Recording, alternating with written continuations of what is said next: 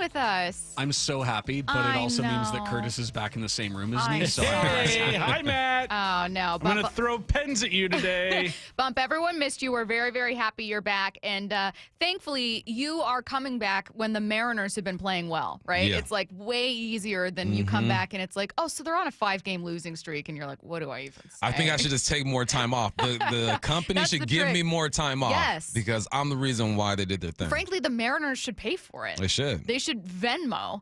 Just be like, Bump, don't even go in. Let's see if we can keep this going. I'm You'll with be that. like, happy to. I'm on my way right now to the course. I'd be honored to. It would be great.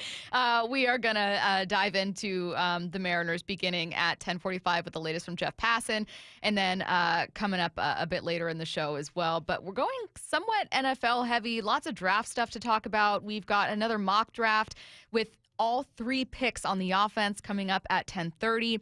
NFL draft analyst Chad Reuter joins us at 11, and we are going to start with a conversation about the draft. But here's the thing, Bump, there are certain things that I'm sick of talking about. You know what I mean? Like, you just get really, really, it's kind of like, you know, when someone asks how your day was, and it was either a bad day, but you don't want to talk about it, or it was a non-eventful day, and you just go, I don't even know what to say or care what to say. That's how I feel about certain draft topics. I'm going to be completely honest. When someone wants to talk about, you know, offensive linemen, I'm like, okay, yeah, it's important. We've got some picks coming up at 10:30 that I do want to talk about, but that's just not the most interesting thing to me. Yeah, because that's all we talk about, it feels like. What's that O-line going to look like? Is Kubiak going to be able to make these guys better? The guys are already here. Are you going to pick an offensive lineman at 18? Josh Schneider doesn't like to draft guards that high. He wants to pick them later. So, yeah, I'm with you when it comes to the offensive line talk. There's some things that I just can't stop talking about. Shedeur Sanders is just every day I hear something different about this guy. Milroe's in the mix now. He got an invitation to the draft. We're going to talk about that later.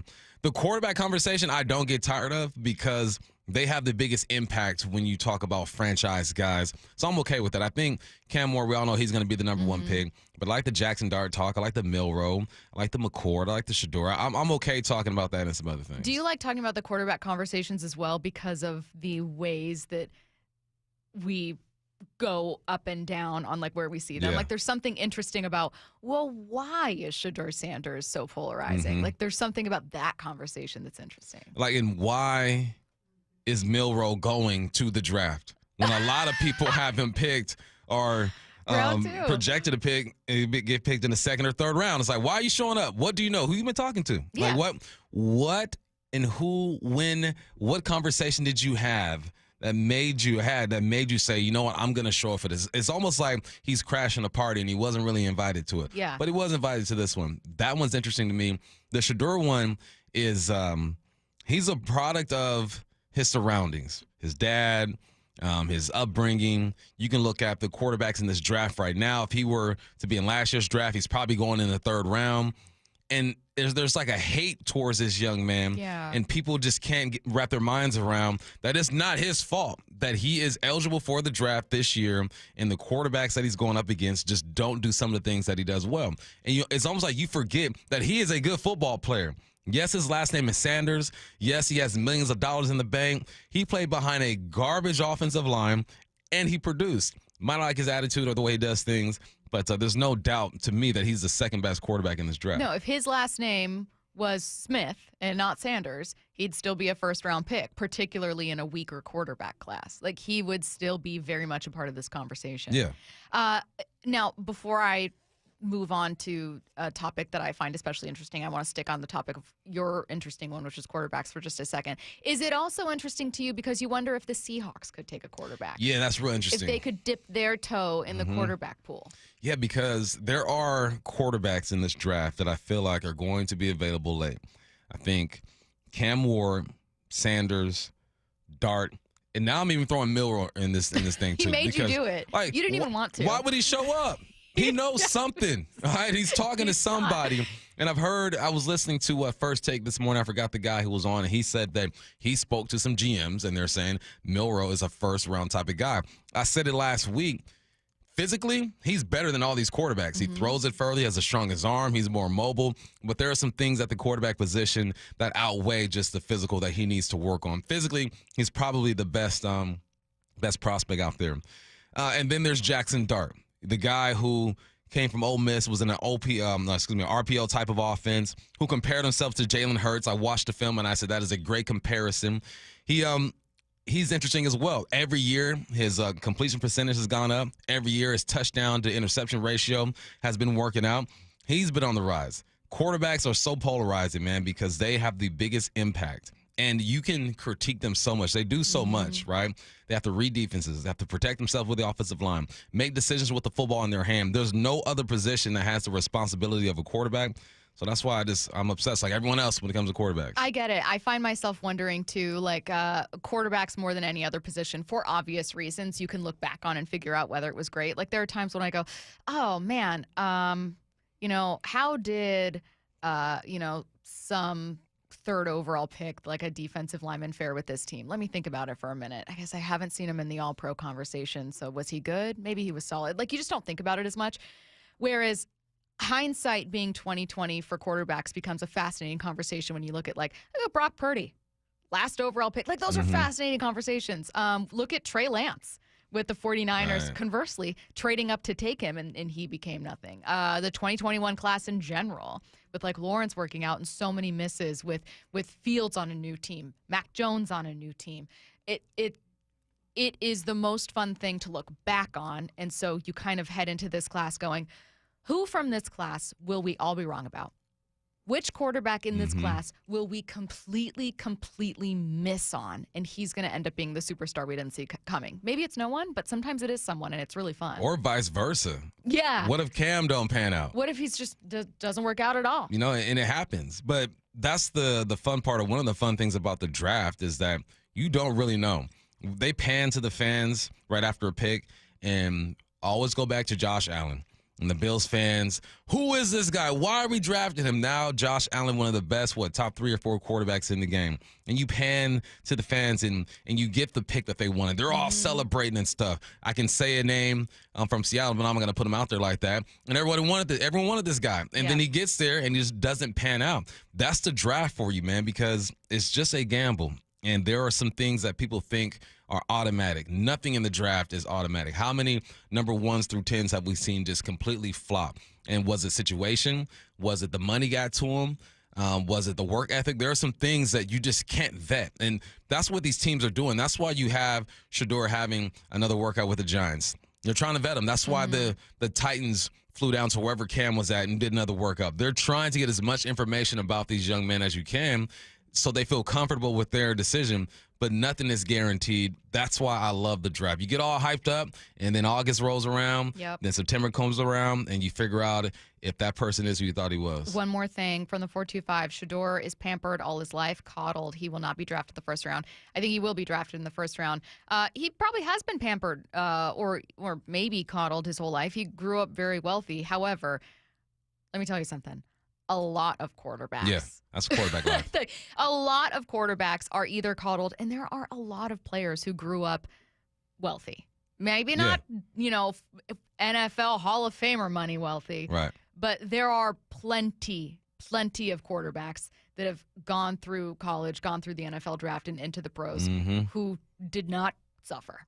Yeah, because quarterbacks, that's such a groomed position. If you're a quarterback, for the most part, I'm going to throw out a random number and say 75% of these quarterbacks have been groomed since they were 8 years old to be a quarterback. And what does that mean? You have personal trainers. You're going to these camps. You're traveling across the country. You got to invest. You have to invest in your quarterback if you want him to have the greatest possibilities to get into the league. So, yeah, it's quarterback culture for the most part. There are always the guys who come from nothing and make things happen, and they do their thing. But for the most part, especially me growing up in California, where Orange County is right down the street, and I saw Mark Sanchez go through there, Matt Leinart go through there. These dudes came from money. They was good. Yeah. And they were able to be pampered and nurtured into their position. Okay, so you can't stop talking about quarterbacks, and that makes sense, nor can I. Another thing I can't stop talking about when it comes to the NFL draft is Seattle in particular, this focus, and that's the pressure on John Schneider. Like, I have a limit. It's there, but I have a limit to how much I want to talk about guard prospects. right? I know, again, we're getting into this at 10:30, so granted, it's there. There is some interest. But I don't know that I have a limit for how much I want to talk about or how interested I am in the pressure John Schneider's facing. Mm-hmm. It's fascinating to me. We are now grading you and analyzing you and talking about you as being separate from Pete Carroll for just the second year in your tenure. Pete Carroll hired him. We are talking about the pressure on rebuilding for a team that's in this middle ground of you're good but not great. How do you do it? How do you jump over that hurdle? Is it knocking it out of the park with draft classes? Is it then developing those players? You know what I mean? We can't forget about the players taken last year. There's still pressure on Christian Haynes. There's still pressure on Byron Murphy. There's still pressure on these guys to perform. I think back to that Albert Breer column where he talks about Geno Smith having a conversation with Schneider, and Geno says it became clear that the Seahawks were moving in this young direction. There's a youth movement. Well, who's part of that movement? That's fascinating to me. The weirdest thing about the pressure John Schneider is under is that once he makes the picks, he has to trust the people that he hired to do all the things that you talked about. It's like he doesn't really have control after that. He has control in the draft room where you're breaking down players, what's going to be a good fit. Obviously, you're leaning on your offensive coordinator, head coach, defensive coordinator. But then after that, it's like, okay, go ahead and do you. But then he still feels that pressure because you hired the head coach and you okayed the OC hiring, you okayed the DC hiring, but you're hands off now. And I think that's the toughest part about being a GM is that you just have to be hands off. What was I listening to this morning? I think they were talking about the Suns or whatnot and how you lose Chris Paul.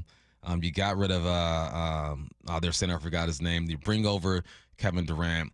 You bring over Bradley Beal. You're supposed to get better and you just flopped.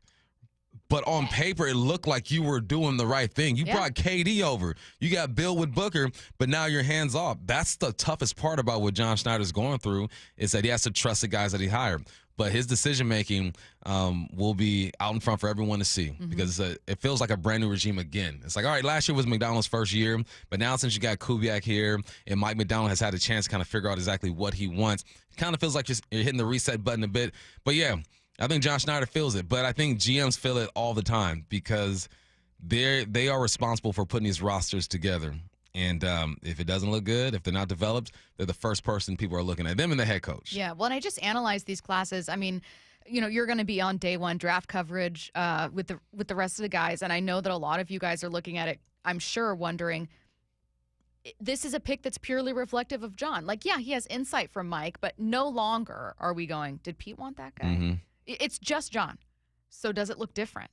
Do we see, maybe he values skill position players more than we thought. Maybe he goes all defense early. I don't know. Whatever he does, it just speaks to him in a very different way than it did previously. Yeah. It's a different vibe right now. There's more responsibility, more expectation on John. And I think that, in a way, he embraces that, too. Because leaders are leaders for a reason. You don't become a GM on accident. You become a GM because you're able to analyze football players, process all these things, and do it in a way that gets people to buy into what you're selling. And for years, people were bought into what John Schneider and Pete Carroll were selling. But now it's John Schneider. Mike McDonald is there. I don't want to minimize his role in this whole thing, but we all know you're a second-year head coach. You're going to lean on your GM.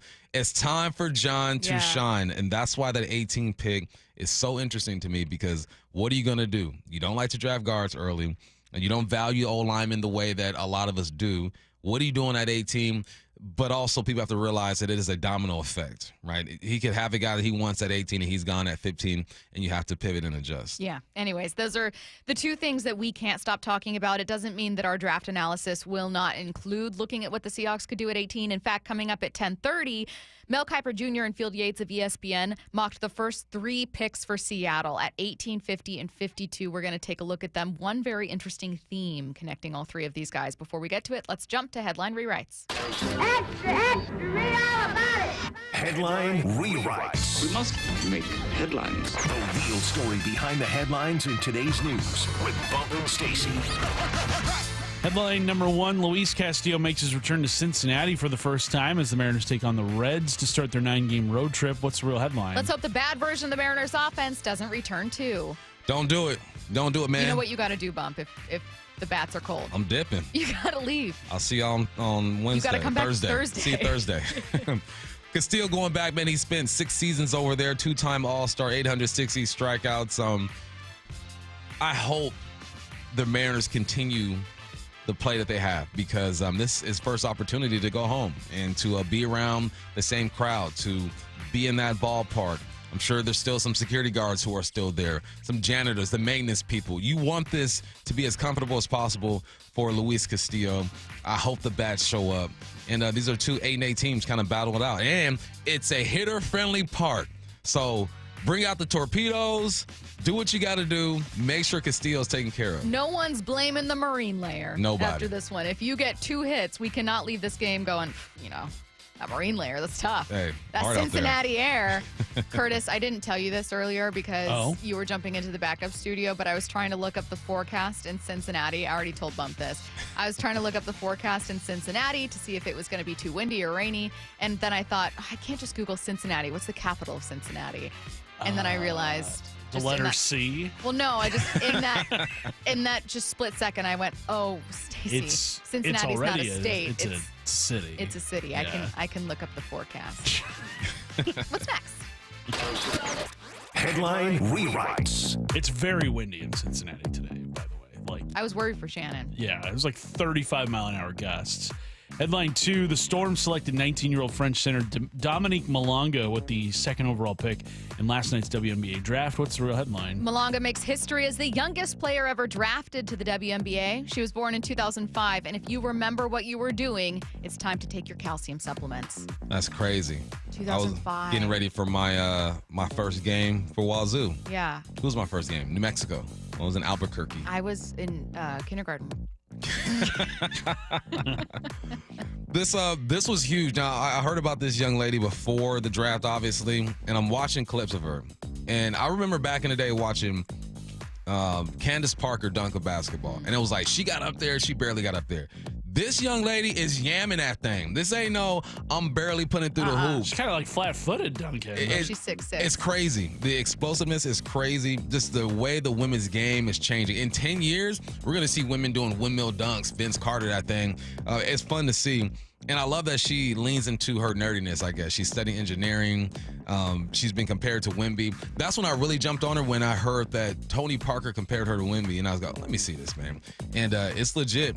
This is going to be a fun year for this young lady. Big ups to Paige Beckers, too. #1 pick overall. Well-deserved there. You had Haley. She got drafted with 11th overall. I didn't know she was dating Suggs. I didn't know I didn't know that. she was dating I Suggs. think they're from the same high school in Minnesota, if I'm not mistaken. Look, I am sorry to Livy and Paul Skeens, but we got a new favorite couple to follow. Yeah, I'm rocking with. Yeah, no Van offense, Lith. but you guys are so 2024 right now.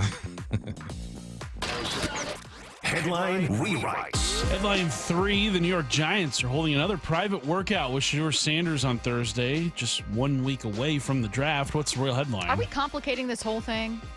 Like, I feel the New York Giants picking there at 3. Everyone's been talking about, will Shedeur fall to 9 to the Saints? Maybe they take Jackson Dart and Shedeur falls all the way to 18, 19, 20 and goes to the Steelers. Like, what if we are just overthinking it? Would you go on a second date if you weren't interested? How not interested am I? I mean, you're just not interested. I mean, if No, there's probably any, not. No, right? no. You go on a second date because you want to see more. You want to hear more. There was Yeah. something there that intrigued you to where you're like, let me go see what's going on there. They have 13 to 15 scouts at his pro day for one organization at Colorado's pro day.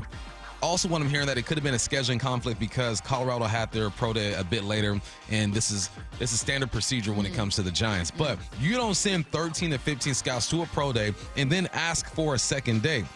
Who makes this team better, though? Would it be Abdul Carter? Would it be Travis Hunter? Or would it be Shedeur Sanders? That's the toughest part of this thing, is that Shedeur Sanders will make this team better in the long run, or has the possibility. But right now, Carter and Travis Hunter would. You still got to wait and see what Cleveland does with that #2 spot. But one of those guys are going to be available. If Shedeur ends up being who his most optimistic fans think he could be, which is like he's a franchise player, how do you pass on him? If you're the Giants, you don't have that guy. You do not have that guy. That's not going to be Jameis Winston. It's not going to be Russell Wilson. As much as I would love it for my Italian brethren, it's not going to be Tommy DeVito. It's not going to be any of those guys. it's by virtue of even the Seahawks can go, well, maybe it's Sam. He's only 27. We can try. The Giants don't even have that. If you pass on Shedeur, and he could end up being that is going to be one of the biggest mistakes you make. He could, but Travis Hunter, when have we seen a Travis Hunter either? Oh, they should take the Browns will take Travis Hunter. Yeah. But you should get your stretch downfield more often. You need to. No one should pass on Travis Hunter. No. I know people are in love with Abdul Carter. I've watched the film. He is a great ball player. But you have a guy. We throw out generational talent all the time. He's a generational talent. We sure do. This is some other stuff. What's another name? I don't want to use generational talent for this young man. This is something that we've seen maybe Unicorn? twice He's an Ohtani. or three times in the NFL history. Like, this is going back to in the 50s and 40s where your quarterback was also your safety. Like, they don't do this anymore. It is so hard to do what this young man is doing. You cannot pass up this opportunity. Will he have a game in the NFL where he gets an interception and a touchdown? Yes. It's going to happen. Okay, so let's say that he's gone. You're the Giants. You're on the board at 3 overall. Shedeur is available. Abdul Carter's available, and then whoever else. But that's who we're really deciding between. You're Joe Schoen. You're on the board. What do you do? See, this is the tricky part because Travis Hunter is the best athlete in this draft. Mm-hmm. But we know you can't win without a quarterback. I'm big on the receivers. I think they should get paid. I think that they changed the game. The team who ran the ball the most last year, Philadelphia, still needed their receivers to ball out. But you got to go with the quarterback. You got to go with the quarterback. You need a quarterback. You going with Russell? No. Russell can teach this man. Russell can teach this man how to be a quarterback. I would love Russ to get a couple games. Maybe we see Shedeur drafted and he gets to sit a game or two so that Russ can get those yards so that you lose the bet. But I think, look, if Abdul Carter could be a franchise-altering defensive player, but how many times have we seen teams that have a TJ Watt, a Nick Bosa, no playoffs wins for TJ Watt. Miles Garrett. Defensive Player of the Year, double-digit sacks for 7 consecutive seasons. And how many playoff wins do the Browns have during that time? They got one. Because their number one problem is the QB. Exactly. And they got rid of their QB. They should have stuck with Baker. Shoulda, woulda, coulda. Should have stuck with Baker. I almost want Shedeur to go at 3 because it kind of puts to bed this idea that we talk things to death and overcomplicate it. And it's like, look, it's not a great quarterback class. He's the second best quarterback. They need a quarterback. Why do we ever make this complicated? You need a quarterback. You have all the other positions on lock and no quarterback. Your defense better be Hall of Fame type defense. All right. Well, the Seahawks don't have pick number 3 overall, which is a bummer, but they do have 18, a very interesting spot. The latest mock draft from Mel Kiper Jr. and Field Yates has the first 3 picks for Seattle. Let's talk about where they went right and wrong next. The 2025 NFL Draft. The first real opportunity for Mike McDonald to build this team in the image he really wants. With 5 of the first 100 picks. Are you kidding me?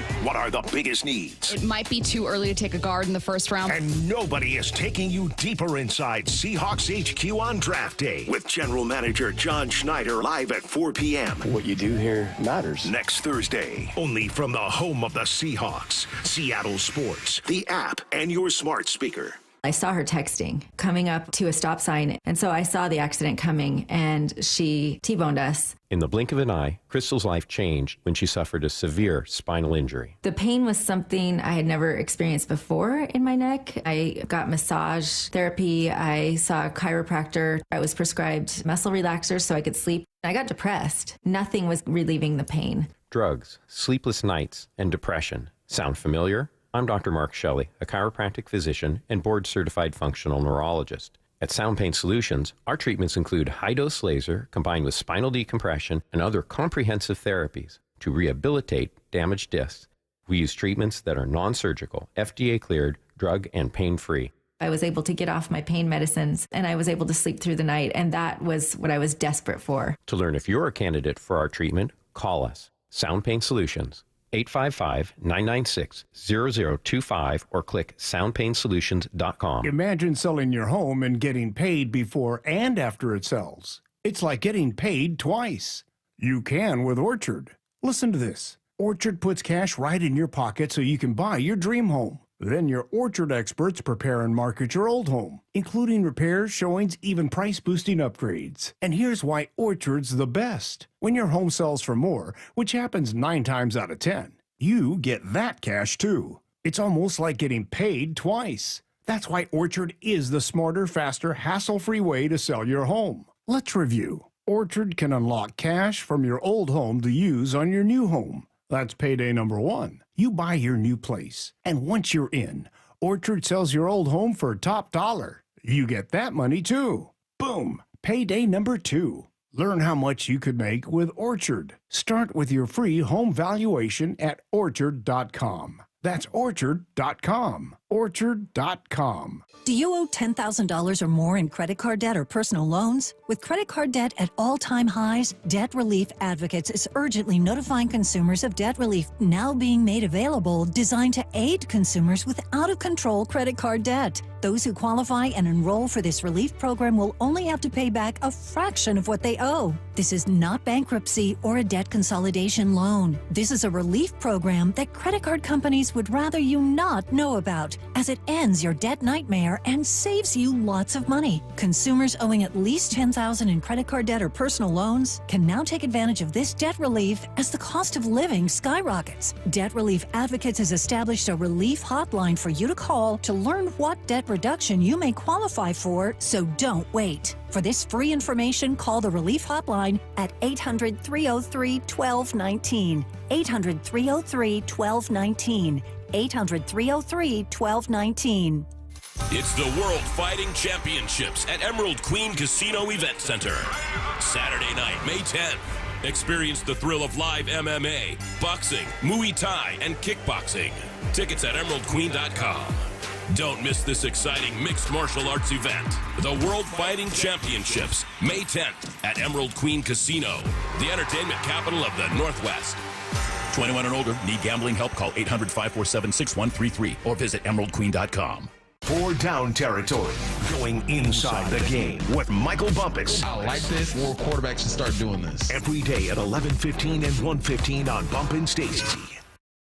We all hear the radio ads about the IRS. They tell you to be afraid, to be scared, and they try to frighten you into calling. I'm not here to do that. Tax Relief Advocates is different. TRA is here to tell you that if you owe money to the IRS, whether it's $5,000, $50,000, or $500,000, we have a solution. It doesn't matter if you're sitting in your car, at work, or with your kids. No matter where you are, call now. 800-575-8157. Don't lose hope. TRA can eliminate or reduce what you owe to the IRS. Generous programs are now available that can give you a fresh start. Our passion is taxes and helping individuals fix their IRS problems. We have over 1,000 5-star reviews on Google and an A+ with the Better Business Bureau. You don't need to be afraid of the IRS any longer. End your tax nightmare today by visiting us online at TRA.com or call 800-575-8157. That's 800-575-8157.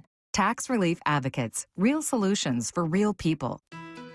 I like my teacher because she helps me with my problems at school. No matter how old you get, you always remember that one great teacher. Hi, this is Rick Rizzs, inviting you to join WSECU in celebrating Teacher of the Week. This year, we're going to honor 24 great teachers with grants of $500, sponsored by WSECU, the credit union for Washington. Nominate an exceptional teacher now at mynorthwest.com/teacher.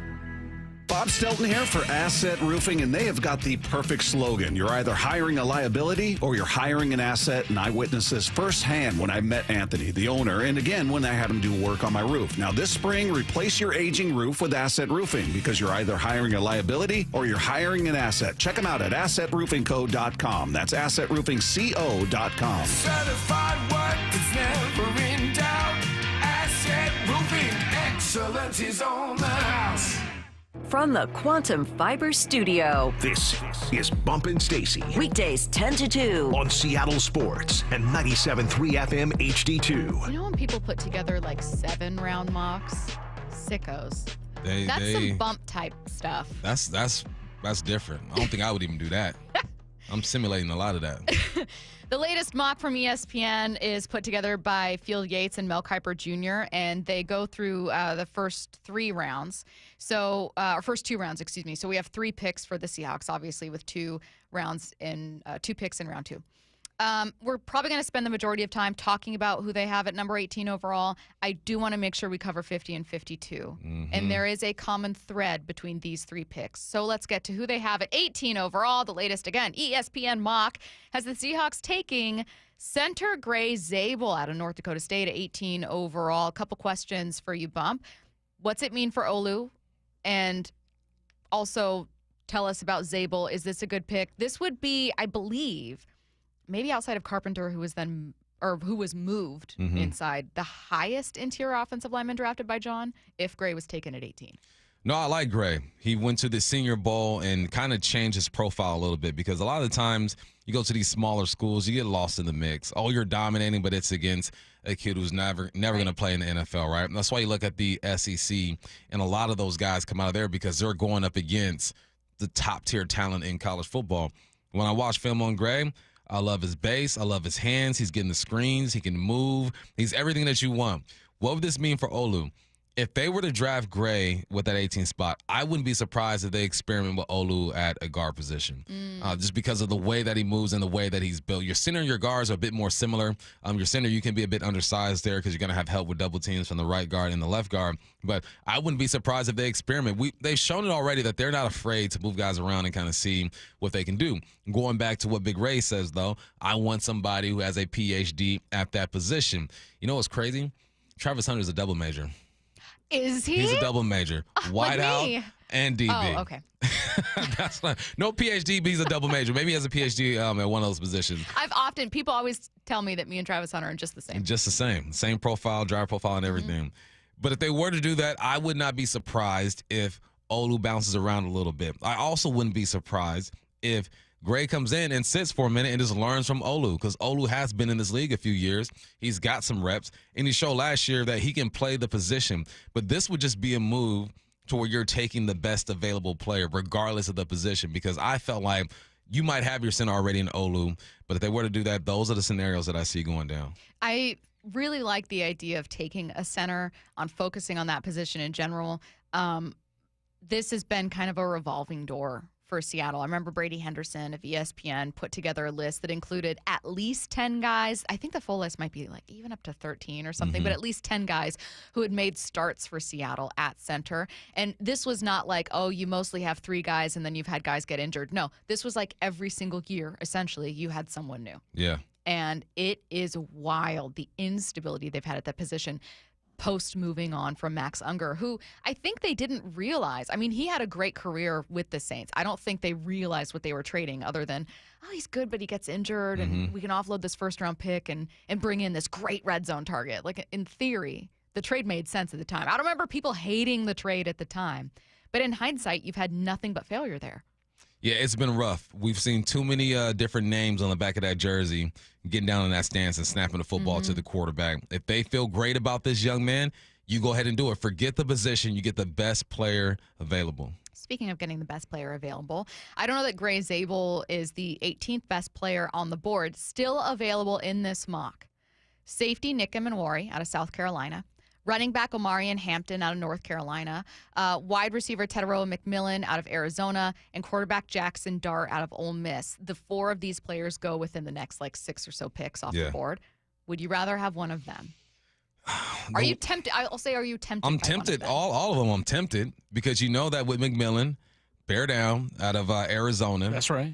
He's it's funny because when you break down his film and people are comparing obviously this year to his previous season, he only put up 100 more yards. He only put up a few more touchdowns, but people are really nitpicking at maybe him taking plays off and his ability to get off the press. Okay, I understand that. You're supposed to do that. But when you're putting up comparable numbers, I think that we're doing a bit too much. There are some things that he needs to work on. Omar Hampton is Jonathan Taylor to me. I called a couple of his games. I've watched this young man play. I love it. Jackson Dart is interesting to me because if you're able to get a quarterback for the future, a young quarterback at 18, you might want to take a swing at it because we don't know what Sam Darnold is going to be. We had Greeny on last week. He said he is turnover prone. He will turn the football over. Do you have enough on defense to make up for that? And then Nick Emanwari is probably my favorite player in this draft. because he gives me Cam Chancellor vibes. He's not Cam. Cam's a bit bigger. Cam's his own man, but we're always looking for comparisons, and I love the way he plays, especially when the football is in his hand. So this would be a tough one to me. I would, out of out of the four guys you just mentioned, we got Omar from South Carolina, Hampton from North Carolina, McMillan from Arizona, and Dart from Ole Miss. Nick Amawari is the one that I would want the most. Okay, so at 50 and 52, we're now into day 2, round 2. They've got guard Jonah Savanaya out of Arizona, and then wide receiver Jack Beck out of TCU. All 3 players on offense. You get 2 offensive linemen in your first 3 picks. 3 out of your top 100 now going to offense. You're not into round 3 yet. How are we feeling about a potential draft, at least through rounds 1 and 2, with all offense on 3 picks and 2 offensive linemen? Not mad. I think I would flip the Zabel to Nick Amawari out of South Carolina. I'm good with Zabel, though. Have you seen Jonah play football? This young man, they got him listed at guard. No, you and Curtis have. He can play tackle as well. There is, in my notes, it says there's nothing he doesn't do well. Nothing. I'm looking at pass pro. Got you. Pass pro with a tight end attached to you. Don't worry. You can isolate him. He can handle the stunts. He moved inside to guard. They're pulling him. They're getting him on the second level. He's good in the screens. This dude got me more excited than when I saw Zabel's film, honestly. Just his mass and the way that he moves and the nastiness that he plays with. I love him. And then we go over to Beck, the wideout out of TCU. My notes, tough receiver, just tough. Goes across the middle, catches the tough ball that's thrown to him, gets hit, gets up, finishes his routes, runs hard. When he's close to the end zone, he is scoring. He is the gritty type of receiver that I think people are looking for. He is what people want Jake Bobo to be, because Jake Bobo's tough. And when you run a 5.2 or something like that, you better be tough because you're not going to have too much space on you. He is what people want Jake Bobo to be. He's faster. He has more routes or more wiggle in his routes, more influence with his body language. But I love this dude, tough receiver. If it went down like this, Zabel, Jonah, Beck, I'm good. So he's the real Bobo. He's the real Bobo's Bobo. the Fobo. Bobo.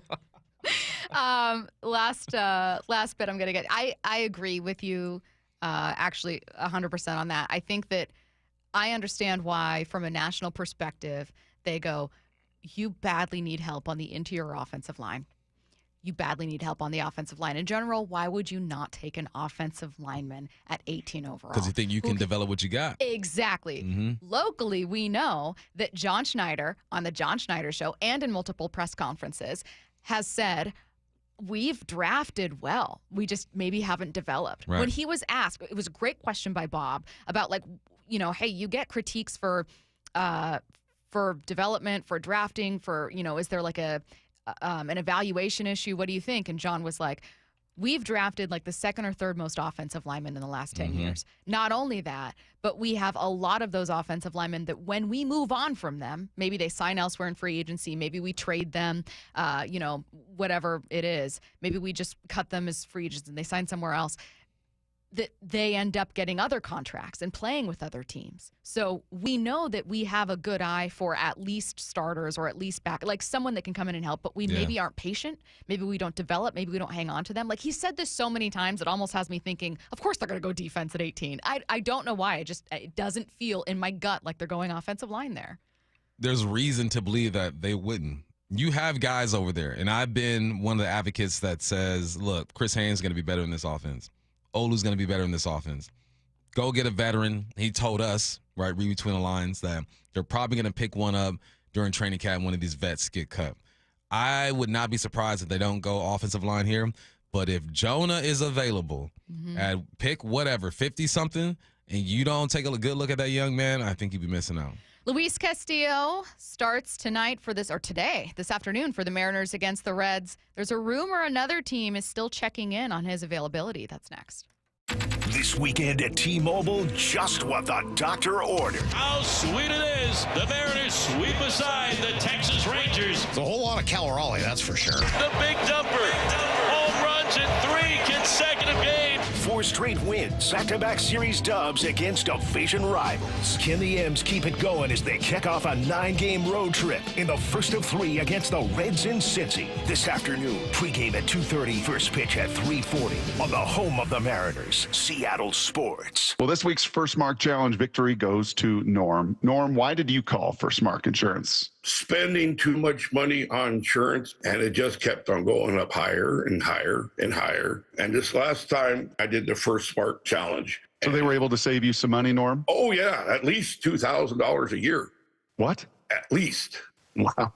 You ever feel like, man, I wish I would have taken that First Mark Challenge earlier? Yes. I mean, $2,000 I could have saved a year, over probably 4 or 5 years. Wow. How would you describe their customer service? Fantastic. Beyond expectation. Call First Mark. They treat you like a real person, that they have your best interest in mind. Norm did it. My family did it. You got to do it. And it's totally free. Go take the First Mark Challenge. See how much money they can save you like they did Norm, and how much better your coverage will get to. Maybe you will be our next First Mark Challenge victory I get to talk to. Just go to firstmarkinsurance.com. First Mark Insurance. They work for you. Windows are our home's top target for break-ins. At Lake Washington Windows and Doors, we offer added security with our exclusive 3-layer security glass protection. Combined with our lifetime warranty, you'll have lifetime peace of mind. Choose Lake Washington Windows and Doors, a name you can trust. John here with Happy Hauler, Seattle's eco-friendly junk removal. We're a family-run small business that provides junk hauling, donations, and recycling. We'll give you an exact price before we start the job and get it done with a smile. HappyHauler.com, hauling with a heart. Our friends at Mazda of Everett always offer you their lowest price. Shop over 800 new Mazdas online at MazdaofEverett.com. Click on Get the Mazda of Everett price for their best deal.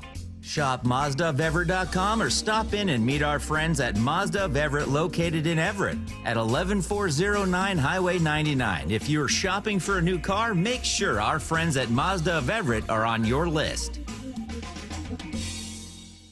You know what's better than a limited time deal? An unlimited time deal. That's why the Wendy's $5 Biggie Bag with a Junior Bacon Cheeseburger, 4-piece nugs, Junior Hot and Crispy Fries, and small soft drink is available all the time. Because the best time for fresh, never frozen beef and Applewood smoked bacon is all the time. Duh. I feel like I'm repeating myself a lot. For the best deal of all time, gotta be Wendy's. Unlimited time does not mean forever. U.S. price and participation may vary. Prices may be higher in Alaska, Hawaii, and California and via third-party delivery. Fresh beef available in the contiguous U.S., Alaska, and Canada. Welcome to Staples. Hi, I hear Staples prints it all. Oh, you bet. Posters, banners. Can you print it all for Mother's Day? Oh, of course. Photo gifts like canvas prints, photo puzzles. Can you print it all for graduation? Sure can. Custom cards and invites. Can you print a huge banner with the grad's picture? Oh, definitely. Even an embarrassing baby picture? Oh, those are the best kind. I know, right? Print it all for moms and grads at Staples. And right now, get 40% off custom cards, invites, and photo gifts. N75 exclusions apply. Visit staples.com/print for details. You're free now. Free to stream beyond your wildest dreams. Rom-coms, slasher-coms, space operas. Free to fill your feed with impossibly chunky chunkers. Cats, corgis, babies on demand. Free to make your smart devices do silly things. Bowl of chips on the Robo-Vacuum. Free to open a world of remote work and Gametopia. Who's the boss now? Free to be everything you imagine. That's how it feels to have Quantum Fiber Internet. Your world unleashed. Learn more at quantumfiber.com. Limited availability, service in select locations only. We are Seattle Sports, the home of the Seahawks, Mariners, and everything Seattle sports. Watch your favorite show live at seattlesports.com. You think your home is pretty cool until that summer heat hits, and suddenly your home isn't that cool. In fact, it's hot. Air conditioning from Washington Energy Services can help. Stay cool this summer with our biggest spring savings event ever. This month only, take up to $3,500 off an energy-efficient Bryant cooling system with exclusive Washington Energy rebates. Ensure your home is always the cool house with air conditioning from Washington Energy Services. Contact us today for a free estimate. This summer, make sure your roof is ready for the season ahead with a company you can trust, like 3 Tree Roofing. We're not just your roofers, we're your neighbors, and we're here to help you protect your home this season. Visit 3treeroofing.com to schedule your free on-site estimate and get your roof replaced before the summer rush and potential material price increases. Our certified technicians make your roof replacement easy and worry-free, so you can focus on the important things this summer.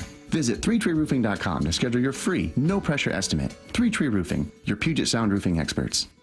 Ladies, and you guys too, have you noticed visible signs of aging, those deep wrinkles, fine lines, and facial creases stealing your youthful glow? Sagging skin, crow's feet, and loss of facial contour are all natural effects of aging, but you no longer have to let them define your appearance. Introducing the New Skin Lift, the groundbreaking facelift led by Dr. Brian Scott. The advanced New Skin Lift addresses key signs of facial aging for women and men, restoring natural youthful contours. Whether it's replenishing volume lost over time or lifting the skin to smooth out those creases, the New Skin Lift can help you look 10 to 20 years younger with both surgical and non-surgical options. It's Hollywood's best kept secret and now available to you. Get a free consultation and save $250 off your New Skin facelift. Schedule at newskinlift.com or 206-222-1225. Look 10 to 20 years younger and restore your youthful appearance with the New Skin facelift. newskinlift.com.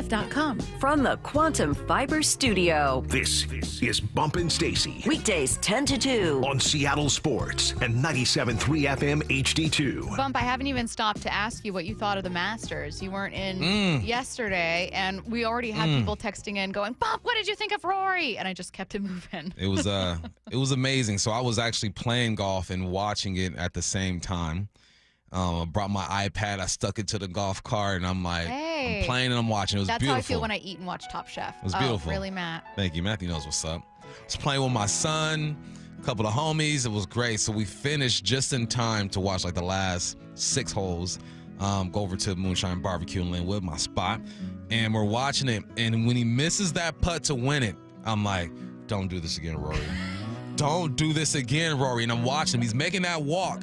Right, he's got to go overtime, playoffs. He's making that walk, and I'm thinking to myself, what is he thinking right now? He's got to be doubting himself. And then if you know anything about Justin Rose, he don't play. Justin Rose don't play. He hasn't won the Masters yet. He won his last majors in 2013, but he has that grit to him. And when he got it done, and he fell down to the ground. Big ups King Griffey with that picture. He had a great shot of Rory McIlroy. I got a little emotional for my guy. I know. You know, I'm like, man, you did it, dog. You did it. Now that Tiger's off the picture, we'll see him every now and then. Rory's been my dude, and it was fun, man. The 6th professional to complete the Grand Slam. Big ups Rory. You know what he did it for? For the Irish. He did it for the Irish. For the Irish! He did it for the Irish. My peoples. I almost played the final play-by-play for you. With emotion. The only problem is the nerves. Yeah. Look at the long shadows.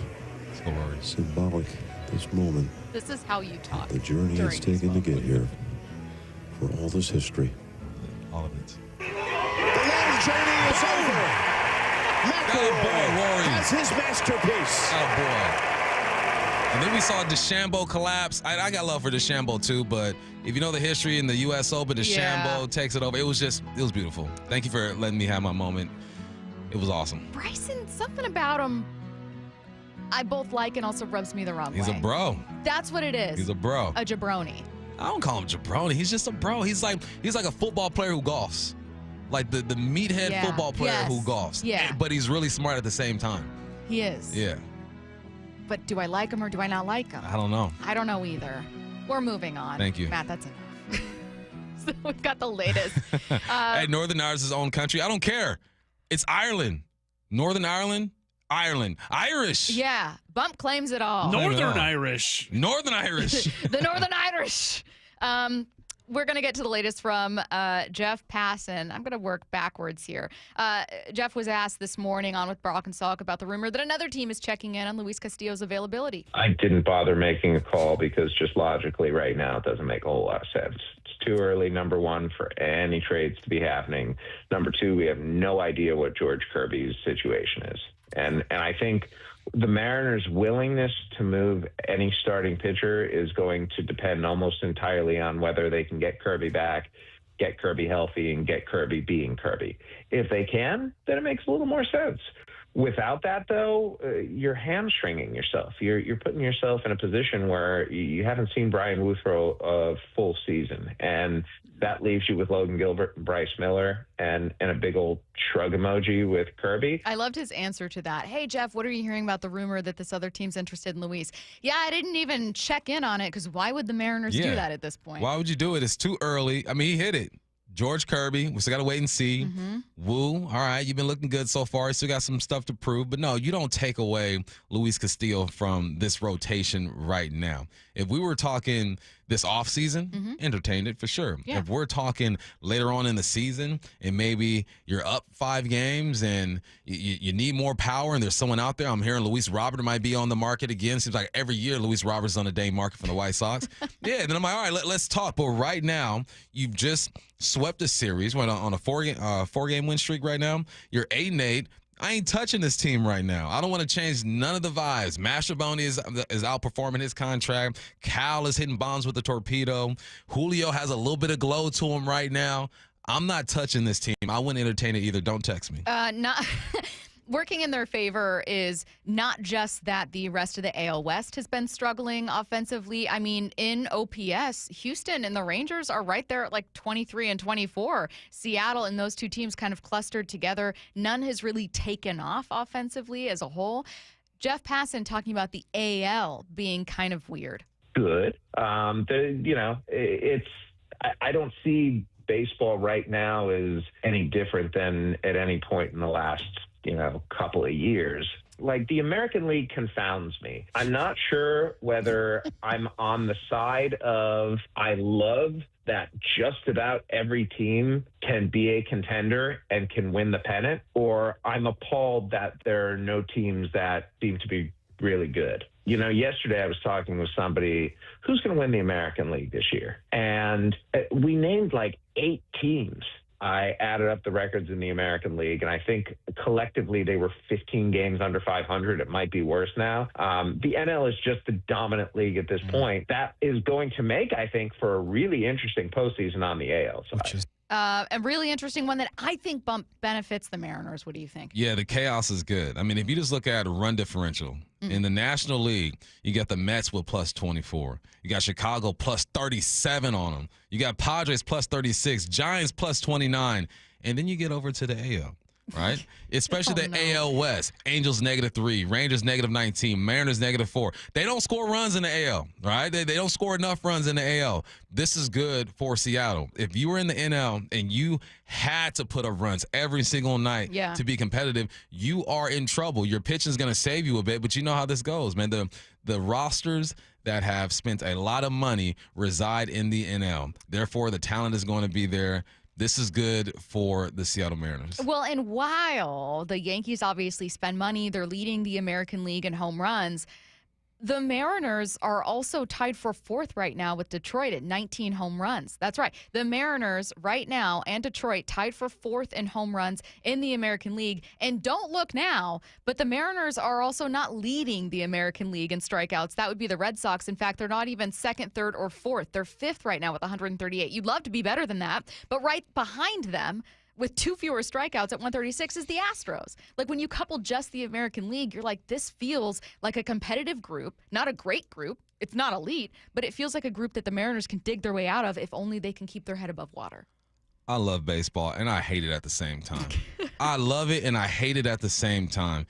Because things like this happen, right? And it happens in other leagues, but because you play so many games, everyone gets clustered up for a lot longer, right? And you're waiting for one team to separate themselves. Just last week, we're talking about what is this team going to do, right? You're 4 or 5 games under 500. What are we doing? There's not enough production there. And then all of a sudden, I go away and play golf for a couple of days. I come back, and we're thinking, all right, they're in the mix all over again. And we're talking about how this team's going to be developed and what we want them to be play for contact. No, actually, they're hitting a lot of bombs. Like, I love baseball and I hate it at the same time because things change so quickly and so slowly at the same time. I am telling you, Michael Bumpus, if the Mariners are shut out tonight, if it is like a 10-0 Mariners loss, and you show up here the next day, I will be livid. I'm going to work from home. How's that? I'll work from home. I want listeners to just we need to know whether you are somehow dictating, like with the universe dictating what the Mariners do. I hope not, man. I don't know. I hope not too. Again, Mariners opening up that series against the Reds. It's an earlier game today, 3:40 p.m. first pitch. You got a 2:30 p.m. pregame. Luis Castillo on the mound. Coming up next, diving into the NFL draft with Chad Reuter.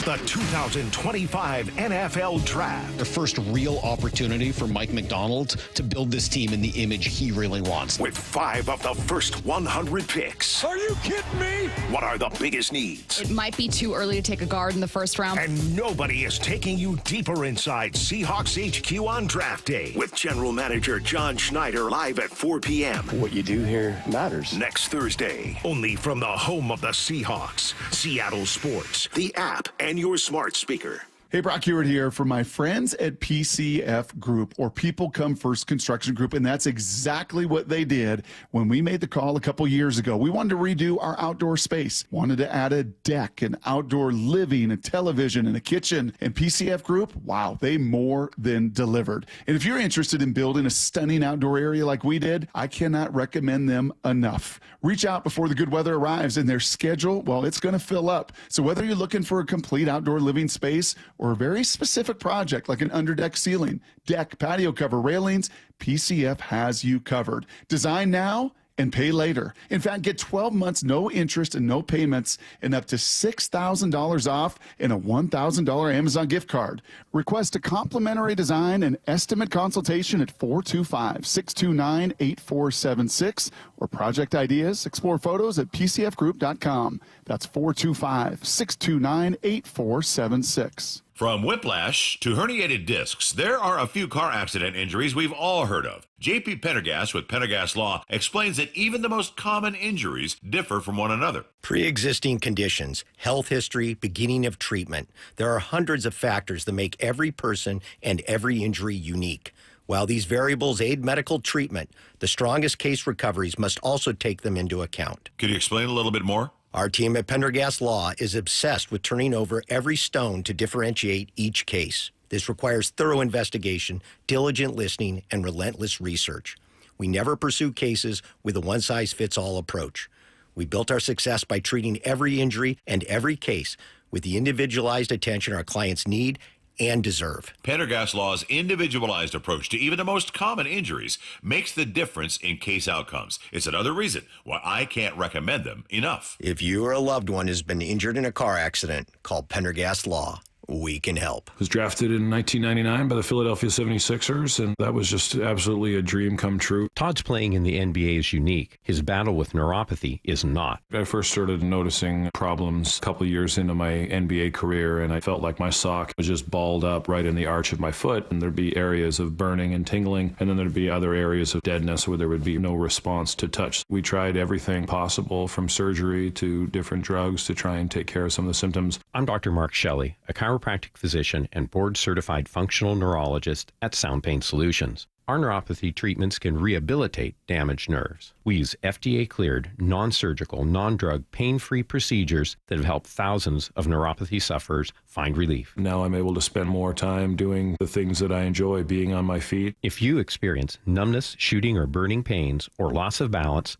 call us. Sound Pain Solutions, 855-996-0025, or click soundpainsolutions.com. What is that sound?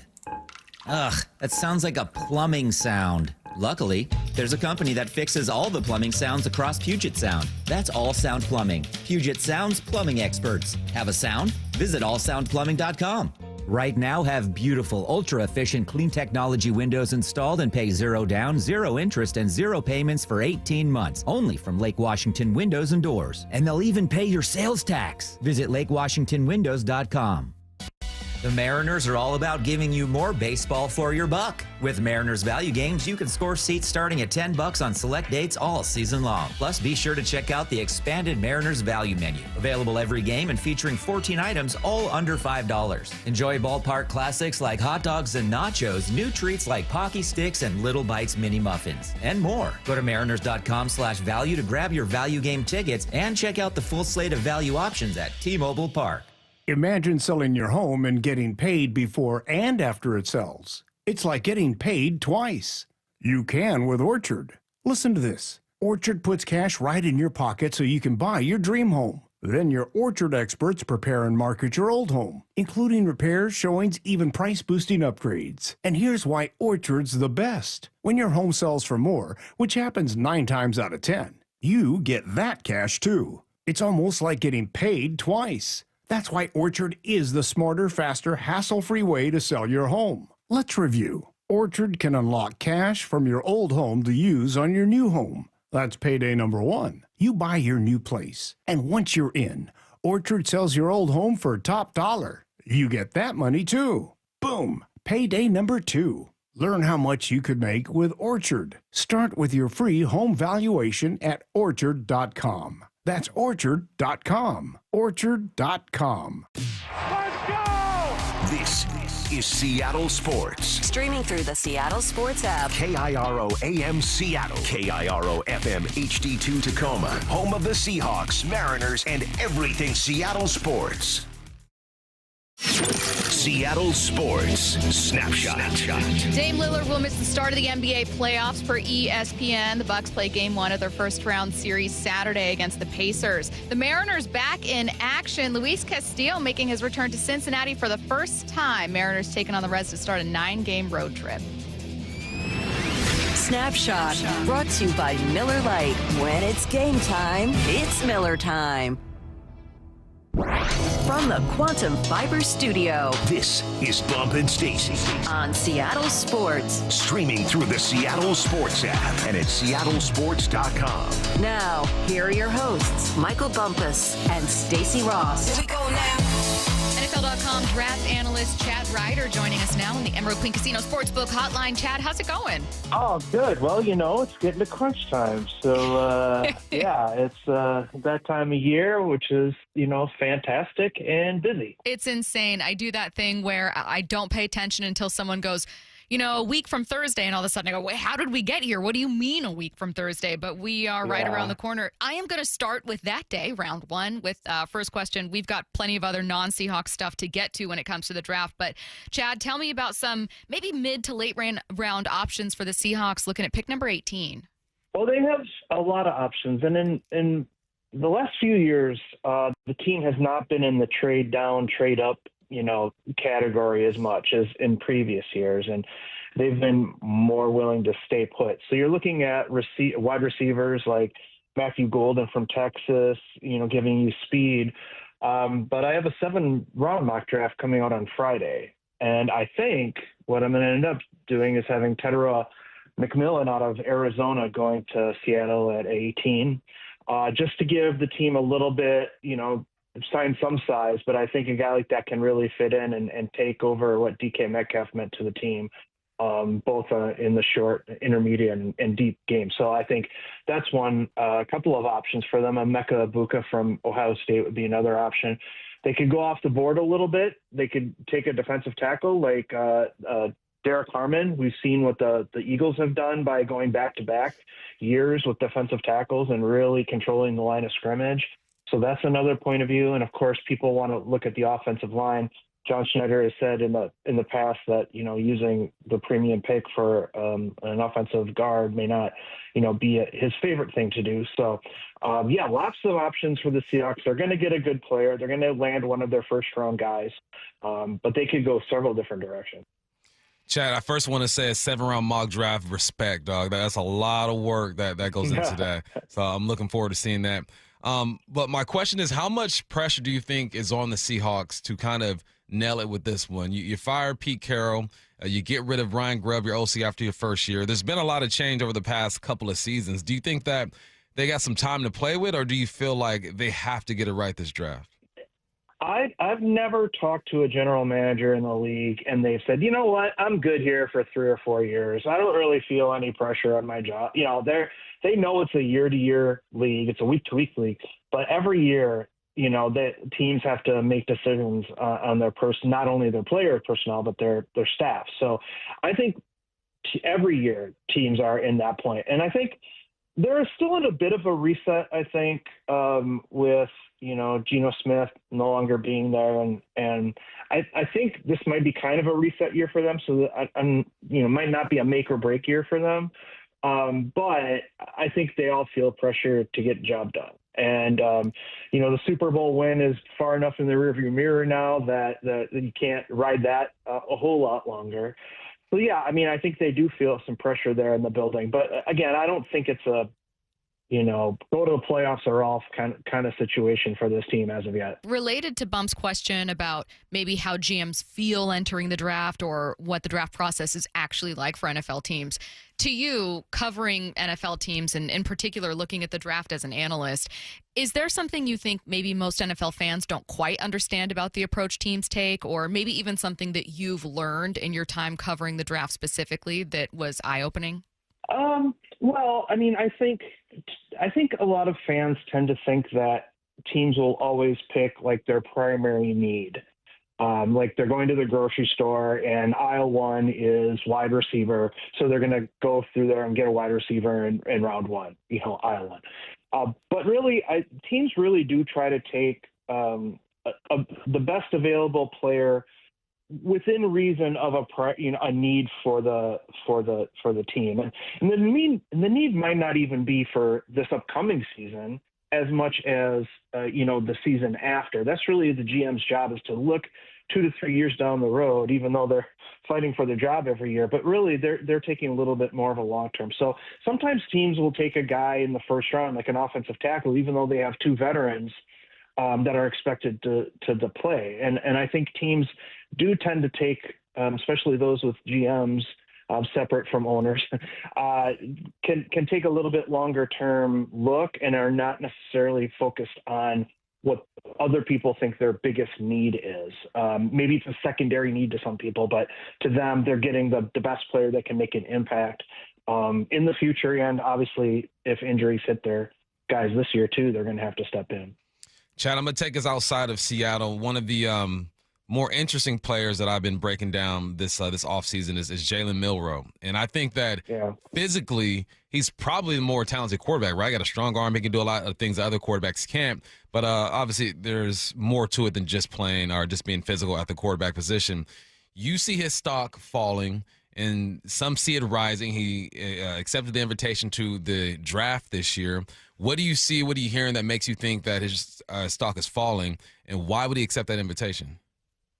Well, I think when you look at my mock draft that I did, that was 2 weeks ago now, and 2 weeks is a lifetime coming into the draft. So I wrote that. And the problem is I didn't write. If I sent in a 5-round mock draft with trades in the 2nd, 3rd, and 4th round, my editors would have my head. It's a lot to deal with. And I think when you're projecting quarterbacks, if you're not projecting trades in some of these rounds, guys slip a little further than they thought. In the new mock draft, I think what I'm gonna roll with is Cleveland taking Milroe at the top of round 2. And I like Jalen Milroe. He does have issues with accuracy in the short to intermediate range and timing patterns, but he can do a lot of things. And I think, the obvious comparison is Jalen Hurts in terms of running ability. They're different players, but in terms of a dual threat, in terms of a strong arm, that kind of thing. And if he could polish up some of the things in his game, I think teams are kind of starting to believe that he can do that. And so he's going to go a little higher than originally, I ended up having to project, because I couldn't project one of these teams, trading into the middle of round 2 to go get him. So I think in the end, he'll probably go early in round 2, and he's, got a pretty bright future if he can just, tighten up some of the actually issues in some parts of the field. Chad, what do you think's happening with the Shedeur Sanders discourse, right? Initially it was he's going 2nd or 3rd, and then it was no, he's going 9th, and then it was maybe he'll be at 18 for Seattle. I mean, what are we experiencing right now with the varying opinions? Well, I think this is what happens every year with a couple of the quarterbacks. I think in the end, he's still going to be a top 3 pick. I'm sticking with that. And the Giants are working him out.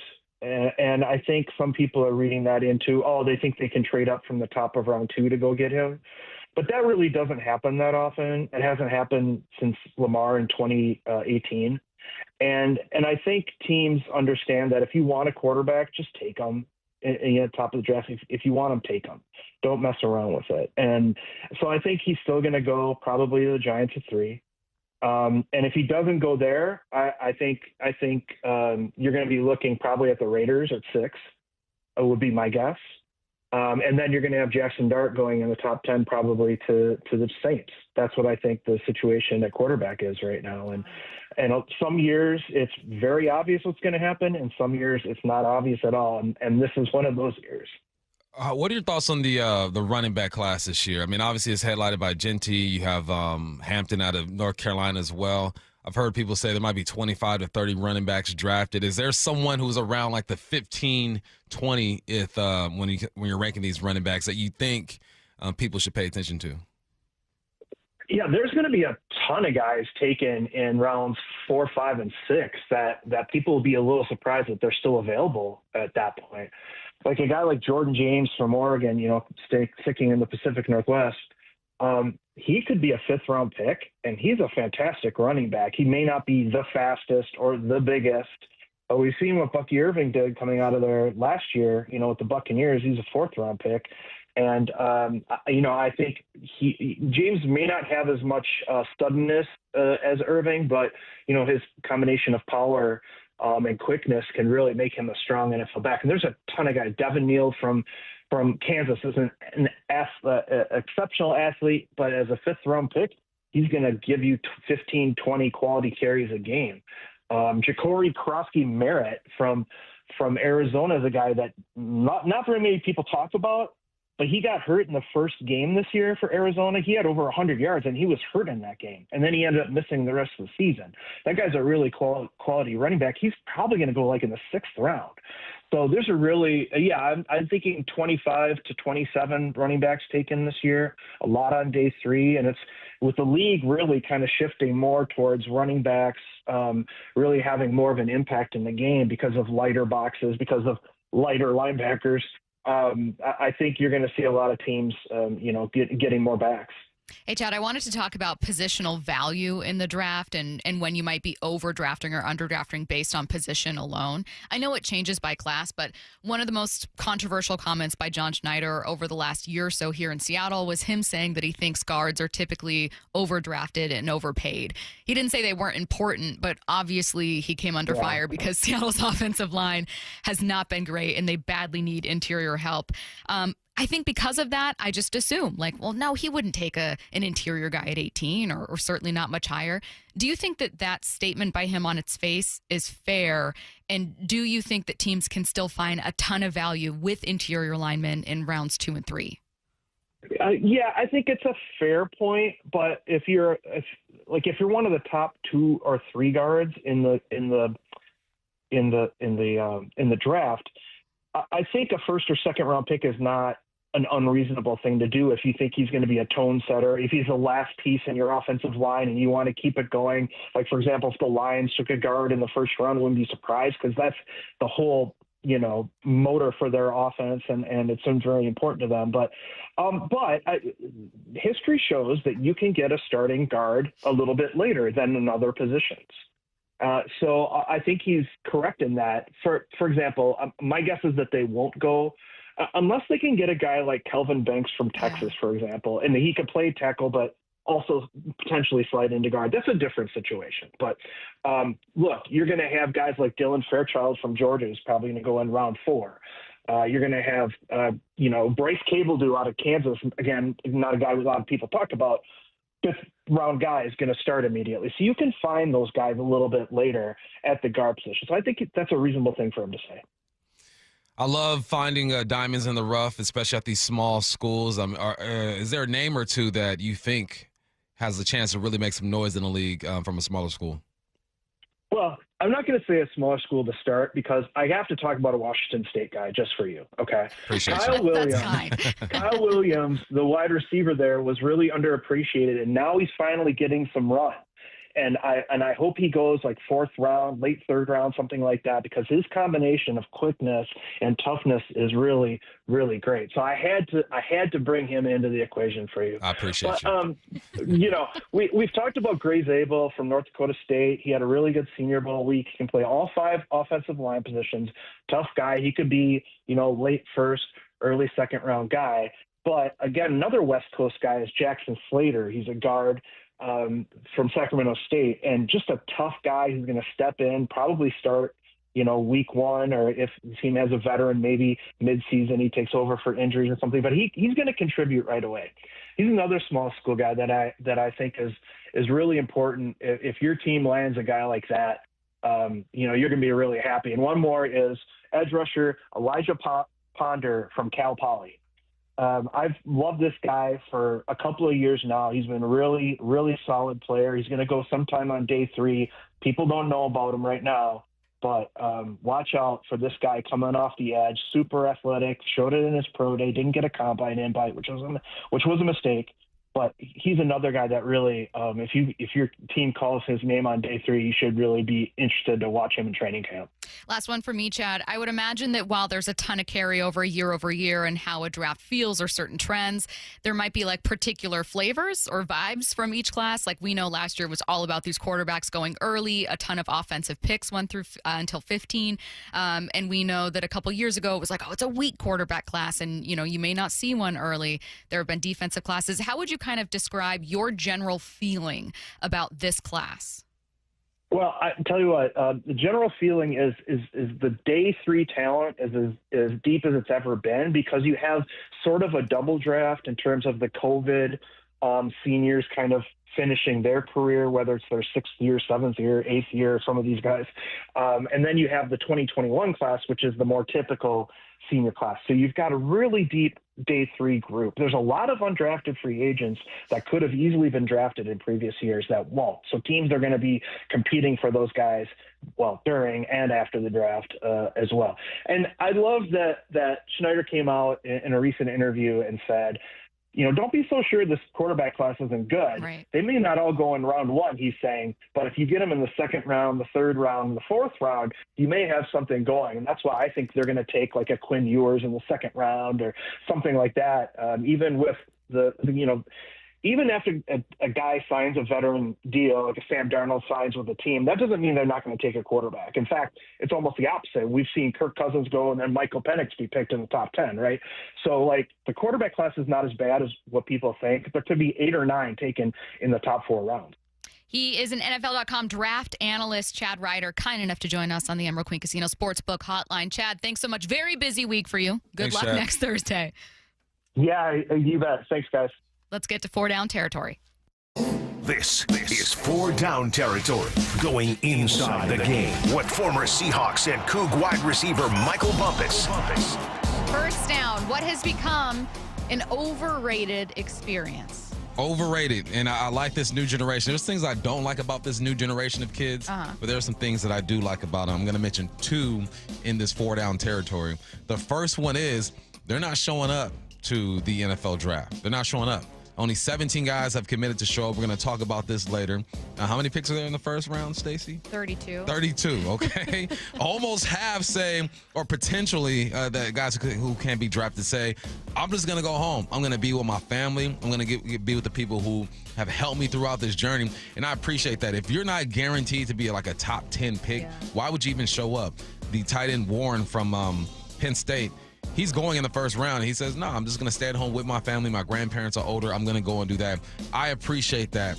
And I know I think the NFL is going to be able to sell the draft no matter what, because people are going to show up. It's a good time. Is it in Green Bay this year? Yeah. Yes. Green Bay's in Green Bay this year. That should be interesting. I wonder what that looks like, because I looked up the hotels in the Green Bay area. Not a lot to work with. So you're going to be driving in for like an hour and a half away. But the NFL will always be able to sell the draft. People are going to show up. People are going to watch it. They're going to make money. But I just like that this generation is more just want to be with their family, be with their friends. I love that. Where do we think they would have the draft if it was here in Seattle? Would it be CenturyLink? It would have to be. Yeah, there's really no wide open space you could have it in town. Yeah. I mean, it would be nice to have it at the Gorge, but it'd be so hard getting out of there. I know. That would be a cool look, though. That would be cool. I was thinking about it. I'm like, where would we even host it? It's got to be CenturyLink. Yeah. And it's just a random hotel lobby. Pray for good weather. Actually, you should go T-Mobile. Then because you can close cover the roof. Yeah. Okay. Second down. Should the Hawks consider a trade for Jalen Ramsey? So the Dolphins have put it out there that they are shopping Jalen Ramsey around. And I saw this on the text line, so I decided to make this a second down type of thing. I know people are going to be interested in him. No, don't do it. Don't do it. You got to pick up $21 million that are guaranteed to him this year. You have $36 million in cap space. You have other things to do. You can draft yourself a young DB, nickel, whatever you want to call Jalen Ramsey, outside corner, whatever. You can draft that guy maybe in the second or third round to help with this depth issue that you have over here with Seattle. But I would not touch this, man. $21 million for his contract, $36 million in cap space. It's not a good look. I think that, and he brings other stuff to the table. He's a good ball player. Yeah. He's going to bring that attitude, and I think that on paper he would fit perfectly into this defense just because of the way that he plays the game. But we're on a budget now. All right, it's getting close to the draft. We still got to save some money for whatever lineman you're going to pick during training camp or grab during training camp. We have other things to do. A lot of people are asking, should we do it? I saw about, 4 to 5 text messages. I say no, stay away from it. Reek, let's go ahead and develop. Spoon, keep doing your thing. Kobe, keep being versatile. Move you outside to a corner. You can be a safety, whatever. Go younger, go cheaper. I would not touch this move if I were Seahawks. I agree with you, though. There's something about anytime there's an opportunity, you just wonder as a fan, should we do this? Like if I saw a 90-inch TV that was 50% off, I'd go, do I need a TV? Like maybe I do. And then you're like, no, I don't. I don't need this 90-inch TV. That's absurd. You might need it, though. Well, I might need it. You just moved into a new spot. But I got a 65-inch TV, which I feel like is a good size. Okay. I do, though. I finally get it. Like I was looking at my wall and I was thinking, you know what? See? I wouldn't be mad at an even bigger TV than this. Like I finally understand. But you got one already. Yeah, I know. Okay. And look, would I get a 90-inch TV at this point? Sure. Look ridiculous. Third down. What's a move made by Cam Ward that you respect? I respect this. So my first high school season was in 2000, right? And about my sophomore year, there's this company that comes out of nowhere, Under Armour. And everyone's wearing the Under Armour stuff, right? Under Armour was king. Clack. Click, clack. Protect this house. And I look back, and the material wasn't even that great. Like, at least to start. If you sweat in Under Armour, that thing is sticking to you. It was all bad, but it looked cool, and it kept you warm for the most part. Cam Ward just signed with Under Armour. I'm like, yeah, forget Nike. I'll do a deal with you, though. Forget Adidas. Same thing with you, Adidas. Forget all those other brands out there. So Under Armour just signed a deal with the NFL to become their glove sponsors now. And then Cam Ward signs with Under Armour. I'm sure they tossed him a bag. Back in 2004, Under Armour was worth $21 million.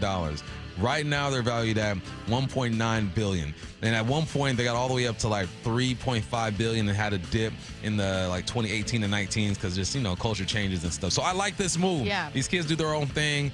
Cam, click, clack, protect the house, Under Armour for the win. Did they get Shohei or was that New Balance? It was New Balance. New Balance? Yeah. New Balance is Speaking about a come up. Look. New Balance? I have New Balances. Man. And I spent a dumb amount of money on them. And it's because the grandpa shoe came back in style. And you know what?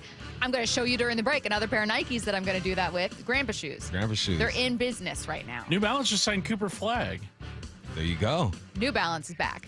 Who did Puma sign? Did they sign Vince Carter at one time? I don't know if Puma's back. No, Puma ain't never been anywhere but on the soccer field, honestly. Yeah, I don't know. Puma tried. They were sponsors of NFL jerseys, too, though. Yeah, but I think it's Nike is kind of, they've at the top, but Adidas, Under Armour, and New Balance are surging back. And New Balance has this retro-y, women are into it too. I'm moving on. Fourth down.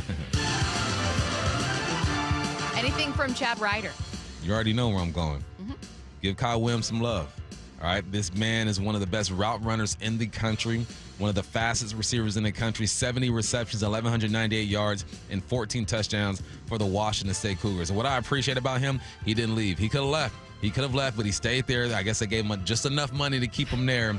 And Kyle Williams is a guy that you need to watch. Kyle Williams, Nick Nash, Efton Chisholm III. Those are my 3 sleepers. Kyle ain't a sleeper no more, but a few months ago he was. I like that he gave Wazoo some love. He's awake.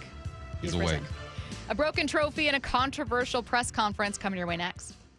This weekend at T-Mobile, just what the doctor ordered. How sweet it is. The Mariners sweep aside the Texas Rangers. It's a whole lot of Cal Raleigh, that's for sure. The big dumper.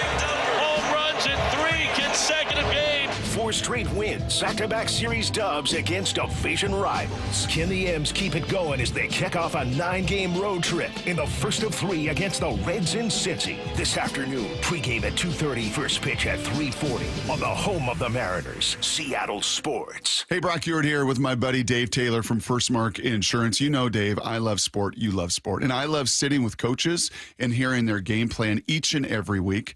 What are the keys to a First Mark Insurance game plan? It's a great question, Brock. I think there's really 3 keys to a great game plan with us. Number 1 is we want to make sure that our clients have the correct coverage for their unique specific needs. So that's number 1. Do you have the right coverage?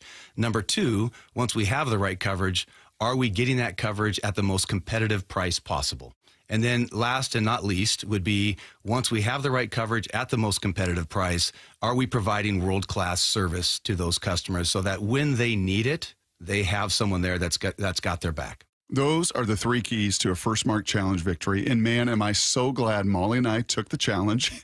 We are one of so many through a decade plus of being a First Mark Challenge victory. You can too. Just simply go to firstmarkinsurance.com. Firstmarkinsurance.com. If you're looking for a new Mazda, go see our friends at Mazda of Everett. With over 790 new Mazdas in stock at 11409 Highway 99 in Everett, they have something for every budget and credit type. Save up to $3,970 on new Mazda CX-5s. Come meet the team and see why they've been Washington's largest Mazda dealer since 2015. Exceptional service and always their lowest prices. Visit in-store or online at MazdaofEverett.com today. MSRP for stock number 26315 is $30,585. Did you know your skin is the largest organ of your body? Huh? That's why you should shower with Old Spice Super Hydration Body Wash instead of plain old bar soap.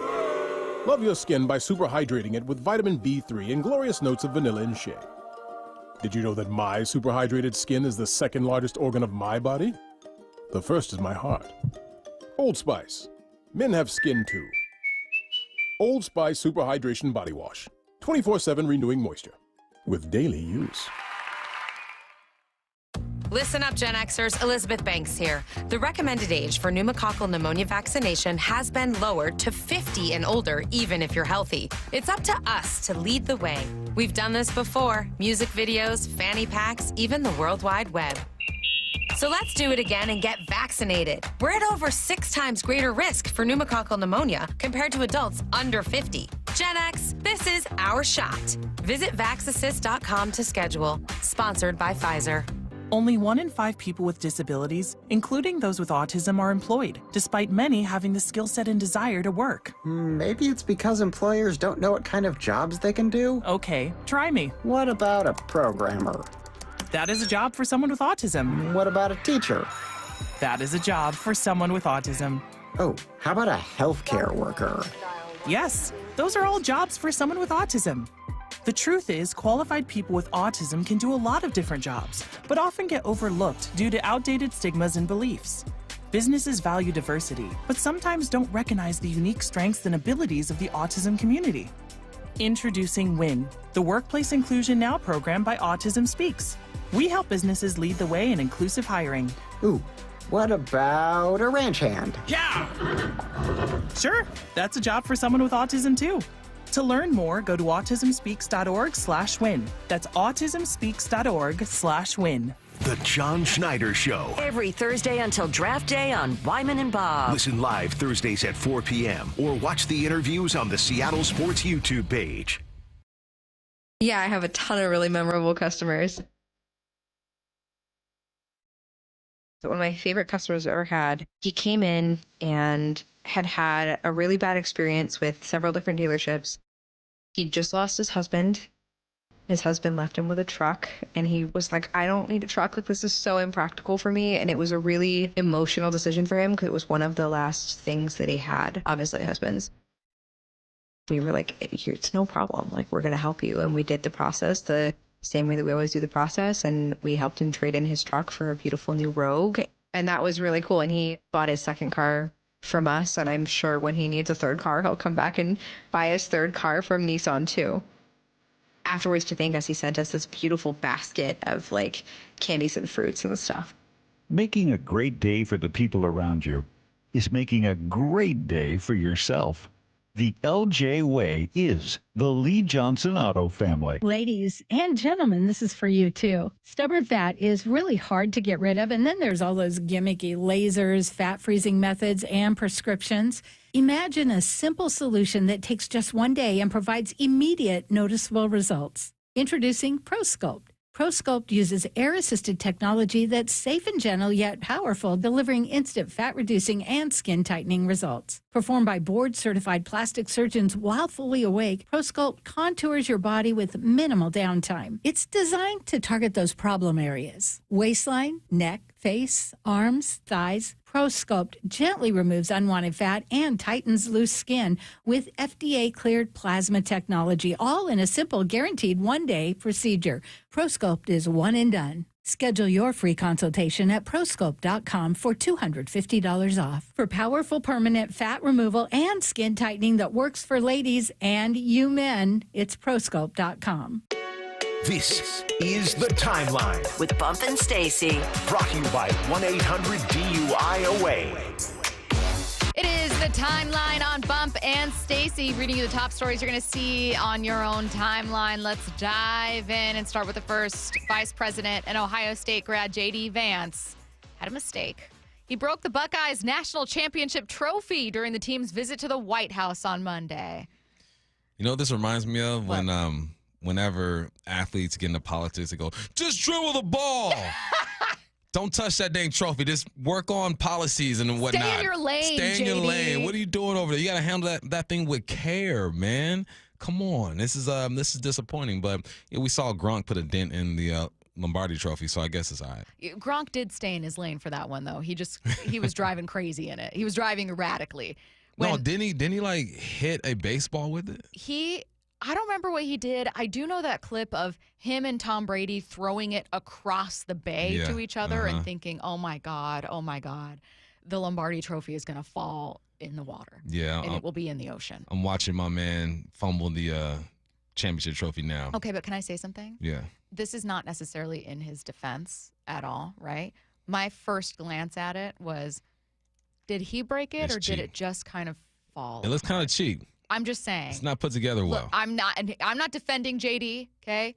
It looks like it comes in two parts. I'm just saying it looks a little bit like the trophy is already not connected to the bottom. A little janky. You know? It's a little janky. I just have questions.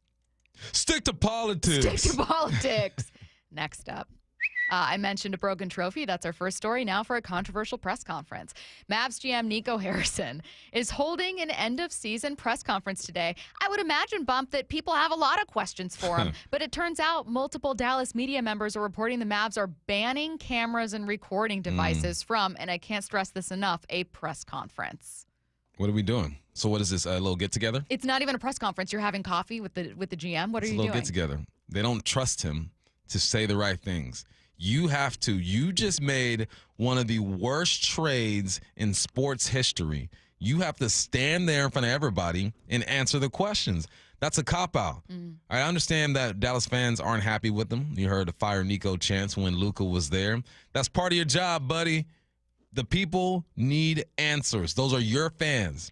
They fill your arena every single night. They're still supporting your basketball team. The least you could do is stand there in front of the people and answer some of these questions. Now, if there's some that are disrespectful, I get it. Next question. Yeah. But you can't be hiding and ducking now, bro. You made this trade. This is one of those things, like, I understand sometimes there's a natural inclination people have, you know what I mean, to be like, well, what does the media deserve? And it's like, first of all, a general manager for a professional sports team that, by the way, looks to taxpayer money to fund their stadium and fund all this other stuff. I think that there's a natural public interest and honestly a little bit of like you owe it to fans to answer questions and to explain why you make franchise-altering decisions. So I don't think it is uncommon, weird, or rude, or too much for media to say, this end-of-season press conference, we'd like to know what you have to say. To the point of standing on business, you made the biggest, most controversial move of the NBA season. Why would Thank you for that, though. If you but if you made that move, defend that move. Yeah. I mean, I know this is just what you said, but I'm stuck on it a little bit because You it's have like to defend it. But like, you should or apologize for it. Or say I messed this up. I can see why. Look, if you were to stand there in front of the people and say, I can see why you guys were angry. Our thought process was a bit different. We feel like this is going to be good for the future. I apologize to the fans who don't agree with this. You just got to face the funk, man. Like, come on, dude. This is a cop-out. What are you afraid of the media asking? This isn't a press conference where there's going to be a bunch of fans in attendance. Everyone there is working. Yeah. Everyone there is a credentialed member of media. They're not going to be like holding up torches going, Nico, why do you still have a job? They're going to say, hey, when did these conversations start? The only thing you're worried about is your answers being on camera and your answers being recorded. Why are you worried about it?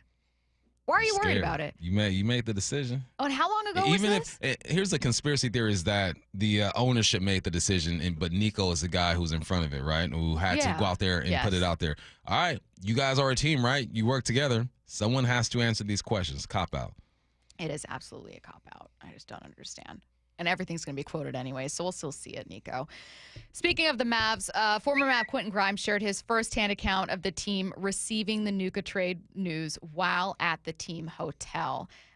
This one is here. Curtis, would you mind playing cut 20 for me? I was in my hotel room in Cleveland. I had just ordered some room service. I just had got chicken wings. I'm chilling. You know how like you got your friends that like if one of them was calling you like, why they calling me? Like, I should probably pick this up. And then when the trade happened, like around like 11:30, and then my man's calling me. I'm like, why he calling me? Like I should probably answer this real quick. There's a FaceTime. All I like to hear him was like, you traded Luka. I'm like, what? He like, Luka got traded. I'm like, stop playing with me. Like, what you mean Luka got traded? And I go to Sham. Then it's like Luka for AD. And then it was funny, like, I heard, like, maybe, like, 10 seconds later, all I hear in the hallway is, like, hey, yo, what the And I'm like, I look on my door, and it's Najee, D-Live, I think PJ, and then we just, like, looking at each other, we, like, what the just happened? D-Live is like, yo, what's going on, man? I'm like, bro, I have no clue what just happened, but the funny thing is, we had got a text around, like, 9:30. It was like mandatory players and staff meeting. We like, what the hell? Like, what that mean? Like, oh, somebody getting traded. Like, something must have happened. I like the idea of, well, someone's getting traded and never, ever in a million years would you. Like, I'm trying to think, what would be like an NFL equivalent of, just for someone who is not like a diehard NBA fan and is like, yeah, that's shocking news, but players in the NBA get traded. Like, what would be the equivalent of no one would expect that move and it would be jaw-dropping? It'd be like Josh Allen getting traded for, let's say, like Gibbs. Yeah. Gibbs, running back for Detroit. Right. It'd be like that because obviously Josh is going to be better for longer, right? He's a quarterback. Gibbs is younger, but we know the shelf life just isn't there. It'd be something like that. That's as close as I can get just off the rip. Right, and it's like, imagine thinking like, never in a million years would you assume your team would make that move, and then all of you are just wondering. That's the other thing. I don't mean to get back to the same story about the press conference, but like, you kind of do owe people. Explain yourself. You do owe people an explanation. You owe people saying, this is where I want to take the team. This is where our vision of the team goes. What's wrong with explaining that? These people pay your bills, dog. Come on. Colorado announced they're retiring the jerseys of Travis Hunter and Shedeur Sanders in a joint ceremony during the 2025 season. Bump, what do you make of retiring the jerseys of both of those players? Listen, one, is too early. These dudes just have their pro day. Give it a few years, one. And I think Travis Hunter is automatic. When you do the things that he did, of course, you retire that jersey. My man was special over there. The one that bothered me initially was Shedeur Sanders. Like, what has he done? He has the most passing touchdowns in school history, and only in 2 years over there.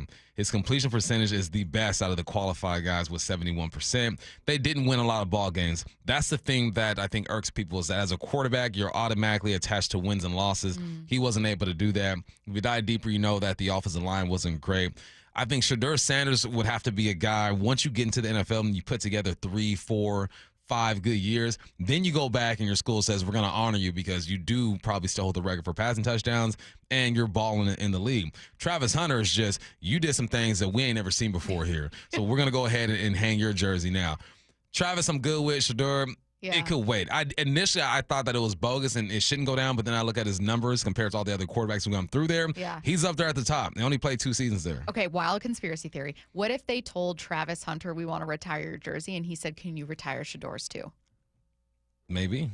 You know, They're kind of joined at the hip. Yeah, I mean, maybe they thought like, well, both of these guys together, but maybe there was a little bit of like a, hey, Richard Sherman, we want to put you on the cover of Madden. Hey, can my, teammates be on it with me too? Same thing. When Marshawn Lynch got his scholarship to Cal, he got his cousin a scholarship too, and his cousin was nowhere near the player that Cal needed at the time. Yeah. So sometimes you got pulled like that.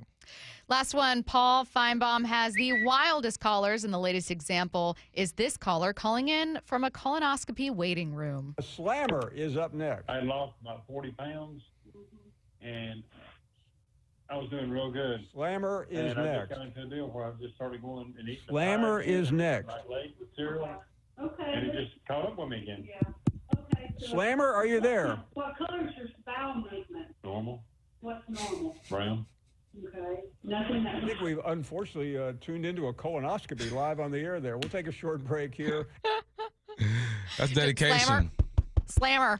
That was Feinbaum, right? Yeah. I don't listen to a lot of his shows, but the ones that I do listen to, there's some die-hard fans down there who call Feinbaum every single day. So, yeah, it doesn't surprise me. That's nasty, though. Curtis, was the tree poisoning, was that the Feinbaum show? Oh, it was. Oh, yeah. That was one of my favorite stories. Yeah, Harvey Updike, who I believe is no longer with us. Oh, but one of the great, I think, sports radio moments of all time.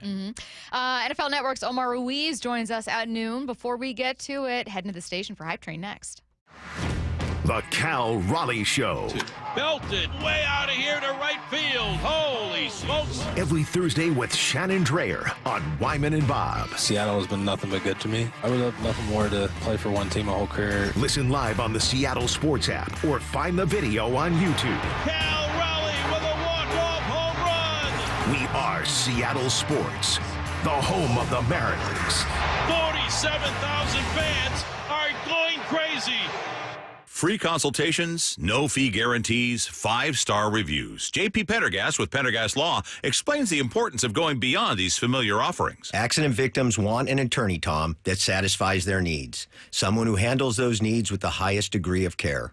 Pendergast Law offers the no-fee guarantees and free consultations, but these only scratch the surface. Okay, explain more. We make sure that every member of our team is genuinely passionate about helping others.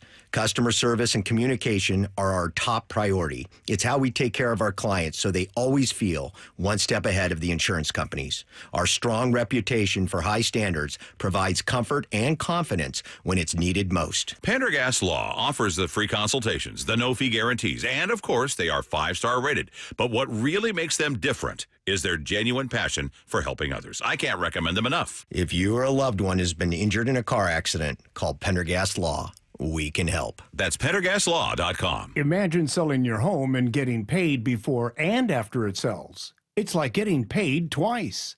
You can with Orchard.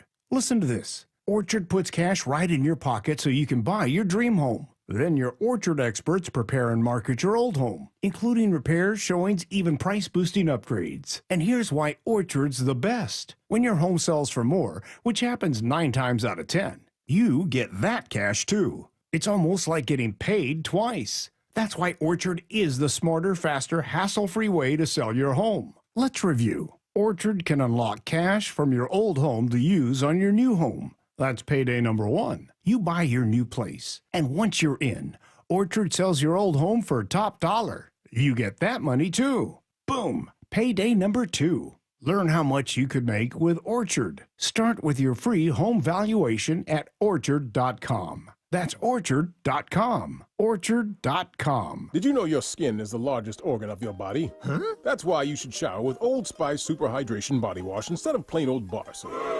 Love your skin by super hydrating it with vitamin B3 and glorious notes of vanilla and shea. Did you know that my super hydrated skin is the second largest organ of my body? The first is my heart. Old Spice. Men have skin too.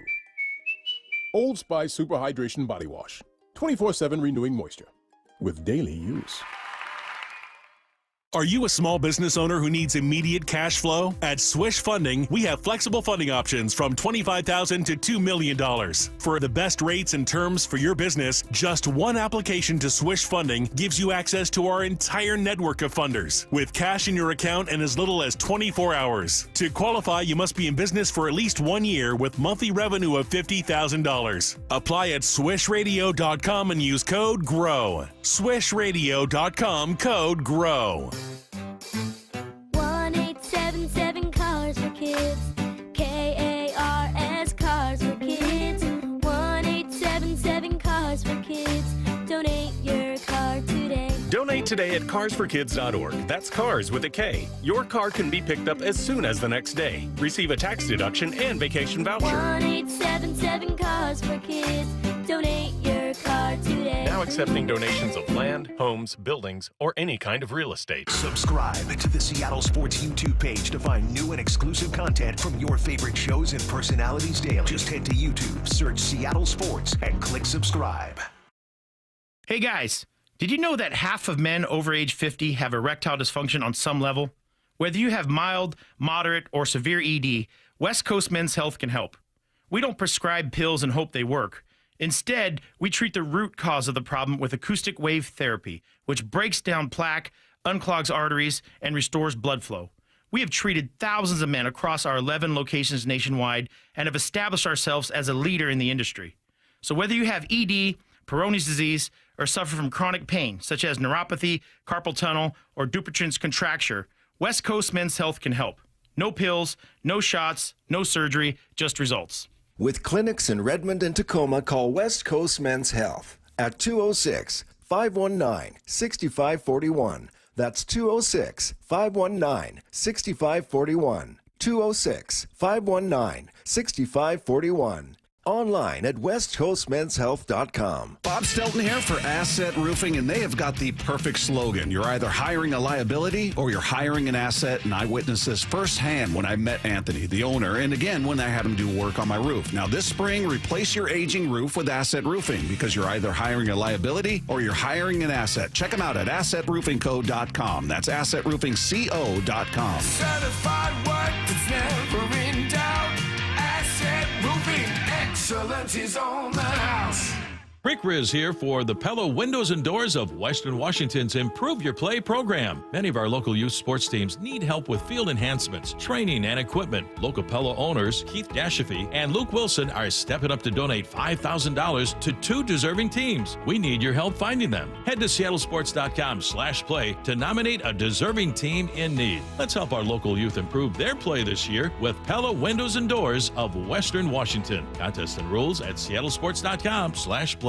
From the Quantum Fiber Studio. This is Bumpin' Stacy. Weekdays 10 to 2. On Seattle Sports and 97.3 FM HD2. What will the Seahawks do at pick number 18 overall? Will we see a surprise? We're going to ask NFL Network's Omar Ruiz. He joins us in less than 15 minutes. Right now, we're heading to the station for Hype Train. Starting with the Mariners series opener against the Reds today at 3:40 p.m. Luis Castillo on the mound, a reunion against his former team. Get out the brooms, your first Hype Train. The Mariners will sweep the Reds. Can they do 2 sweeps in a row? See, last time you asked me this, and I said, nah, I didn't think it was going to go down. Yeah, you had no faith. And guess what happened? It went down. It went down. So guess what I'm going to do? Say no. Keep that same energy. I'm following. So it goes down. See, the universe, it works in a circle. So whatever happens, it goes back around and it happens again. Yes. So that's what I'm doing. So I'm not on the train, but you know where my mind is at, though. So basically, Bump believes in the Hype Train, but is not boarding to continue the good vibes. Do you see the math that we're putting together here, Curtis? Are you boarding this train that the Mariners will sweep the Reds? I am not going to board. And I think it's because it's for actual baseball reasons. Cincinnati's got great pitching, just like the Mariners do. And I think Cincinnati's arms are actually ones that you should be concerned with heading into this series. Sorry to bring analysis to this segment. I know. This is more of a vibes-based segment, and I just had to go and ruin it. Curtis, but I'm not boarding this train. Not a believer. If the Mariners are listening, don't let this man into the park. He clearly is bringing nothing but bad vibes. I don't have to answer this question. I'm the host. I don't think they're going to do it. Next up,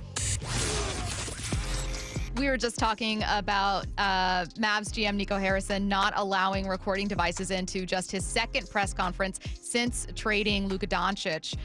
The Luka trade will not be the most shocking trade we see in 2025. That's easy. Yeah, this is going to be the most shocking trade. What else is going to happen? Pat Mahomes ain't going nowhere. Yeah. Lamar Jackson ain't going nowhere. Yeah. LeBron ain't going nowhere. Yep. SGA ain't going nowhere. Ronaldo ain't going nowhere. He getting $100 million a year to play in the desert over there. Nah, this is as bad as it gets. Okay. The Luka trade. You are only boarding this train if you think there will be a trade more shocking than the Luka trade. Curtis, are you boarding? I am not boarding. I think it would take just an absolute bombshell to top a Luka Doncic trade. I don't think we'll see anything close to that for a while. In my lifetime, I can't remember a bigger trade. I was not born yet when Wayne Gretzky got dealt to LA. That's one of the only trades I can maybe put on that level. Yeah, I'm trying to think. I mean, there are trades of really big names. There are trades involving a lot of picks, but for instance, we all knew Russell Wilson would be traded. We all knew Deshaun Watson would be traded. Deshaun Watson one's a little better because it involves so many first-round picks and so much money, but you knew it was happening. You just didn't know who it would be. This one was out of the blue.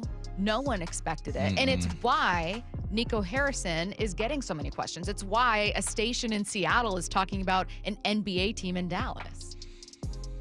So. Lakers in 5. Lakers in 5. No one boarding that train. Next up. Speaking of the Reds, again, Mariners opening that series at 3:40 p.m. today. Luis Castillo on the mound. Cincinnati's Skyline Chili is the worst regional specific food. I saw this and I had to do a little bit of research. The chili looks bomb though. I mean, with cheese on top of it like that, you have some crackers or something, maybe some bread. That looks bomb. Then I saw the barbecue spaghetti. That didn't look too bomb. I can't spaghetti barbecue. I don't like all that. It's doing too much. Philly cheesesteak is greatest of all time. And then apparently in Kentucky they have a hot brown sandwich with a turkey. It's like and an open bacon. face sandwich. Yeah, I don't know about that. And then key lime pie, I guess, is big in Florida. Oh, key lime pie is great. Bomb. But the chili, good chili, is fire, man. Y'all gotta leave them alone, man. I'm not mad at the chili. So it's not. I'm not on this train. Okay. Skyline Chili is the worst regional specific food. Curtis, are you boarding? I'm not going to board. I mean, that just feels very Midwest. It's like, how can we dabble with this plate of spaghetti? I know, let's throw some chili on it.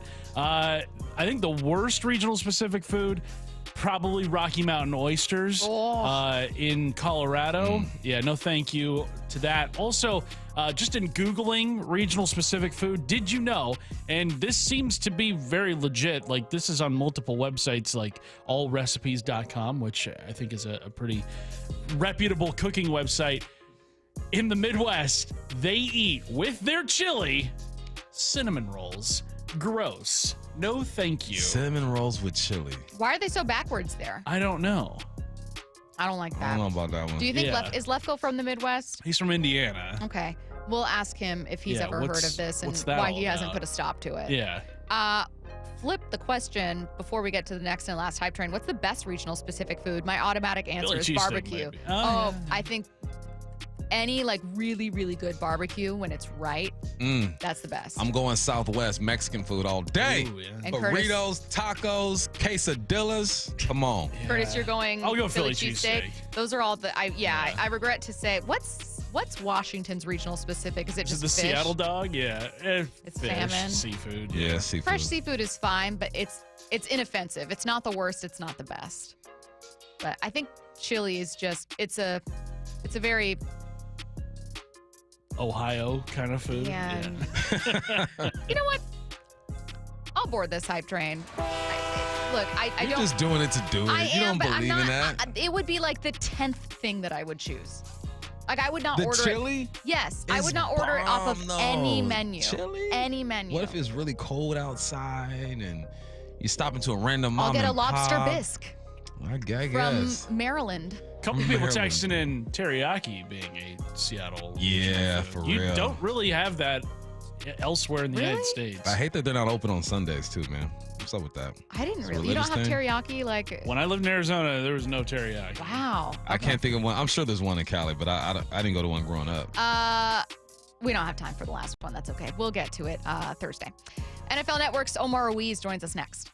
The 2025 NFL Draft. The first real opportunity for Mike McDonald to build this team in the image he really wants. With 5 of the first 100 picks. Are you kidding me? What are the biggest needs? It might be too early to take a guard in the first round. And nobody is taking you deeper inside Seahawks HQ on draft day with General Manager John Schneider live at 4 p.m. What you do here matters. Next Thursday, only from the home of the Seahawks, Seattle Sports, the app, and your smart speaker. I saw her texting coming up to a stop sign, and so I saw the accident coming, and she T-boned us. In the blink of an eye, Crystal's life changed when she suffered a severe spinal injury. The pain was something I had never experienced before in my neck. I got massage therapy. I saw a chiropractor. I was prescribed muscle relaxers so I could sleep. I got depressed. Nothing was relieving the pain. Drugs, sleepless nights, and depression. Sound familiar? I'm Dr. Mark Shelley, a chiropractic physician and board-certified functional neurologist. At Sound Pain Solutions, our treatments include high-dose laser combined with spinal decompression and other comprehensive therapies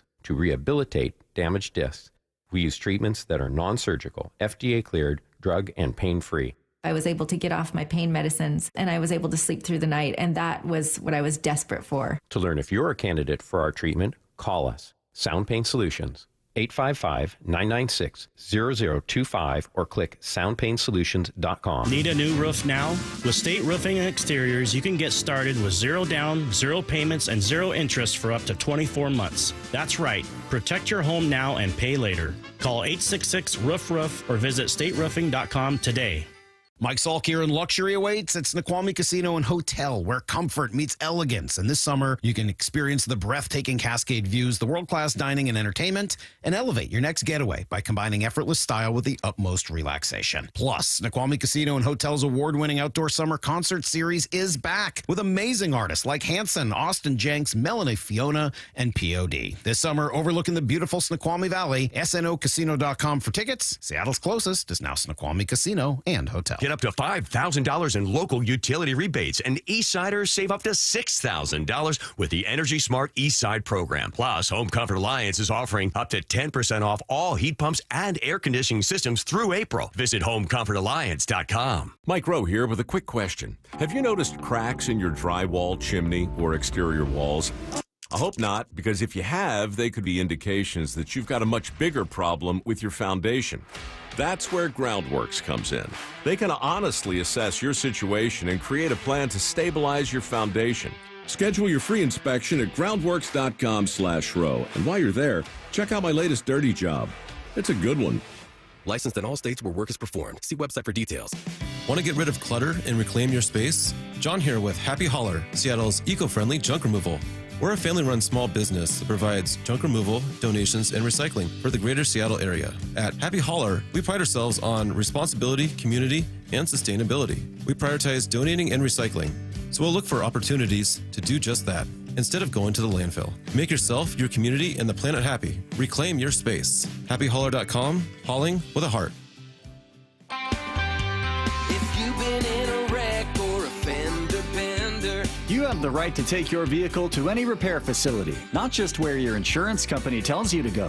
Accurate Auto Body has been family owned and operated since 1994, and they work for you, not your insurance company. With over 25 years of auto repair work, they'll exceed your expectations. we meet by accident, fixing every last bit. Accurate Auto Body. At Accurate Auto Body, all their work is performed by certified technicians, only using OEM parts to guarantee the safety of you and your family.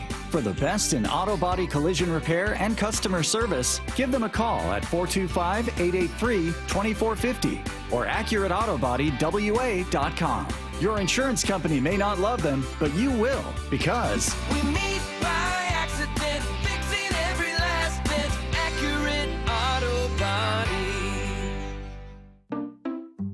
Saving for retirement was tough enough for us. Yes, and navigating markets can be challenging at times. I understand. That's why at Fisher Investments, we take a disciplined approach with your investments. Tell us more about that.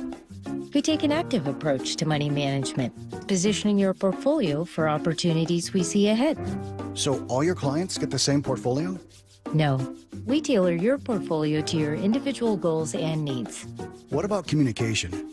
We don't like being left in the dark. We check in regularly to keep you informed on the markets and your portfolio. Which means you'll help us stay on track. Yes, our goal is your comfortable retirement. And as a fiduciary, we always put your interests first, because we do better when you do better. At Fisher Investments, we're clearly different. Learn more at FisherInvestments.com. Investing in securities involves the risk of loss. This is Seattle Sports. Streaming through the Seattle Sports app. KIRO AM Seattle. KIRO FM HD2 Tacoma. Home of the Seahawks, Mariners, and everything Seattle sports. Seattle Sports Snapshot. Dolphins cornerback Jalen Ramsey is on the trade block. GM Chris Grier confirmed this afternoon. Ramsey did not ask for a trade, but Grier said that after discussions between the team and player, quote, we decided it was probably in the best interest for all parties to move forward. Grier was asked about another Dolphin who's been the subject of trade rumors, wide receiver Tyreek Hill, and said the team is not trying to move him. Snapshot, brought to you by Miller Lite. When it's game time, it's Miller time. From the Quantum Fiber Studio, this is Bump and Stacy on Seattle Sports. Streaming through the Seattle Sports app and at seattlesports.com. Now, here are your hosts, Michael Bumpus and Stacy Ross. Here we go now. NFL Network's Omar Ruiz joining us now on the Emerald Queen Casino Sportsbook Hotline. Hey, Omar, how's it going? Hey, good. Happy Tuesday to you guys. Good to be on. How are you guys doing? Good. We're happy to have you. Excited to talk some draft, maybe take a look around the NFL just a little bit. I am going to start with one of Seattle's most obvious needs heading into this class being the offensive line. And, Omar, I'm trying to figure out whether they're actually going to address it at 18. It sure feels like this team could really surprise us and has. What do you anticipate them doing? Yeah, I think that would be a safe bet. I think building through the offensive line is somewhere to go at 18. It was interesting you mentioned offensive line. Mike Vrabel was just asked about it when he had his pre-draft press conference over in New England and asked if, them at number 4, if there was enough or an impactful enough offensive lineman to take one at that number. And he certainly said, obviously you want to have impact players when you draft that high and just bigger picture in the first round. But he said there's a lot of day one projected starters in the offensive line for this draft, specifically at tackle. And when you look at where that can mean, what that can mean in the draft this year, then maybe not a surefire Hall of Famer, like some of these other drafts where these prospects are just so highly touted. But if you can get an impactful starter, then at 18, I think you got to go for it. But obviously the whole thing is a crapshoot, like we've seen every year. Mm-hmm. Hey, Omar, we were talking about how we're seeing less and less players kind of attend the NFL draft. Jalen Milroe is going to be there. That one has me scratching my head. I'm like, who you been talking to? What do you know that I don't know? Do you see this becoming more of a trend? And if so, why do you think players are choosing not to go to the draft? Well, I think the impact of NIL and the fact that these players have already made a lot of money by the time they get to the draft. They don't necessarily need more publicity, more marketing avenues that being at the draft can provide. They can, already tap into maybe some of the sponsorships that they've had in college and have them sponsor a party at home and make as much money as maybe they would, by being at the draft in person. So I think that has an impact on it. I think it's harder to maybe convince, a prospect and their parents or their family members to get to Green Bay, not necessarily as alluring as some of the other. That might have something to do with it. But I think more than anything else, the fact that, they do have money coming into the NFL, like, even just, 5-6 years ago, they did not have that luxury. I think that's an indication of where that has gone. Do you think that Seattle re-signing Drew Lock means that they won't take a quarterback in this class, or do you still think that remains an option for them? I think that does remain an option. Maybe not in the first couple rounds. I think, they're pretty solidified there, but I think, even though John Schneider's track record doesn't indicate that with, just 2 draft picks since he's been there at quarterback. But, he does come from, Green Bay and the Ron Wolf and take a quarterback every year. So I think the due diligence that they're doing right now is probably something they do every year. And I think, even toward Russell Wilson's end of his time there when they were doing that, always kind of raised red flags. But, it seems to be the due diligence that they do year in and year out. And I think this year's not an exception, but I would expect them to not go quarterback early on, but I could potentially see them doing something in the mid-rounds or later. Omar, you've covered a few drafts in your day. How special is Travis Hunter, and do you feel like he gets the respect he deserves when it comes to just his capabilities on offense and on defense? I think he does. I think what people are trying to justify right now is maybe just the conditioning and the difficulty of playing in the NFL, how hard it is. You kind of look at the comparison I've made here, in talks of Travis Hunter is Ohtani. We saw how special of a player he has been in Major League Baseball, the fact that he could pitch at the Major League Baseball level and hit. But then you saw what he did last year when his arm was hurt and he only concentrated on hitting. He had one of the greatest seasons of all time, in the 50-50 and all that sort of thing. So I think when you talk about Travis Hunter, it's trying to balance, okay, how good can he be if he's playing 150 snaps a game and you give him a chance to play both sides of the ball, or even if you limit that down to 90 or 100 versus what he can do playing full-time on one side of the ball. And I think that's kind of where, teams are eyeballing, where you can actually put him on the field, how much you can get out of those talents, how much they would translate to the NFL level if he's not giving full-time, attention to one of those positions. And I think the fact that he can play at that level at both positions just says a lot about the prospect he is and kind of where he stands historically. Hey, I know that when I personally look at the best teams in the NFC and think, well, what separates Seattle from these teams? My mind automatically thinks talent, but I think the answer is a lot more complicated.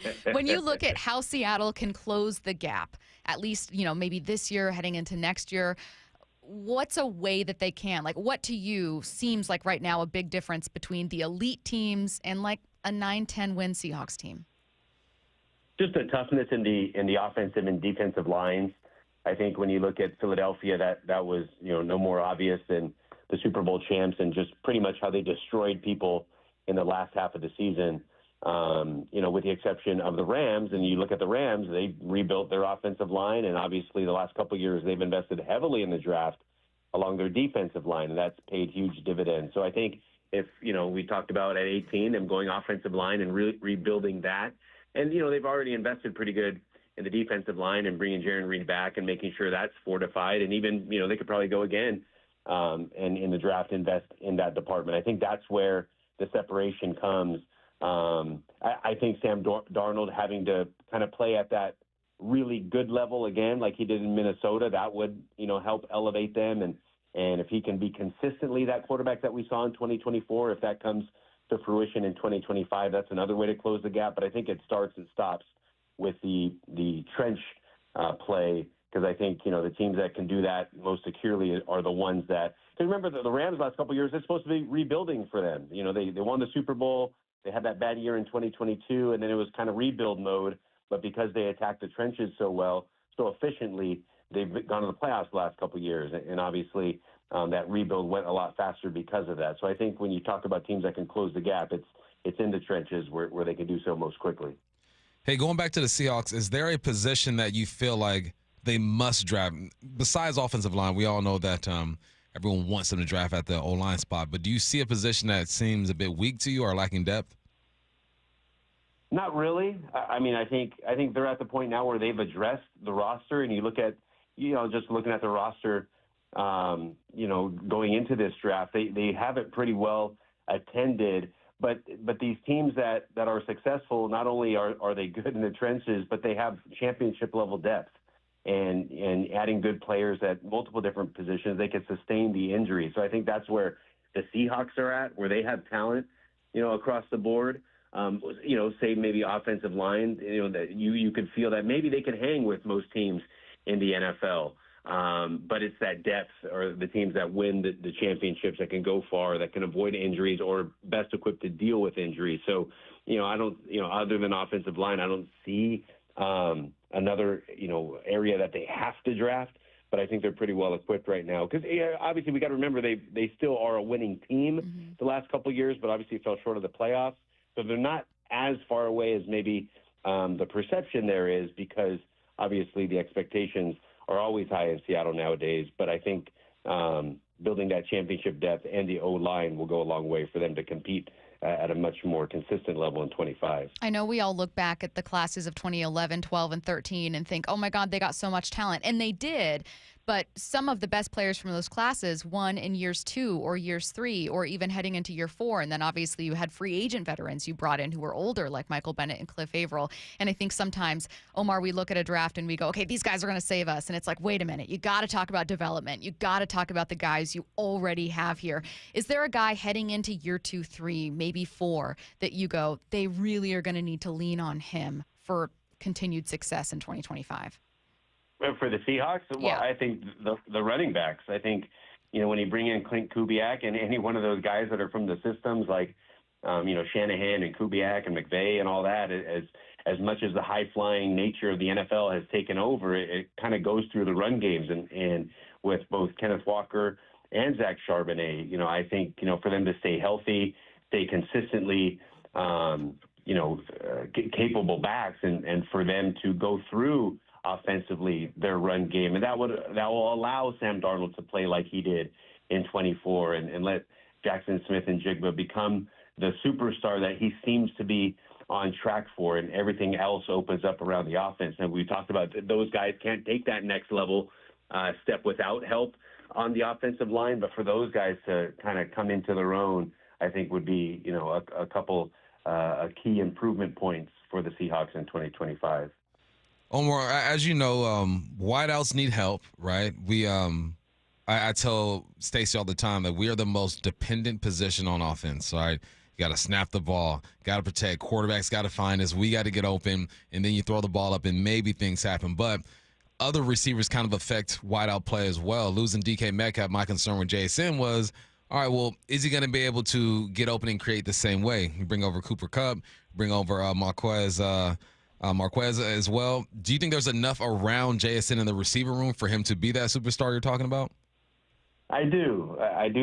Cooper Kupp, I think, has a lot to prove. I think he's going to want to show out in 2025 after essentially being written off by the Rams. And Marquez Valdes-Scantling, the thing, he's played with Patrick Mahomes and Aaron Rodgers and, Josh Allen and been around all these, talented quarterbacks. I think he can bring a lot to the table. But I think more than anything, that those two in particular bring is the championship mentality. Both of those, guys have 3 Super Bowl titles collectively coming into that wide receiver room, and I think that could rub off on JSN and kind of help him know what it takes to be at that championship caliber level to take his game, more so maybe even than X's and O's. But I still do think Cooper Kupp has a lot left to prove, and his game, will continue to round into form, especially when, he won't be the focal point. But I think, they'll rub off on each other. And I think MBS, same thing. Interesting how there's, 2 wide receivers there that go by their initials, primarily MBS and JSN there with the Seahawks. But I think it is a good group, and those 2 additions here in the offseason will go a long ways in helping JSN become that superstar status. I remember talking to him at the Pro Bowl this past offseason down in Florida in January, February, and he seemed excited. This is obviously before the Tyler Lockett was released and DK was traded, but he seemed excited, like ready to take that next level. And whoever the quarterback was going to be, thought obviously it would be Geno at that time, that he'd be ready to take that next step and looking forward to becoming that superstar status and putting even more on his plate. So I think he's ready, and the personnel that you mentioned will be ready to help him in that regard. Hey, Omar, I know we brought you on to talk about the draft, but given that we've just been talking about Cooper Kupp and Marquez, I'm curious what you made of the Seahawks offseason so far, because I saw some critiques about the free agents they signed, but I was partial to them. What do you think? Well, I liked it at first when they got rid of DK and Tyler Lockett. Two players that we'd come to know as heart and soul type of players. Kind of foundational pieces for that team, and then trading Geno, and you're wondering, hey, what's going on? It seems like a panic type of move because they had been so close, but close doesn't cut it in Seattle, and remaking their roster on the fly like this with Darnold and Kupp and MVS and the guys that we talked about. I think they not only brought in good players, good people, kind of championship caliber type of players, but also ones that complement, like we just talked about with Cooper Kupp and MVS with JSN, ones that can complement who they currently have. And we saw the sort of impact Ernest Jones had on the roster last year, and bringing those type of players here in the offseason to help in 2025, I think says a lot about where the Seahawks are going and how, kind of close is not the standard, and they're going for it here in Mike McDonald's second year. He is NFL Network's Omar Ruiz, kind enough to join us on the Emerald Queen Casino Sportsbook Hotline. Thanks, Omar. Have a good one. Thanks, Omar. Okay, you guys too. Enjoy the draft. See ya. Let's get to headline rewrites. Extra, extra, read all about it. Headline rewrites. We must make headlines. The real story behind the headlines in today's news with Bob and Stacy. Headline number one, Luis Castillo makes his return to Cincinnati for the first time as the Mariners take on the Reds to start their 9-game road trip. What's the real headline? Let's hope the bad version of the Mariners offense doesn't return to. Why would it return to a friendly hitter park? Or hitter-friendly park? I can get a base hit out there if you just toss one right down the middle. Like, come on now. I can bunt one. I'll make some contact. A foul tip, at least. So 75 miles per hour. Anything above that, I ain't touching it. But, let's go back and make it nice for Luis Castillo, man. It's been, 6 seasons over there? 4 to 6 seasons over there. It's always nice when you can go back to your old spot and your team just performs. We saw that with Luka dropping 45 on Dallas the other day. It happens more in basketball because they do the tribute and all that stuff. I doubt Luis is going to get a tribute, but he should get a standing ovation. And it's nice to go home and get things done. So don't go back to your old ways, Mariners, please. And if you do it, then I can't come back to work tomorrow. Exactly. Before we get on to the next headline, Curtis, when we were playing Hype Train, I asked, hey, do you think the Mariners will continue their sweep luck and sweep the Reds? And you said, I just can't see it going that way. Why? And I know you provided a little bit of analysis, but let's dive back in while we preview this series and just tell us kind of what you see from the Reds. Yeah, Reds have some really good pitching, starting with tonight's starter, Nick Lodolo, who has an ERA under 1 right now in 3 starts, 0.96. Brady Singer is Thursday's starting pitcher. The good thing, though, is that the Mariners have 3 really good starters of their own in this series, and Castillo tonight, Bryce Miller tomorrow, Brian Wu on Thursday. So you can kind of match them arm for arm, but this Cincinnati team, it's weird. They started 3-7 also and have won 5 of their last 6. Whoa. This is the Spider-Man pointing at each other meme. Yeah. The Mariners are going to be out on the field, and we're going to be like, which team is it? We don't know. We're getting them so confused. They were fundamentally different colors, but it's going to be so. We're not going to know at all. Ghosts from Mariners trade pass, though. Luis Castillo starting for the Mariners today. You know who the Reds just sent down to AAA? Noelvi Marte. Yeah. Got it right.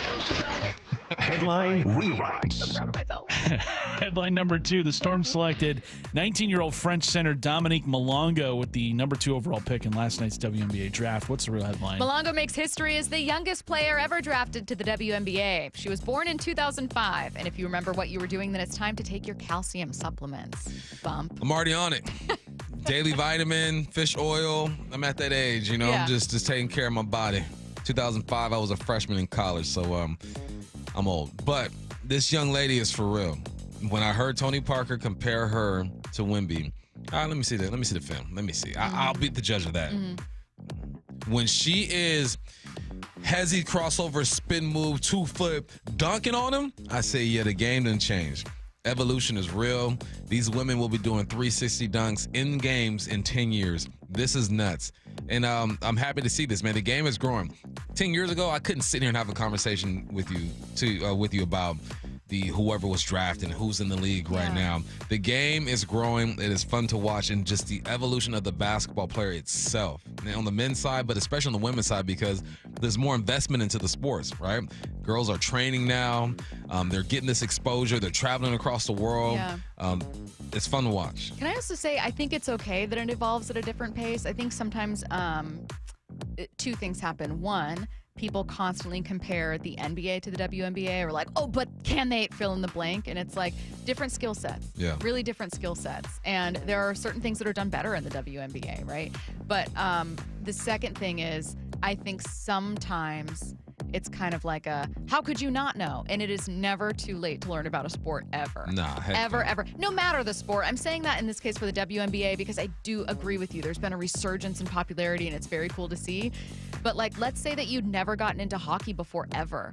I don't think anyone should make fun of someone who's like, wait, so like there are 3 periods and they like just let someone learn about something. Learn the game. You know how many people I taught about golf in the last 5 years? A lot. Just talking. Yeah. I taught you about golf in the last, 2.5, 3 years. Yeah, now I can tell you that negative points are better. It's better. Yeah.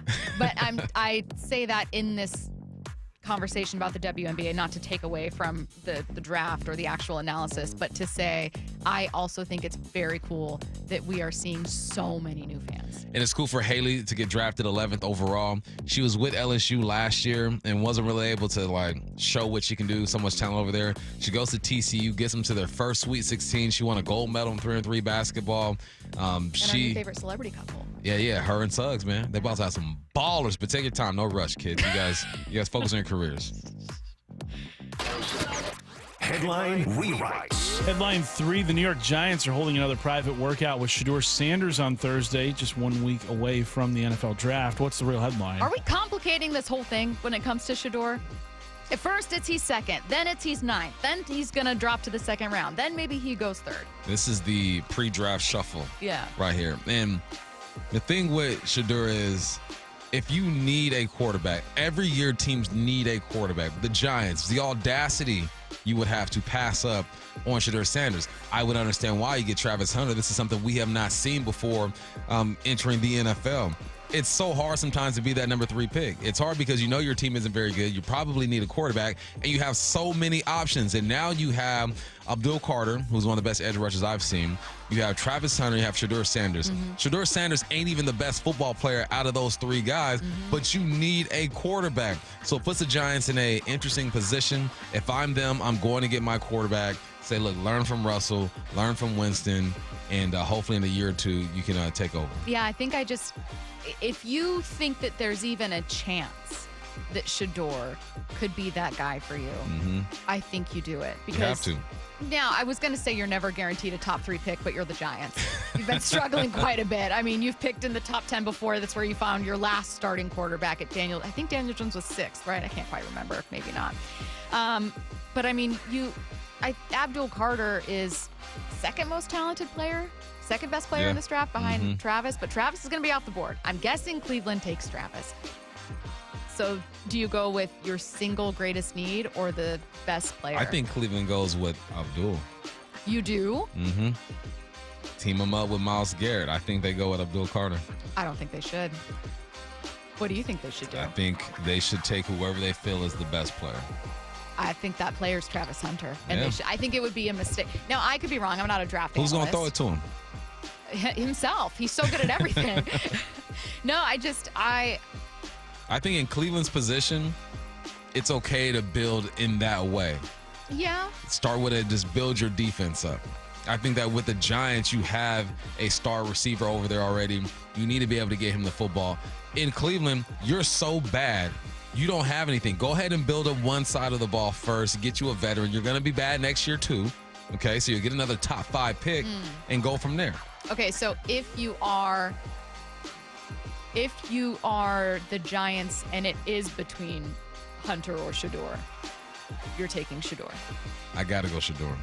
Just because you need a quarterback. Wow, then Travis Hunter would get. There's no A drops. There's no A drops stuff. No way Travis Hunter goes to the I think that's what Cleveland should do. Yeah. But they're probably going to do what you think and go get Travis. Patriots fans would lose their minds. Lose their minds Because right now they're looking at like, well, I guess we go, I don't know, offensive line. I don't know their greatest need. I knew what it was in free agency, but they tried to address it. Yeah. Wow. Shocking. Let's see what's on tonight.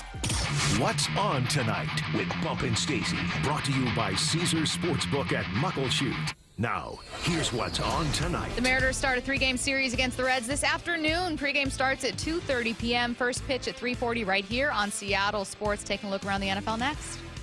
This weekend at T-Mobile, just what the doctor ordered. How sweet it is. The Mariners sweep aside the Texas Rangers. It's a whole lot of Calarali, that's for sure. The big dumper.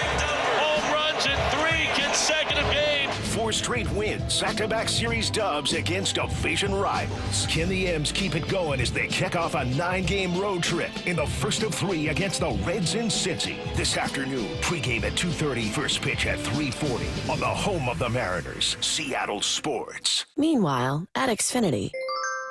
So, influencer life going well? Oh, yeah. I'm up to 32 followers. Oh, that's something. Yeah, posting my tap dancing videos is easier than ever because we engineered Xfinity Internet with 99.99% network reliability. Plus, Xfinity Mobile with Wi-Fi Power Boost gives you ultra-fast Wi-Fi at home and on the go.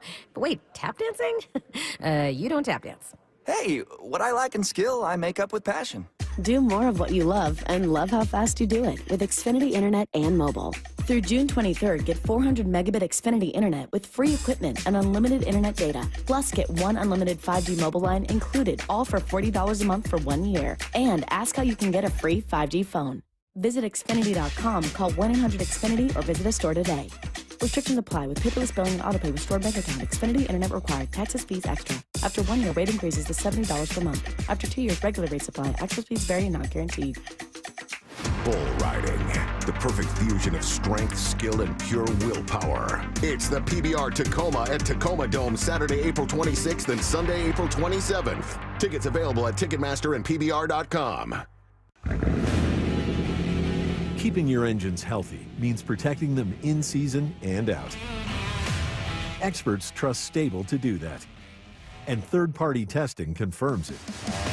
Stable is the industry leader in preventing fuel-related issues, no matter if you use it in your car, boat, or outdoor power equipment.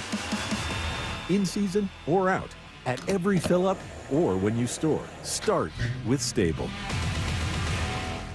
Did you know your skin is the largest organ of your body? Huh? That's why you should shower with Old Spice Super Hydration Body Wash instead of plain old bar soap. Love your skin by super hydrating it with vitamin B3 and glorious notes of vanilla and shea. Did you know that my super hydrated skin is the second largest organ of my body? The first is my heart. Old Spice.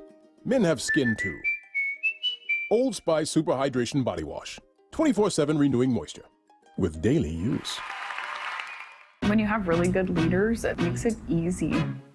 Gia arrived at Lee Johnson after 10 years at another dealership.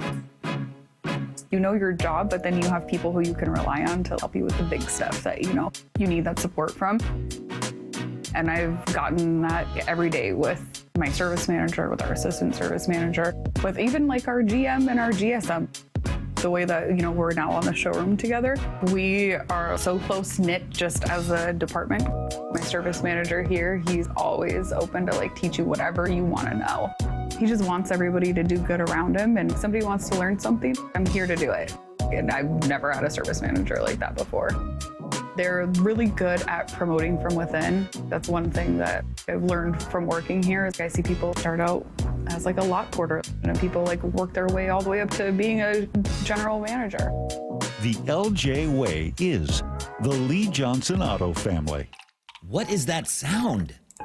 Ugh, that sounds like a plumbing sound. Luckily, there's a company that fixes all the plumbing sounds across Puget Sound. That's All Sound Plumbing. Puget Sound's plumbing experts. Have a sound? Visit allsoundplumbing.com. 4 down territory, going inside the game with Michael Bumpus. I like this. More quarterbacks should start doing this. Every day at 11:15 and 1:15 on Bump and Stacy.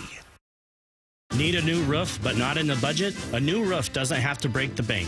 Justin Shirley, CEO of State Roofing and Exteriors here. Right now, State Roofing and Exteriors is offering 0 down, 0 payments, and 0 interest for up to 24 months. That's 2 years with no payments while getting the protection your home deserves. But this offer won't last forever. Call 866-ROOF-ROOF or visit stateroofing.com today to get on our summer schedule now. State Roofing and Exteriors, held to a higher standard since 1968. Hi, this is Nancy Penrose, owner of Big Trees in Snohomish. Spring has sprung. Need color to brighten up your yard or privacy trees to keep your neighbors guessing? Now is the time to buy. With hundreds of trees arriving in the nursery daily, Big Trees has the perfect tree for you. Check out our updated inventory list online at bigtreesupply.com or come visit the nursery today.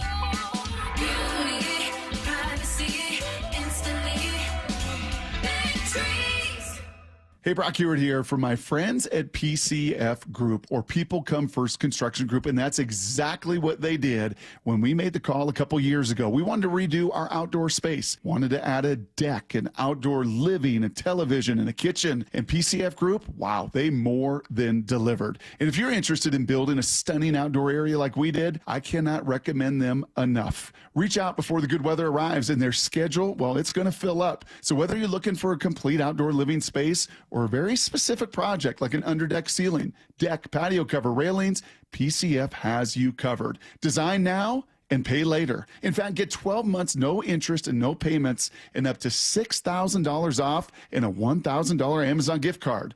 Request a complimentary design and estimate consultation at 425-629-8476 or project ideas. Explore photos at pcfgroup.com. That's 425-629-8476. From the Quantum Fiber Studio, This is Bumpin' Stacy. weekdays 10 to 2. On Seattle Sports and 97.3 FM HD2. Taking a look around the NFL, we are going to start with Patrick Peterson, who signed a one-day contract with Arizona so he could retire with the Cardinals.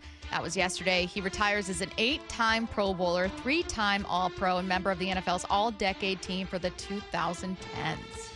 They low-key had beef, too. They didn't end on good terms. So he signs his contract. Yeah, he comes back and does it the right way. That's good, man. He's it feels like he's been in the league 20 years, honestly.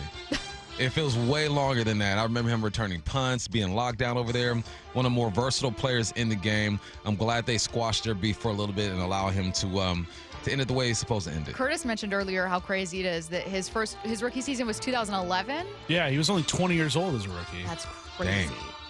Absolutely insane. Then they think about rookies that are going to be like Tyler Shuck at 25. 25, 26. Wow. But they're playing longer, too, though. They're playing longer, especially quarterbacks. Yeah. Another future Hall of Famer calling it a career today. Longtime Cowboys left tackle Tyron Smith is hanging it up. He was named to 5 All-Pro teams and was an 8-time Pro Bowler. He was also on the 2010s All-Decade team. When I'm older than guys who are retiring, you feel good? It feels awesome. Who was it we just saw the other day? Josh Johnson, the quarterback, yeah. Yeah, when you were out on Friday, he signed with the Commanders. Who cares? Right. And, it's his 16th team. And it's like his 16th time with the Commanders. They've had 3 different names since he's been in the league. And we were saying how cool he's born before Bump. Yeah, it's awesome. Yeah. Or maybe the same year. I don't know. But we were feeling great for you. I appreciate that. You know what? He's already got deals. I saw him on the TV, on a commercial on TV. I think it was like it was either Hulu, something that was green and black. So it was Hulu or Pistachio, something like that. I'm rooting for him. I really, really am. Speaking of quarterbacks, Diana Rossini says she's hearing that Louisville quarterback Tyler Shuck is climbing up the draft boards. Tyler Shuck is a player in this draft. His stock is rising. He is a name that I am hearing in league circles way more now than I was just 3 weeks ago in terms of a QB on the board that could be taken in the first round. Wow. That is some news. And honestly, I don't think he's going to go into that quarterback 3 territory where I have Shedeur Sanders, Jackson Dart sort of at. But I do think he's legitimate at number 4. I had a head coach in the NFL, a current one, tell me that he thinks that Tyler Shuck is the best quarterback in this class. And I even said better than Cam Ward. He said better than Cam Ward. A heavy eye roll from Michael Bumpus. Diana Rousini, I respect your work and everything that you do. You're one of the best in the game. They're lying to you. No one in this draft is better than Cam Ward. Maybe you like his style of play better than Cam Ward. He doesn't leave the pocket as much as Cam. He doesn't hold on to the football as long as Cam. But Cam Ward is the best quarterback in this draft. And she says a solid number 4. I'd say because of what I've seen and I've heard about Milroe, they're boxing for the 4th spot. But this is what we do in the draft. And Diana Rousini, even if they're giving her fake information or false information, she has to put it out there because she got it from a head coach. This is crazy talk to me. I think Shuck is a good quarterback. Watch the film on that dude. I think I would still put Milroe in front of him just because of his physical capabilities. How many quarterbacks do you think are drafted in the first round this year? 3. I think so too. Yeah. But where We know the first 2, and then Dart. Where do you think they go?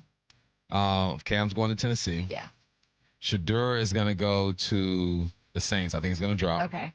And then Dart is going to end up with the Pittsburgh Steelers. I think so too. I think it's either going to go 1-3-20 or 1-9-20. Yeah. For those, I agree. The Giants are going to be the most interesting pick. I think a lot of draft analysts will say you should absolutely take Abdul Carter if he's right there. Just take. He is the 2nd best player in the draft. You're getting him at number 3. He'll play right now. Kind of a bargain. He can play right now. He can impact right now. I know that you need a quarterback, but don't do it. I think that's what most people will be thinking, but they seem to have genuine interest in Shedeur, unless it's all a smokescreen. And maybe they're trying to get someone to, maybe they're trying to get someone to trade up, which also doesn't seem like a common move for a lot of teams. I don't know. The Dolphins are allowing Jalen Ramsey to explore trade options per NFL Network's Ian Rappaport, GM Chris Greer. So really after a couple weeks of discussions between ourselves internally and Jalen and his representation, we decided that it was probably in the best interest for all parties to move forward. So I will say these decisions aren't done quickly and they're not taken lightly because we spent a lot of time this offseason working through this, talking through things. At the end of the day, Jalen did not ask for a trade. So we went through the process and I just felt that after numerous conversations and then talking last week with Jalen and his agent, that it was best to move forward and it was best interest of the Miami Dolphins and for Jalen Ramsey. You know, Jalen's been a 1, 2, 3, 4, 5, 6, 7-time Pro Bowler, 3-team first-team All-Pro, and a runner-up for Defensive Rookie of the Year back in 2016. This would be his 4th team. Yeah, I don't see with him. I'm not concerned about that. We know what he brings to the table. He just gets expensive, and teams are like, all right, we got to move you because you're getting older and expensive. If I am the Patriots, the Raiders, the Lions, the Niners, the Cowboys, you got to take a look at this situation. Yes. Got to.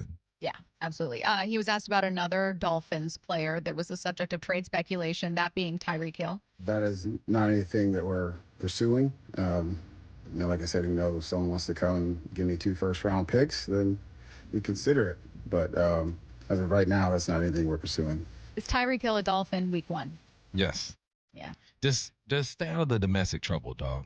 Separate yourself from that situation. Stay focused, all right? Getting yourself in trouble, man. Come on. Let's see here. The NFL has announced the 17 players that will attend the draft green room. You've already talked about a couple of them, including one in 4-down territory. Jackson Dart is included in here. Now, he's mocked to go in the first round, but potentially the second. Jalen Milroe, I know that you were like, what are you doing? He's mostly mocked as a second rounder, but will be attending. And you've got everyone else is like mostly mocked pretty early, right? Ashton Genty, Travis Hunter. You've got Tyler Booker, who I don't know, mocked like mid, right? He'll get a first round. Yeah, he will. I don't know. It's an interesting draft room. I'm still stuck on Jalen. I know you've talked about him endlessly in 4-down territory, but I hate when they show a player waiting in the green room throughout the entire first round. I hate it. I hate it. I hate it. It is worse for that player. Who cares about what I feel? But I just don't like it. Here's the thing. His agent's main objective is to take care and protect his player. So if his agent is getting calls and feels like he's going to be a first-round pick, then I guess you put him in that situation. But we all know how quickly things change, man. As long as he's able to back out of this last minute if he wants to, then I'm okay with it. But they're not just going to throw them in there or invite him or his agent allow him to go if he's not getting word that he might be a first-round pick. I just hope that he leaves that room with a ball cap on his head representing a team in the NFL and not back to the hotel and chilling with the fam. A world where he becomes a first-round pick as follows. The Rams are projected to potentially take a quarterback in the first round. Let's say Jackson goes to the Steelers and the Rams don't want to wait and they don't feel sure of it at all. And they see, rather than someone like Shuck, Jalen Milroe as being that's a scenario where I could see like maybe the Rams surprise people. I have no idea. I really don't know, but I've seen Dart mock to them enough that I wonder if that would happen. No one else in the first round needs a quarterback than the one teams that we've mentioned. The Giants, the Raiders, the Saints, everyone else is good. Pittsburgh, everyone else is good. Rams, everyone else is good. There are only so many spots for a first-round pick quarterback because everyone else has their quarterback. You wait until the second, third round if you want to pick up a backup. This should be interesting. I know. I think we're going to be entering into day 2 with the story being Jalen Milroe still on the board. Who's the first team that's going to take him? Like, I think that's just what we're going to hear, and maybe it's the Giants with an early second-round pick. I have no idea. Get your questions in for What I Need to Know, 866-979-3776. Blue 88 on Brock and Saul. A couple of pre-draft visits this week. What are you seeing? If I'm Sam Howell, I see that headline yesterday that Jalen Milroe is in town for a visit. I'm kind of looking over my shoulder like, this is going to be go time. Every day at 7:45. Milroe, for me, he's the most intriguing of that bunch because of that plus skill set. This is a deep draft. Not a lot of filet, but there's some really good sirloin. And in the middle rounds, there could be some sirloin at quarterback. Blue 88, answering tweet football questions as only Brock Heward can. Patrick was way behind on his IRS taxes. I was in way over my head. The total amount ended up being somewhere just over $30,000. $30,000.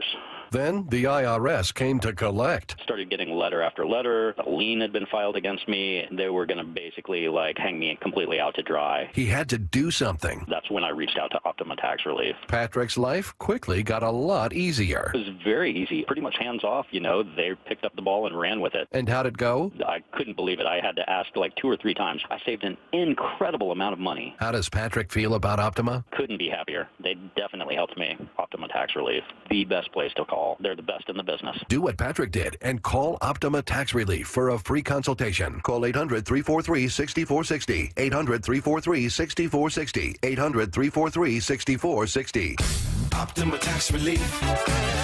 Testimonial from an actual client. Some restrictions apply. For complete details, please visit OptimaTaxRelief.com. Getting engaged? At Shane Company, we'll help you find the perfect diamond. This is your engagement ring, aka only your life's most important piece of jewelry. No need to worry. As gemstone experts since 1929, we handpick only the most beautiful natural and lab-grown diamonds cut to our high standards in every price range. We have diamonds in all shapes and sizes, ready to compare side by side right here in our store. Come see for yourself at Shanco.com or at your local store. No appointment necessary. Shane Company, your friend and jeweler. This is a story of the one. As a maintenance specialist for university housing, he knows college students can major in wear and tear. Plus, housing so many students doesn't leave a lot of room to house all the supplies he needs. That's where Grainger comes in. With over 1 million industrial-grade products and fast, dependable delivery, Grainger carries the quality products he needs so he doesn't have to. From a new door hinge to a whole new faucet. Call, click Grainger.com, or just stop by. Grainger, for the ones who get it done. You know what's better than a limited time deal? An unlimited time deal. That's why the Wendy's $5 Biggie Bag with a Junior Bacon Cheeseburger, 4-piece nugs, Junior Hot and Crispy Fries, and small soft drink is available all the time. Because the best time for fresh, never frozen beef and Applewood smoked bacon is all the time. Duh. I feel like I'm repeating myself a lot. For the best deal of all time, gotta be Wendy's. Unlimited time does not mean forever. U.S. price and participation may vary. Prices may be higher in Alaska, Hawaii, and California and via third-party delivery. Fresh beef available in the contiguous U.S., Alaska, and Canada.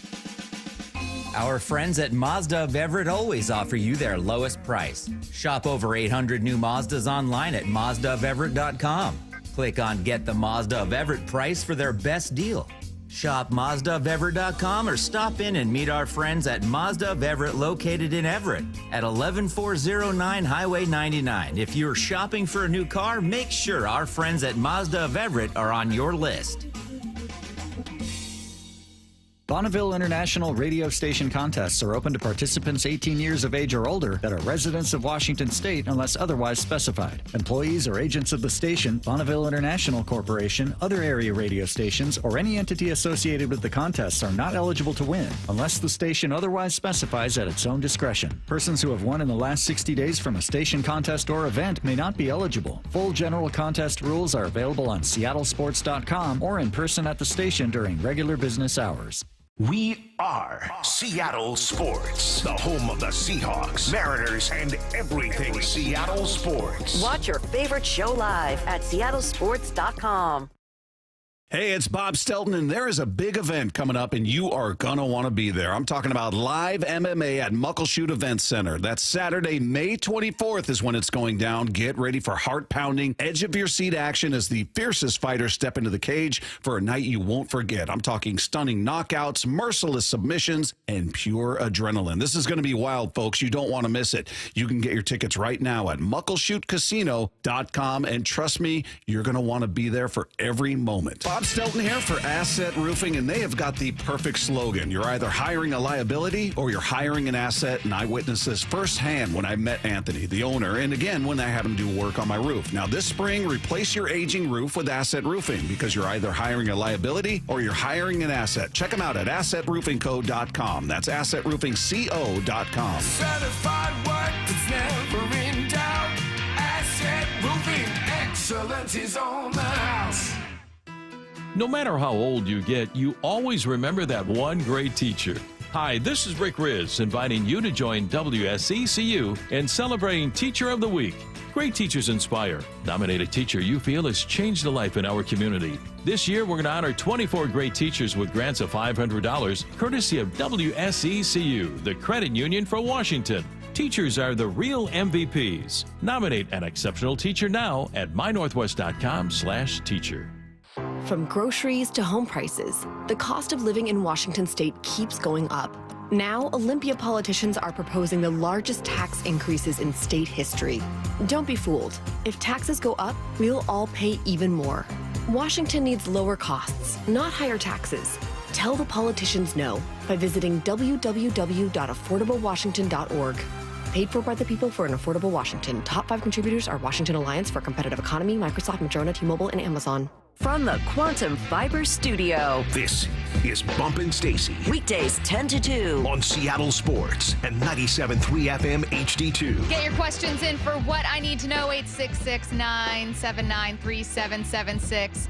Stacy, what I need to know. Tomorrow's my birthday, and I have a tea time at the home course. Happy birthday. What tips do I need while playing the course? Bump, you can give advice too, but I want to ask the pro. The pro. So the first thing you want to do is, obviously, how you get started. Rip the tee off the sledgeway. Rip the tee off the sledgeway. You rip the tee off the sledgeway with your driver, and then you go to the next. No, unless you get a hole-in-one, you still go to that hole. And you want to make sure that you switch irons after that. So you're going to want to get irons. You're going to want to get like a, maybe you get like a 7, or if you got close enough, you're going to get the putter and you're just going to putt it in. Nice. And then if you get under the number of that one, then it's subsequently bigger birds. So the more strokes under, the bigger the bird. There you go. Hey, swing free, man. Home course, not too many trees to deal with. Yeah. The people in the clubhouse are nice, they're friendly. Swing free, man. Just have fun, enjoy your birthday. Rip it. Just swing. Rip it and rip. Swing free, I've always said. From a sports radio talk standpoint, says our next listener, what I need to know, what's the best draft position for the team you're covering? Covering the Titans this year would be kind of boring since everyone knows who they're taking. Top 10 would probably be best, but mid-first has the most variability and thus areas for discussion. Is that a word? Variability. Variability. I mean, I know what it means, but it just feels weird. In your dream world, what draft position would be? It would be number one. It would be number one. Did they say position or team? They said position? Yeah. All right. I'd probably, to cover, one is fun, but you pretty much know what your team's going to get. Leading up to the draft, boring. A quarterback conversation for months and months and months and months and months. The best possible thing you could have. Yeah. Any team that needs a quarterback, honestly. Yeah. If they need a quarterback, they're in the top 15. Yeah. The Giants right now are probably having one of the more fun conversations. I would say when the conversation becomes, oh my God, which of these two will it be? So like last year it would have been, let's say the Commanders. Do they take Drake May? Do they take Jaden Daniels? Like when everyone knows your choices, but the one you're going to make isn't clear. That's the best pick. So 3, 4, 5, something like that. Yeah. I like how you tell me what to think, Stacy. I'm just saying what I think. All right, but you're looking at me with those, this is the answer. It's what it's going to be. Am I not right? It's what it's going to be. If you were to cover any team's draft pick this year, which team would be most interesting to you? It would Any be the team? Giants. Yeah. Like post-draft, you're talking No, everything. like leading up to it. If for the next week, they were like, you get to cover this team's pick. It'd probably be the Giants. Yeah. Exactly as I suspected. What I need to know. What's good? Afternoon. Sorry if you guys talked about this already, but what I need to know is, has Sanders done enough, in your opinion, to have his jersey retired? I think Travis Hunter's amazing, and I understand his number, but don't understand why they would retire Sanders. Initially, I thought they were tripping. Like, what are y'all doing? But he's thrown for the most touchdowns in school history. He has the highest completion percentage in a season and his career in school history. He's like 4th or 3rd when it comes to yards. I understand it, but I think they should have waited 2 or 3 years post his playing days there to make it official. I've seen the argument, too, that people are kind of frustrated with Colorado retiring Shadur's number ahead of, like, Cordell Stewart, who has maybe the most iconic moment in school history, the Hail Mary against Michigan. His numbers are bad, though. He went 27-5, though. It was a different era. Yeah, It was like they were running the wing tee and all They were that. like, what's accuracy? No one cares. Exactly. No one cares. Literally, he was completing like 60% of his passes. Yeah. But athlete-wise, yeah, he's on some Travis Hunter stuff. Right. Yeah. So people are, and I mean, that moment against Michigan, that's what you think of when you think of Colorado football. Who texted in, is this Matt's number? How much water do you guys drink on a daily basis? Matt did that. Let's search Matt Nelson. I would never. Matt, that's definitely funny. Matt. 'Cause last time I checked. That'd be my wife. Oh, who no, that's texted not. in. Okay, that's Brenna. That's yeah. Brenna. Answer the question, Stacy. Okay. How much? These. That water bottle next to you, it's pretty big, right? Beautiful water bottle. 50% of the Rogers household is back there, along with Matt and Bump terrorizing me today because first of all, I drink. She's got a new, you hear that? She's got a new That water sounded bottle. pretty hollow. And it's empty. That water bottle sounded Goodness hollow. gracious. It's a good thing she hasn't filled it up today, or we'd be off the air. There's no water in it. I bragged about getting a water bottle because they always make fun of me for not drinking water. Yes, I have had kidney stones. I'm very bad about hydrating. You've had kidney stones? Yeah, And a lot you of people still don't have drink them. water? A lot of people have them. You know what they used to call people in when I was in middle school who wore DCs and who didn't skate? Posers. Oh, you're a water poser. You're a water poser. I need it right to be now. alive. I just Hydrate gang. frequently don't. Right here. I don't drink a lot of it. I have a lot of LaCroix. So I bought a water bottle and I came in and I bragged about how I had this water bottle and I was going to drink water All for today. show. And then Bump came in, lifted it up, put it on the desk, and it rang hollow. Like very clearly, I have not touched it. I have not even touched filled it. it up, and I just knocked it off the Not a desk. true waterhead. And falling off the desk, it made a lot of empty bangs. What I need to know, what's something you know you're 100% wrong about but will never admit out loud? Why would I say it now? Well, This is a Stacy safe just went space. on and on about water. I'm never going to Yeah. say that. I think that you should I'll be tell you one thing. vulnerable. There is a person who I feel is the greatest at something, and he's not, but he is. Kobe, Why would I say that? that's who it is. That's who it is. Am I right? I'm right. I'm not. I wouldn't say anything. Curtis, anything you'd like to admit while you're standing next to your wife that you're 100% wrong about? 100% wrong about? Brenna, Can't feel think free of to. I'm just, Brenna can let us know what you're wrong just about. so off base on that I'll never admit out loud. So like I remember on air multiple times saying nachos are overrated. I think I'm then wrong. You like walked that back. yeah, not long ago I had nachos and I was like, these are really good, but I can't. It's the brand now. Like I have to be wrong about food all the time, so I cannot admit that I'm wrong about food. Even though like nachos are delicious, I was wrong. But I still think they're incredibly overrated because I have to believe It's brave that. of you, Stacy. Thank you. All right. Well, if you think of one, let us know. Let's see. 866-979-3776. If he wasn't Sanders, would he be even a conversation? If his dad was not the coach, no, they wouldn't be talking about retiring his jersey right now. No, Yeah. clearly. What I need to know. Am I the only one who feels like torpedo bats are cheating or seem like cheating, he says? It does in a way, but it doesn't change like the actual weight of a bat or anything. It just moves the weight. So MLB, we'll know at the end of the day, end of this year, what MLB thinks about it, but I don't think it's cheating. It's like sometimes you have golf clubs with bigger cavities. You know, you have the big cavities and the blades. It's like the weight is just different. Yeah. I get it, though. Like a little part of me. Yeah, I understand it. Yeah. Here's the thing. When the Yankees had the torpedo bats, I thought they're cheating. Now we got it. It's cool. And then now that we have it, I'm like, well, everyone, it's like the tush push. Everyone can do it. Nothing's keeping you from doing it. So, all right, well, I'm going to go get some water. And then when we come back, Rick Rizzs is going to join us for the dugout. Don't go anywhere.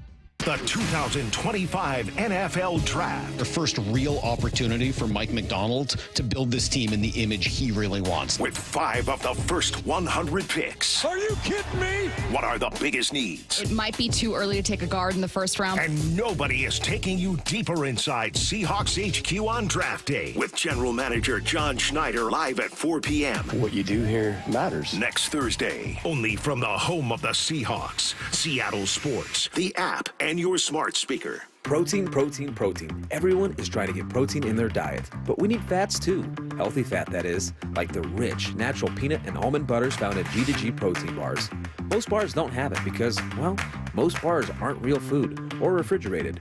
Fortunately for you, we aren't most bars. At G2G, you'll find a balanced helping of protein and healthy fat. The fact that they're delicious is just a bonus. They're fast, easy, and perfect for on-the-go families. G2G protein bars. Find them in the refrigerated section at Costco. Mike Salk here, and luxury awaits at Snoqualmie Casino and Hotel, where comfort meets elegance. And this summer, you can experience the breathtaking Cascade views, the world-class dining and entertainment, and elevate your next getaway by combining effortless style with the utmost relaxation. Plus, Snoqualmie Casino and Hotel's award-winning outdoor summer concert series is back with amazing artists like Hanson, Austin Jenks, Melanie Fiona, and POD. This summer, overlooking the beautiful Snoqualmie Valley, snocasino.com for tickets. Seattle's closest is now Snoqualmie Casino and Hotel.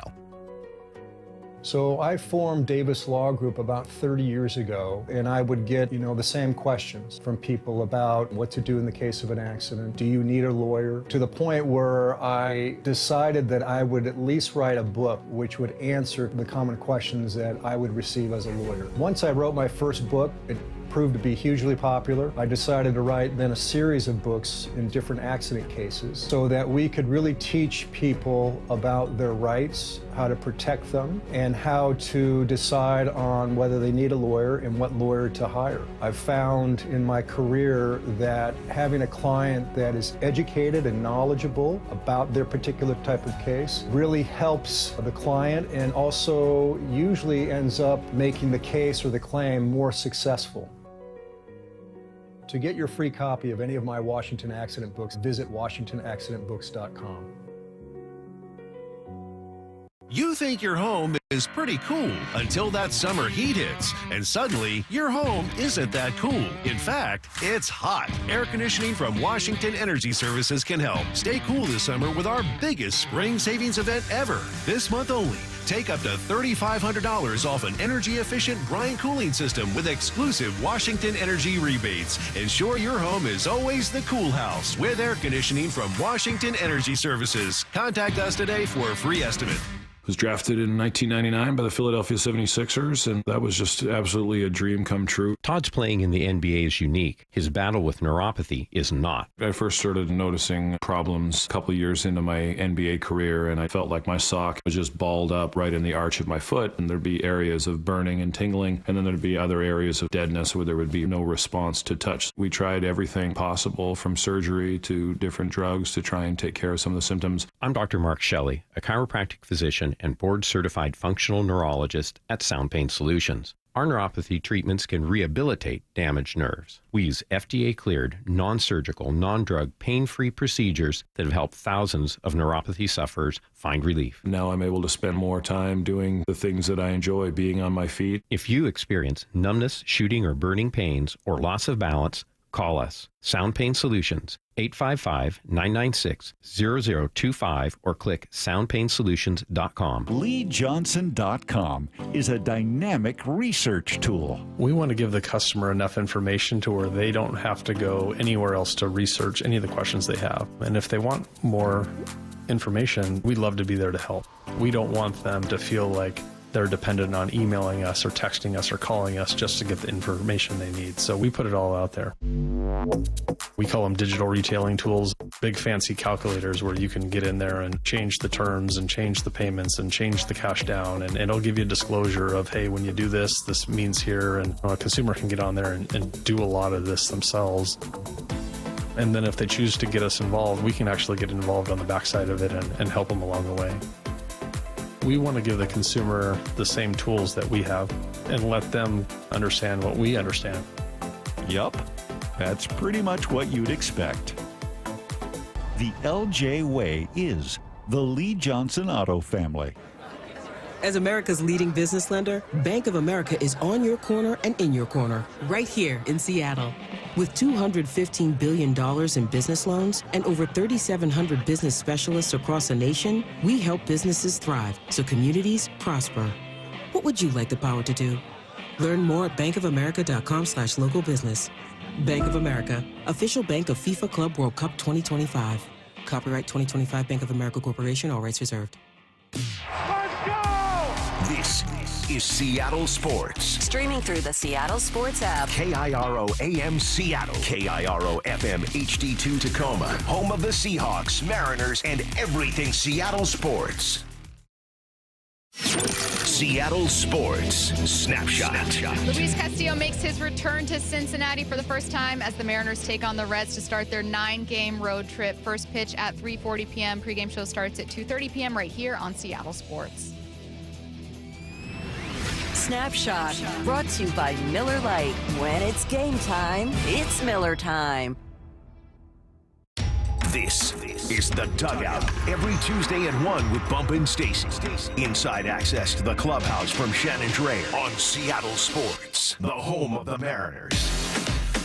Mariners about to open a 9-game road trip beginning with a series against the Reds. 3:40 p.m. first pitch. Bump, I'm partial to the day games. I know it's not like a full matinee. Mm-hmm. It feels very matinee-y here on the West Coast. I love a 3. Do you go to the course? What do you do for a day game? Oh, yeah, I'm out of there. Well, you know what? The last 2 matinee, I've stayed around for a little bit, but I'm out of there. I'm going to the course trying to break par. A voice you'll be hearing, of course, Rizzs joining us now on the Emerald Queen Casino Sportsbook Hotline. Rick, how's it going? Hey, Stacy and Bump. Doing fine. A little chilly here, cloudy, and downtown Cincinnati. We're at Great American Ballpark. Reds taking a little BP right now and getting ready for the opening game of the series with Cincinnati and opening game of the long road trip. So it's going to be a little chilly tonight. So Absolutely. We're ready. Well, I hope they are. I feel like they are coming off a really successful homestand here, obviously taking 5 of 6 from AL West opponents. We saw, Rick, some complete games. We saw a bit more offense. I think that none of these games felt especially unreal or lucky. It felt like, they were fighting and we were liking what we were seeing. What's one thing you're hoping carries into the next several series here? Well, I'm hoping that, we see more of what we saw in the middle game of the series against Texas because they had a complete game. They scored 9 runs. They hit home runs. They scored a bunch of runs, and they added on and won that ball game by a score of 9-2 because everything has been so close. Of the 8 wins, 4 decided by 1 run, 3 decided, I think, by 2, and 1 by that 7-run decision. So it'd be nice to get the offense going. The pitching has been outstanding. Luis Castillo's going tonight. He's pitched very well. He outpitched Tarek Skubal 2 starts ago when he beat Skubal and the Tigers 3-2, won 5 scoreless innings in that long game against the Houston Astros. It's going to be his first ever start against his former ball club tonight here in Cincinnati. So that's what I want to see. You want to see a complete game, some consistency, the offense to go with the pitching and the defense. And the other thing we're going to see, Stacy and Bump, is that Ben Williamson tonight here in Cincinnati is going to be making his major league debut. So I just got finished talking with him. He's pretty excited. His mom and dad are here, his girlfriend, his brother, friends from high school and college. So it's going to be a big night for Ben Williamson. So that's going to be a nice storyline to watch this evening. I love that, Riz. You see that more in baseball than any other sport, right? Guys getting called up and the family showing up. So I'll definitely be looking out for that. What do you think Ruiz is feeling right now? I mean, it's been a while. He's been here in Seattle for 4 years now. It's not like he just left. What do you think he's going through? I think he's going to be pumped up. You always want to do well against your former ball club. You got a lot of friends over here. There are obviously some new faces. They got a manager here, Terry Francona, has had a lot of success, but it's his first year with Cincinnati. So he's, some guys are still around from when he was here. Thank goodness that the Mariners made that trade, in 2022. He was outstanding. So I think he's excited. I think you're always excited when you face your former ball club, and he's going to be fired up tonight. He's pitched well this year. It's really a bummer, obviously, that this club is going to have to go for so long without Bliss, also without Robles. And I wondered prior to, obviously, this Rangers series, oh, my God, Rick, how are they going to overcome this? And then we saw, contributions from guys that we were least expecting. Who's a guy who, he's not one of the biggest names that you've been thinking he's been playing some pretty good ball? Yeah, Luke Raley is going to pick up a lot of slack, in right field. They're definitely going to miss Victor Robles. He was one of the most exciting players in the game of baseball, in the second half of the season. I don't know why the Nationals let him go, but thank goodness they did.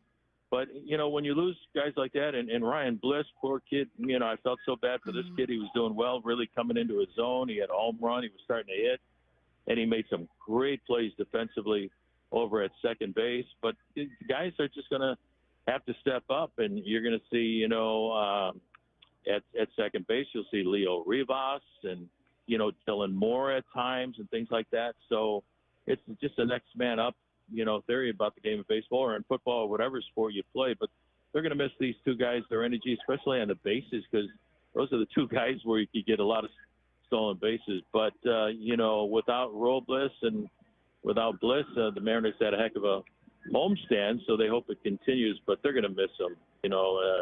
That's a tough injury, especially for Bliss, who's going to be out for a long time with the torn bicep tendon, and hopefully we'll get Robles back for the second half of the season. So it's, two big losses. Got to feel for him. Riz, a concern going into the season was the bullpen, and you're still waiting on Brash, right, to get healthy or whatnot. But we've seen some good performances so far. Snyder's put together a couple good ones. Spire has been a guy as well. What's the state of the bullpen right now when you compare it to the beginning of the season? Yeah, the bullpen's doing great. You brought up a good point, Bump. Gabe Spire has been really a revelation. He was hurt last year. He was outstanding 2 years ago. This guy's getting everybody out. I mean, he's had 1, 2, 3 innings. He's retired 22 of the last 23 guys that he's faced. Munoz already has 6 saves on the year and 6 opportunities. Thornton's getting the job done. Carlos Vargas is really coming into his own. He's getting a lot of confidence. I was talking to Logan Gilbert and a few other guys about Vargas, and he says his pitches are just moving all over the place. And he's throwing strikes. That was an issue, at spring training, but he made the ball club. So the bullpen's great. And they just got stronger because Troy Taylor's with the ball club. The Mariners have designated for assignment Casey Lawrence. So Troy Taylor is with the team tonight. I just got finished talking with him and Ben Williamson. He had a lat strain. He said when he tried to reach out, he had a little bit of pain. So he missed all the spring training. I think he told me he got into 5 games down at AAA Tacoma. So he's here, so that's going to help out. This kid pitched himself into a lot of high leverage situations when he showed up last year. So the bullpen has done a great job, and it's going to get even better, like you mentioned, when Matt Brash eventually gets here, and hopefully that's real soon. I'm going to go a series back and obviously look back at the Astros. Randy Rosarena with one of my favorite moments of the season so far. And we all knew about Randy before he got here, but I think that when he's on your team, obviously you learn more about people. Is he kind of bringing a spark, electricity, leadership to the club? Who's bringing that right now? He's bringing it. No, that's a good point, Stacy, because he mentioned the fans out there, having a fun time with them. They're pumping them up. And without Randy, the Mariners don't win that ball game against the Houston Astros. They were down 5-0. Hunter Brown was throwing a 2-hit shutout for 7 innings, and then they go to the bullpen. Big mistake on Houston's part because Randy then hits a grand slam home run. Now they're back in the ball game at 5-4. he goes out there. And I watched him when he went out to left field. Man, they were gave him a standing ovation. He was pumped up. And then they get a run in the top of the ninth inning and then leading 6-4. And then Julio gets a 2-run double in the bottom of the ninth inning to tie the game. Bases get loaded. And then Randy, after hitting the grand slam, you want to, hit another grand slam, because you already hit a grand slam the inning before. He took his pitches. He took the walk. He had a walk-off walk to win the ball game. He did 2 at-bats to win that ball game. Totally different at-bats. One a grand slam, one a walk-off walk. And without Randy Arozarena, obviously the Mariners don't win that game. And what it does, it sends the team into into some momentum into the Texas series, and they just kept right on a roll and ended up sweeping the Texas Rangers. But that's a game that when we look back, when the Mariners get to the playoffs this year, they're going to look back at that win and go, that was one of the biggest wins of the season. Hey, Rizzs, I was actually in left field at Edgar's when that standing ovation happened, so I'm taking full responsibility for that. Did you lead it? I got that thing going. Let's give it up for Randy, guys. Go, Everyone stand up. Good job. You fired up, Randy. It was awesome. It was awesome. Yeah. Hey, on I think it was the second game of the Texas series, Julio hits that triple, and I texted Curtis and Stacy. I said, man, he's starting to get that glow again, and I'm starting to feel something from Julio. What are you seeing out of him?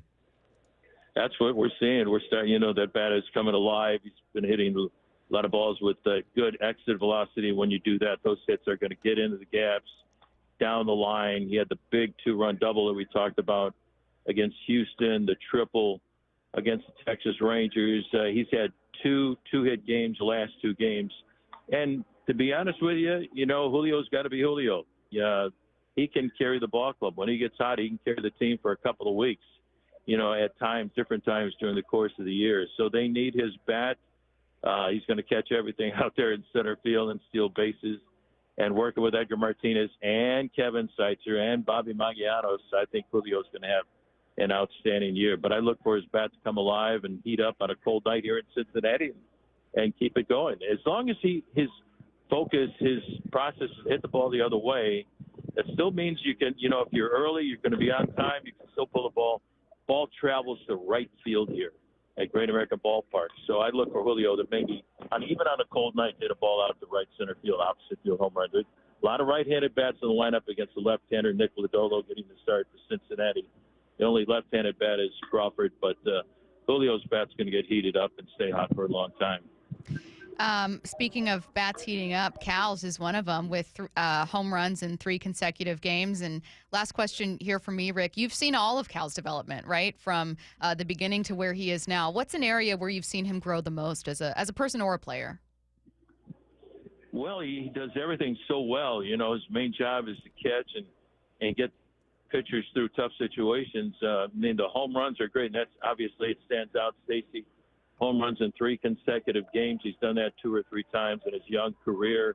He's hit more home runs than any catcher in the history of the Mariners. But what I see with Cal's maturation process is what happened in the last 3 games against the Texas Rangers.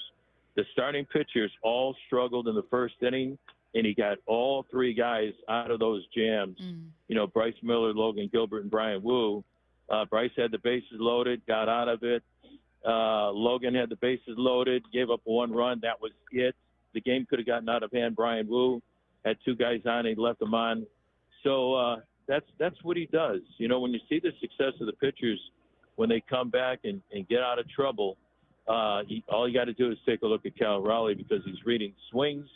He knows the sequence of pitches, how the bidders are getting to pitches, what they can't get to. And with Cal Raleigh, he's such a complete guy. When you catch, you got to be able to do both, and he does both. Last year, 34 home runs, 100 RBIs. The guy was an Iron Man. He caught 135 games, appeared in 153. He's going to be the DH tonight. Garver's going to catch, so you get another right-handed bat on the lineup. But when I think of Cal Raleigh in his year, he's just one of the most complete catchers and one of the best catchers, in all of baseball. Also one of the nicest guys you'll ever want to meet, too. A voice of the Mariners, Rick Rizzs, kind enough to join us for the dugout. Thanks, Rick. Thank you. Thanks, Riz. Tracy Bump, thank you very much. Appreciate it. Tune in tonight. It's going to be a lot of fun. We can't wait. Thanks. I almost called him Rick. I never call him Rick. That's why I stopped. I know. Riz. I go back and forth. And then I need to get to break. What am I doing? Shannon Drayer joins us next. The 2025 NFL Draft. Their first real opportunity for Mike McDonald to build this team in the image he really wants. With 5 of the first 100 picks. Are you kidding me? What are the biggest needs? It might be too early to take a guard in the first round. And nobody is taking you deeper inside Seahawks HQ on draft day with General Manager John Schneider live at 4 p.m. What you do here matters. Next Thursday, only from the home of the Seahawks, Seattle Sports, the app, and your smart speaker. If you've got a gas-powered engine, keep it running like new at every fill-up. Stable in-season protection is your engine's preventative medicine, cleaning and protecting the entire fuel system in season. In outdoor power equipment, prevent gum and varnish buildup that could cause a rough or non-running engine. For cars and trucks, increase fuel efficiency and power by removing deposits, ensuring your engine's long-term health. Stable outperforms the competition in independent lab testing. So at every fill-up,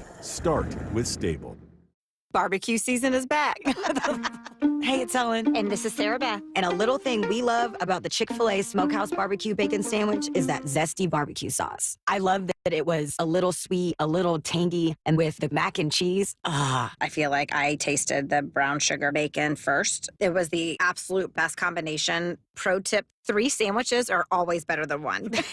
Order the Smokehouse Barbecue Bacon Sandwich and a Coca-Cola on the Chick-fil-A app for a limited time. Real guests paid for their testimonials. Announcing the Million Hour Volunteer Rally. G here, join me, Safeway and Albertsons, and donate your time and skills to support local food banks and host food drives or fundraisers. You can win free groceries for a year and a $5,000 donation to your favorite hunger relief agency. Visit albertsons.com/volunteer to learn more. Find volunteer opportunities and log your hours. 1 million hours will help create food secure communities. Visit albertsons.com/volunteer.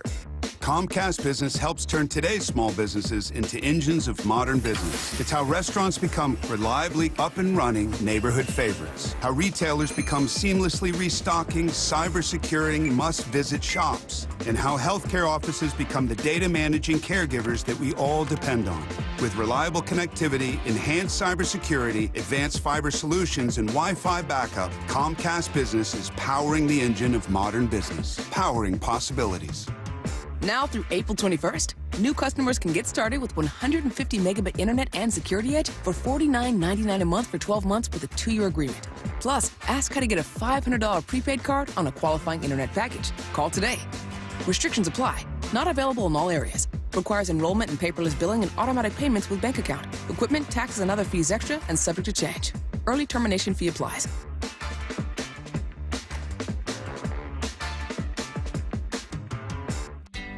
This year, tee it up at home with Synthetic Turf Northwest. Dial in your yard and your short game is sure to follow.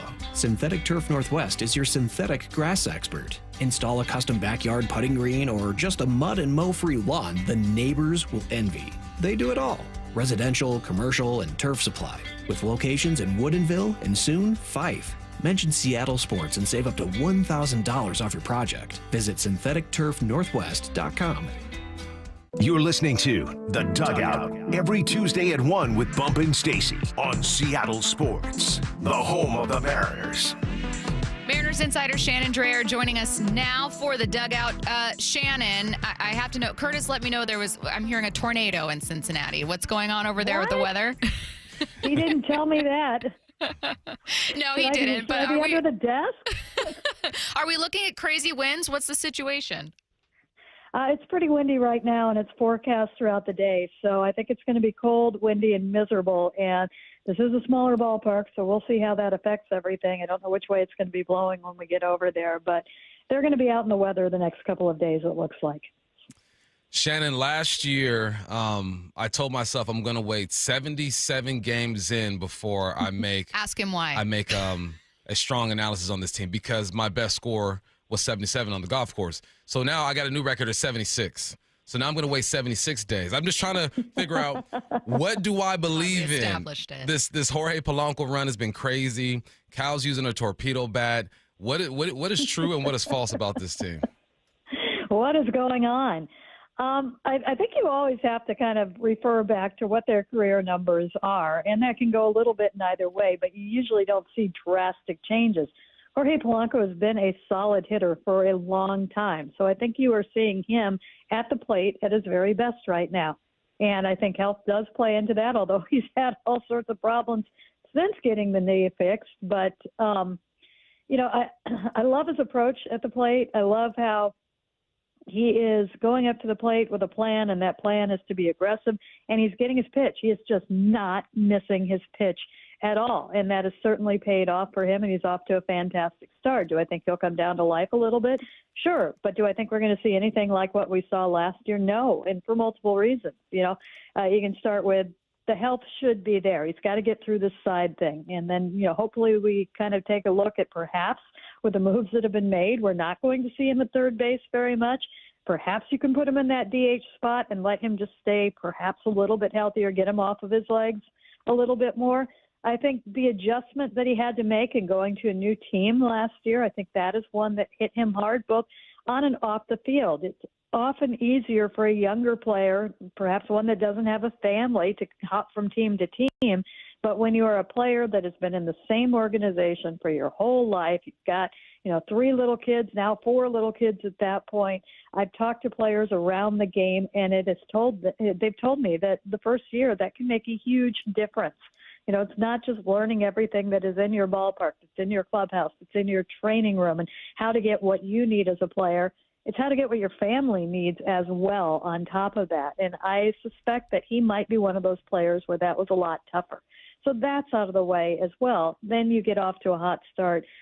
For a veteran in particular, things usually bode pretty well for them when they do that. They kind of get into their groove. They find their swing early. They're comfortable. They're confident. I think it's a good thing, but I do think that he'll come down to life a little bit. I don't know what to make of the torpedo bats.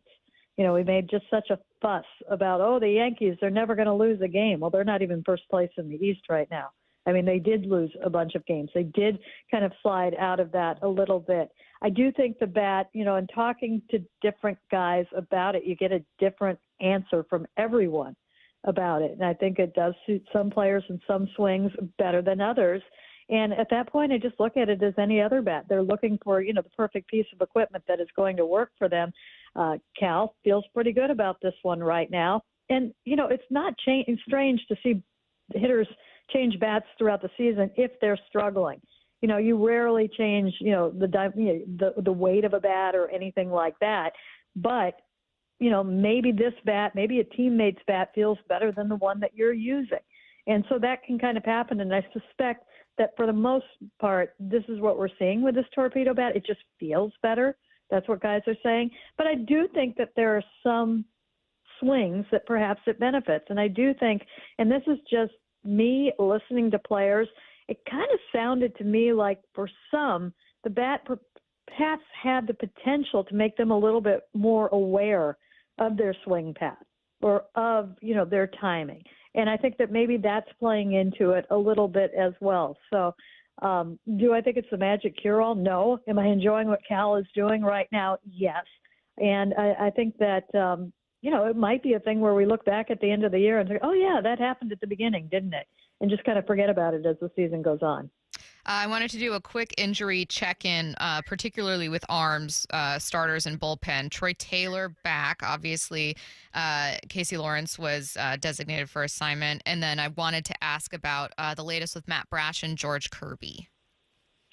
Yeah, Matt Brash made his, I guess, first or second rehab assignment, deciding on how you want to qualify what he did in spring training. He pitched in the last game of spring training. He got up on the mound. But then they really kind of dialed things back a little bit. And so there was kind of there were 2 weeks in between that and when he pitched again. So I think maybe I kind of knocked that off and not count that one. So I think that this in earnest is his first rehab start. All went well from everything that we heard. Now the question is, how many is he going to need for both himself and the club to feel comfortable with putting him back out there? But it is, without question, moving in the right direction. And, we are talking about weeks instead of months. And probably, I don't think it's going to be a week. I don't think we're going to see him in Toronto, which is a shame. But on the homestand, if everything continues to go on the way that it is, yes.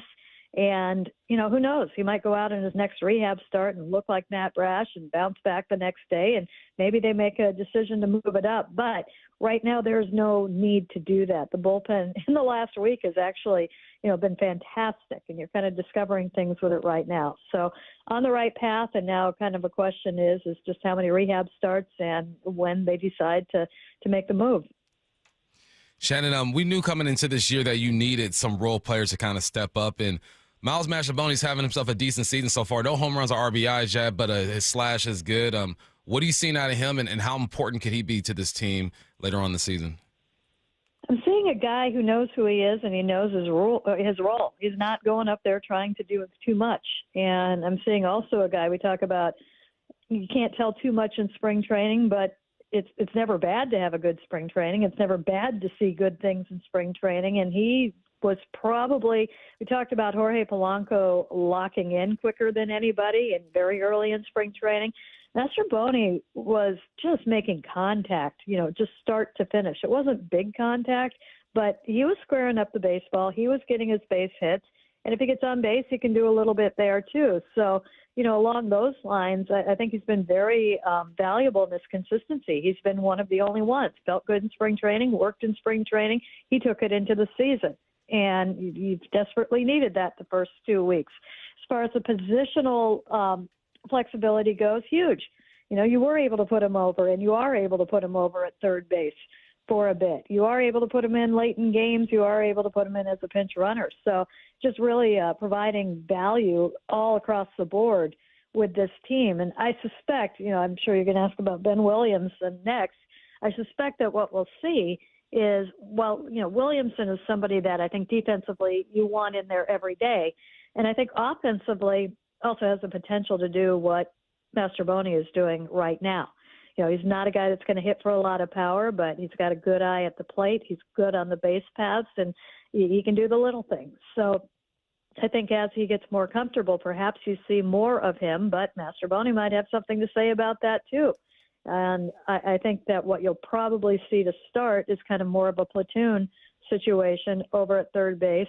I'm not sure if we'll see him tonight because you're facing a very tough lefty on the other side, so maybe you protect him a little bit. But I do think that if he kind of gets into his game, if he is having some success, and again, it's not going to be big success in terms of extra base hits, but if he's getting on base, having good at-bats, putting the ball in play, and not overwhelmed, perhaps you see him get more and more playing time, and you see Mastrobuoni a little bit more, moving around the diamond.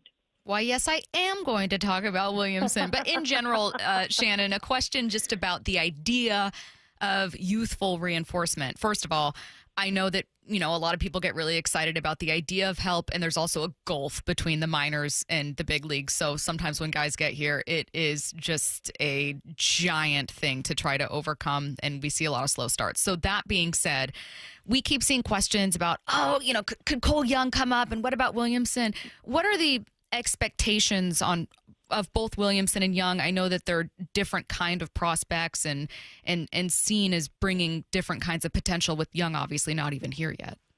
Yeah, it's going to be interesting because I talked about this on one of the shows. It might have been yours last week, and you point out they are different kinds of prospects, and you handle different kinds of prospects differently. If it is one of your prized prospects, and this is no slight on Ben Williamson whatsoever, but, he's not a top 3, 4, or 5 prospect in the organization. You put a lot on them. I think we saw that with Julio. You see players that are coming up, there are kind of bigger expectations for them. So I don't feel like they are given the opportunity as much to fail when they come up. And as such, I think the organization wants these guys to stick when they come up. And so if they're going to stick when they come up, you've got to give them as much as you can to make sure they are absolutely ready, and not only ready, but successful at the time that you call them up. Williamson was hitting. Defensively, he is ready. But what he doesn't have is he doesn't have a lot of games behind him. And, he's got minimal games behind him. But I do think that he knows who he is, so you can bring him up. I don't think he's going to try and overdo anything. I don't think he's going to decide all of a sudden, I have to be hitting bombs. So the expectation on him is a little bit different. And for your prime prospects, you want all the I's and the T's to be dotted and crossed. You want the bow put on top before you bring them up. You want them feeling as good as they possibly can about themselves when they are brought up, in their game and their confidence and everything else. So I think that's a little bit different. But I think that when you have a player like Williamson, and he's kind of battled some things, he really didn't have any idea that he'd have a chance to play in the big leagues until I think his junior year in college. And he went to a small college, and he kind of, developed a little bit slower. He wasn't that guy in travel ball when he was 14 who was tearing it up or anything like that. So a slower progression with him. And a lot of the times, when you have that and when you've got the full college slate behind you, I think you can handle perhaps the early call up a little bit better. And he can fall back on the defense, which is good. But the one thing that you have to look out for, no matter how valuable a player is to a team defensively, if they're not hitting, it's going to affect the defense. It doesn't matter who they are. It doesn't matter if they're a Gold Glover or anything. So you want to make sure you handle that carefully, too. You can't just assume a player is going to come up and be a defensive star and not care about his offense at all. It will happen. So I think that's another reason why you see, the players handled a little bit differently, and you're just going to be more careful with those guys that you're really kind of banking on, being cornerstones. Doesn't mean Ben Williamson can't, but he's in a position where he can develop a little bit more at the big league level where the others, they want ready to go. She is Mariners insider Shannon Drayer, kind enough to join us on the dugout. Thanks, Shannon. Thanks, Shannon. You got it, guys. I'm going to go look for that tornado. Please do. Stay safe. More of the latest Mariners news coming your way next. This is the Dugout. This weekend at T-Mobile, just what the doctor ordered. How sweet it is. The Mariners sweep aside the Texas Rangers. It's a whole lot of Calarali, that's for sure. The big dumper. Home runs in 3 consecutive games. 4 straight wins, back-to-back series dubs against division rivals. Can the M's keep it going as they kick off a 9-game road trip in the first of 3 against the Reds in Cincy this afternoon? Pre-game at 2:30, first pitch at 3:40 on the home of the Mariners, Seattle Sports. Hey, it's Cliff Averill, inviting you to join me at Muckleshoot Casino Resort April 24th for the ultimate draft day viewing party. Yeah, we're teaming up with Seattle Sports to bring you all the excitement on draft night live. You'll get expert insight, exclusive prizes, and a chance to hang out with me and my boy Lofa Tatupu for a special Q&A. Whether you're a diehard Seahawks fan or just love some football, this is the place to be. So don't miss out. Join us for the big night at Muckleshoot Casino Resort. Let's talk football, win some prizes, and enjoy the draft together. We've all been there, sleepless nights, wondering if your business's security service is really protecting what matters. At Bay Alarm, we can put your security insecurities to bed. Our advanced technology and personalized support ensure you can rest easy knowing we're here for you. BayAlarm.com. What is that sound? Ugh, that sounds like a plumbing sound. Luckily, there's a company that fixes all the plumbing sounds across Puget Sound. That's All Sound Plumbing. Puget Sound's plumbing experts. Have a sound? Visit allsoundplumbing.com. From groceries to home prices, the cost of living in Washington state keeps going up. Now, Olympia politicians are proposing the largest tax increases in state history. Don't be fooled. If taxes go up, we'll all pay even more. Washington needs lower costs, not higher taxes. Tell the politicians no by visiting www.affordablewashington.org. Paid for by the people for an affordable Washington. Top 5 contributors are Washington Alliance for a Competitive Economy, Microsoft, Madrona, T-Mobile, and Amazon. Hey, this is a great deal. Riverside Roofing is offering $1,000 off a new roof replacement, incentivizing homeowners like you to book their roof replacement right now. It's Mike Salk here, and this is a great time to do it. The days are getting longer. Post 7 p.m. sunsets, those crews can get your roof done quick, just in time for the spring rains to keep your home dry and protected. Here's what you got to do to claim your $1,000 off from Riverside Roofing. Book a free estimate from their website, riversideroofingllc.com. And when you meet with Brandon, that's Don's son, tell him you heard the message on the radio station. $1,000 back in your pocket and a brand new roof over your head. Be sure to ask Brandon about their 35 years of local experience, their GAF Master Elite certification, which puts them in the top 3% of roofers nationally, and the catch-all system, which they use to keep your yard and driveway totally free of debris like nails and shingles. It's all at riversideroofingllc.com. Tell them Mike Salk sent you. Go to Riverside Roofing, the roofing company you can trust. For over 113 years, Pacific Lamp and Supply Company has been your #1 lighting specialist in Washington, from the Space Needle in Seattle all the way to the Riverwalk in Spokane. With the largest lighting inventory in Washington, Pacific Lamp's knowledgeable and experienced staff can assist with any lighting issue, including intricate lighting and control designs. Plus, they work with all utilities in Washington to get you the best available lighting rebates. Pacific Lamp and Supply Company, Washington's lighting experts since 1912. Visit pacificlamp.com. If you've got a gas-powered engine, keep it running like new at every fill-up. Stable in-season protection is your engine's preventative medicine, cleaning and protecting the entire fuel system in season. In outdoor power equipment, prevent gum and varnish buildup that could cause a rough or non-running engine. For cars and trucks, increase fuel efficiency and power by removing deposits, ensuring your engine's long-term health. Stable outperforms the competition in independent lab testing. So at every fill-up, start with Stable. Barbecue season is back. Hey, it's Ellen. And this is Sarah Beth. And a little thing we love about the Chick-fil-A Smokehouse Barbecue Bacon Sandwich is that zesty barbecue sauce. I love that it was a little sweet, a little tangy, and with the mac and cheese, I feel like I tasted the brown sugar bacon first. It was the absolute best combination. Pro tip, 3 sandwiches are always better than 1. Order the Smokehouse Barbecue Bacon Sandwich and a Coca-Cola on the Chick-fil-A app for a limited time. Real guests paid for their testimonials. You're listening to The Dugout every Tuesday at 1 with Bump and Stacy on Seattle Sports, the home of the Mariners.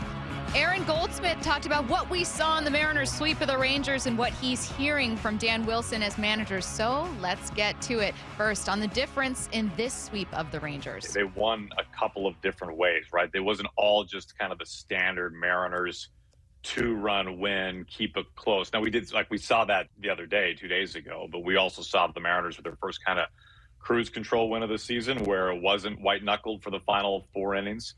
I think the Mariners have started scoring some runs. I don't know if they're going to score that many runs on a regular basis, but I think if it lands somewhere in between what we saw on the first homestand and what we saw on the second homestand, I think you're going to be in pretty good shape as a team. I agree with Aaron Bump. It's good when you know that this team can strike in a couple different ways. I love a game that, is really, really close. Pitchers doing a great job. Not a lot of offense, and they randomly get 2 home runs late. But I don't like a team that has to depend on like solo shots without getting base runners, without driving anyone in. It doesn't feel sustainable. So I liked seeing runners moved over. I like seeing runners on base. They left a couple. Yep. But it was still nice to see. No, I like that 9-2 victory. You get 4 runs in the 3rd, sprinkle 1 in the 5th. You get 4 in the 7th. Okay, and then the Rangers come around. They get 1 in the 9th. All right, cool. That's fine. Mm-hmm. Imagine the position or the way that these relievers felt in that situation. Like, goodness gracious, thank you, baby Jesus. I'm not out here stressing out, worried about giving up a bunch of runs. Bizzardo did his thing, didn't give up any runs, and then Santos comes in, throws a few pitches, does give up a run, but he's not stressed about it. In the old days, last week, they'd be stressed in this situation. Back in the day. So yes, it's important that they show that they're capable of doing that.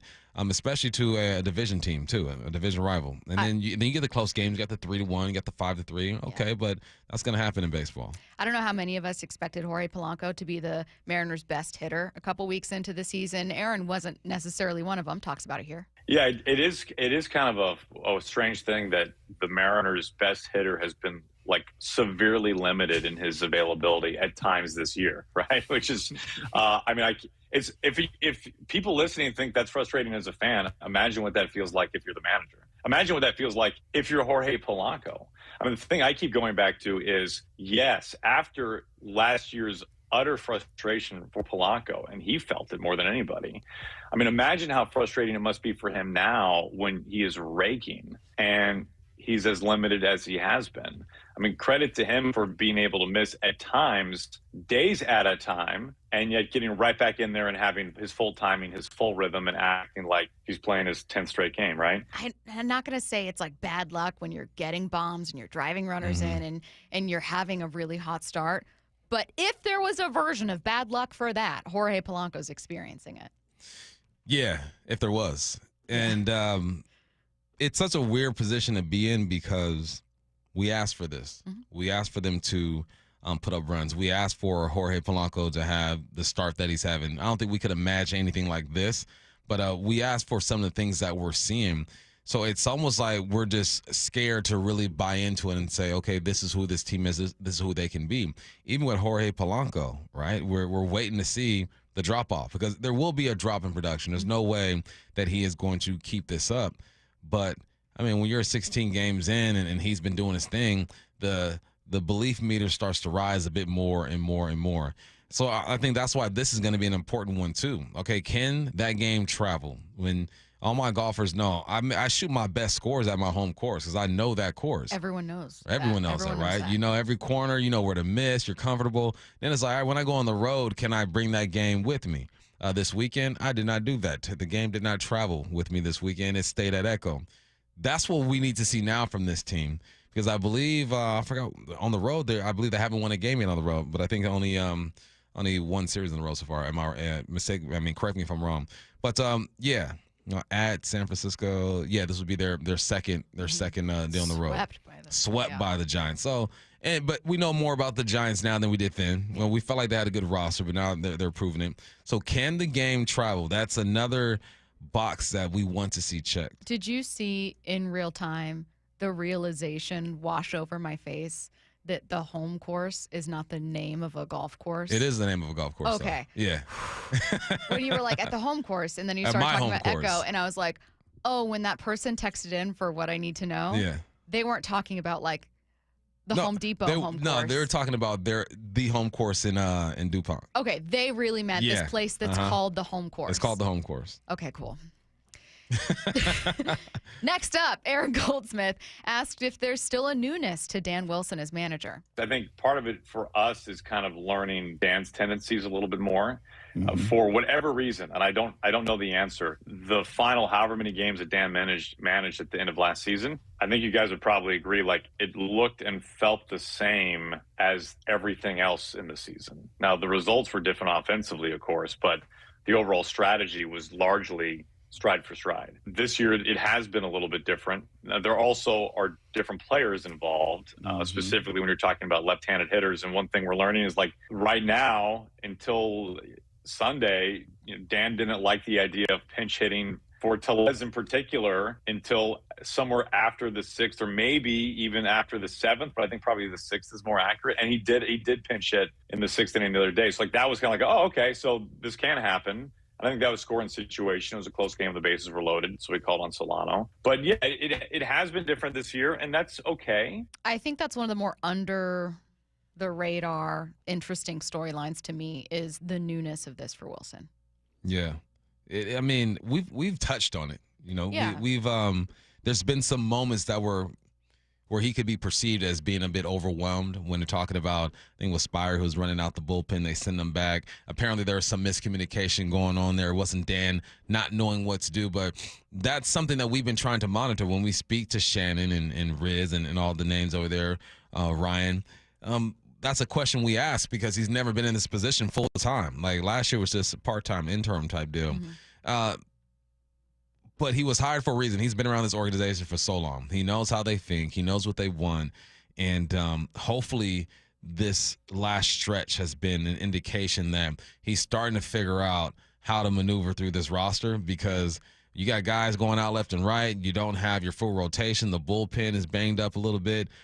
That's where the skip comes in. He is getting some help from upstairs, the data people or whatnot. But when you see in-game decisions work out, you got to pat him on the back a bit. All right, you are listening to The Dugout, the latest on the Mariners, one of our absolute favorite news segments. Alex Mayer is going to join us in just a couple minutes with some really awesome insight, big numbers guy when it comes to this team as we get you ready for a series opener against the Reds. Don't go anywhere. Seattle Sports, your home for Brock and Salk. Weekdays 6 to 10. The number 9 draft profile, the tight end, Colson Loveland. There is no struggle as a pass catcher. This may be, and he may turn out to be, that next great NFL tight end. Because of this system, tight ends are going to be so unbelievably valuable. When you got a unicorn, and he would be a unicorn sitting there, there's a possibility. On Seattle Sports and 97.3 FM HD2.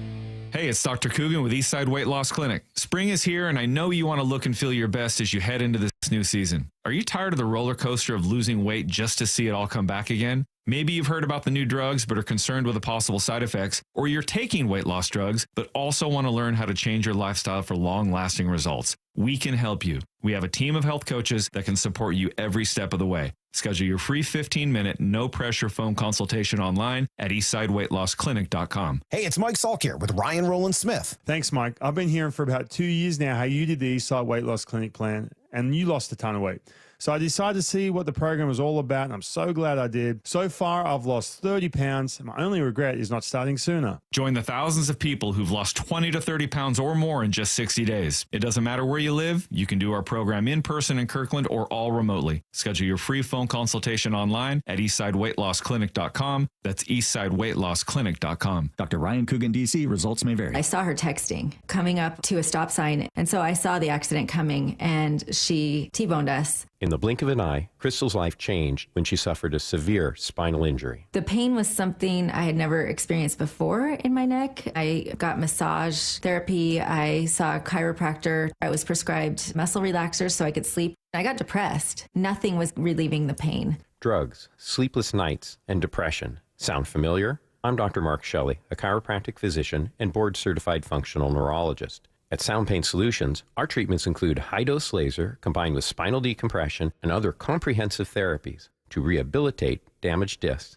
We use treatments that are non-surgical, FDA-cleared, drug and pain-free. I was able to get off my pain medicines, and I was able to sleep through the night, and that was what I was desperate for. To learn if you're a candidate for our treatment, call us. Sound Pain Solutions, 855-996-0025, or click soundpainsolutions.com. Meanwhile, at Xfinity.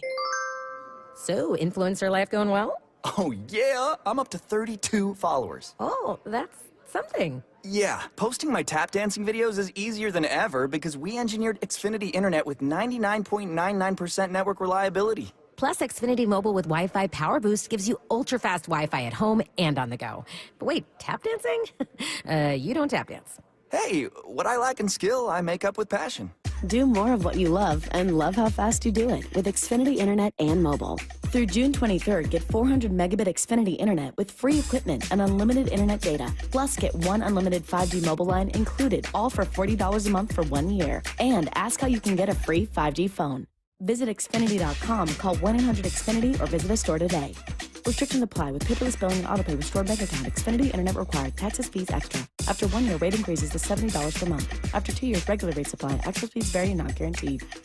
I'm still going for it, even with higher stroke risk from atrial fibrillation, and a regular heartbeat not caused by a heart valve problem. Over a 3-year study, Eliquis apixaban tablets reduce stroke risk better than warfarin, and over 97% of Eliquis patients did not experience a stroke. A first stroke occurred in 2.9% of warfarin patients versus 2.3% of Eliquis patients. Don't stop taking prescription Eliquis without asking your doctor. It may increase your stroke risk. Eliquis can cause serious and in rare cases fatal bleeding. Don't take Eliquis if you have an artificial heart valve, abnormal bleeding, or antiphospholipid syndrome. While taking, you may bruise more easily or take longer for bleeding to stop. A spinal injection while on Eliquis increases risk of blood clots, which may cause paralysis, the inability to move. Get medical help right away for unexpected bleeding, unusual bruising, or tingling, numbness, or muscle weakness. Medications such as aspirin products, NSAIDs, SSRIs, SNRIs, and blood thinners may increase bleeding risk. Tell your doctor about all planned medical or dental procedures. Learn more at Eliquis.com or call 1-855-ELIQUIS. You're listening to The Dugout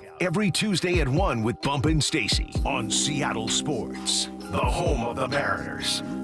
Alex Mayer joining us right now on the Emerald Queen Casino Sportsbook Hotline. Alex, we have been looking forward to your interview all day. It's always a really fun one, diving into some numbers, especially with this team. But I'm going to start with a behind-the-scenes question. How many guys on this team are working with torpedo bats, and how many of Cal's home runs over the last 3 games have been off a torpedo bat? Wow, hitting me with the hard ones. I know. Again. Yeah, I mean, obviously Cal's homered in 3 straight games. He's going for a career-high 4. I don't know how much of it's the torpedo bat. I mean, he obviously led big league catchers in home runs 3 straight years now. He hit 27 a couple years ago. He hit 30 in 2023 and then 34 last year. So I'd like to think it's more Cal Raleigh than the torpedo bats, but there's no denying that they're all the rage right now. Alex, every now and then, like, I meet somebody And I just think, man, their brain is just different. Like, how do you even come up with this? And my friend, you are one of those people. I'm going to read something to you, and you tell me how the heck you found this. Oh, man. For Thanks. each of the last 2 PGA golfers to complete a career Grand Slam, Rory McIlroy and Tiger Woods, the Mariners have won a home series versus Texas and hit a Grand Slam that week. Randy and Oliver. How? How are you doing this? Answer for yourself. Yeah. So honestly, my obsession, I guess, for lack of a better word, is connecting the Mariners and I guess baseball in general to other sports, right? So, I love connecting it to football, basketball, hockey, whatever it may be. I'm going to do that digging, and I think that was the first baseball golf crossover note I did.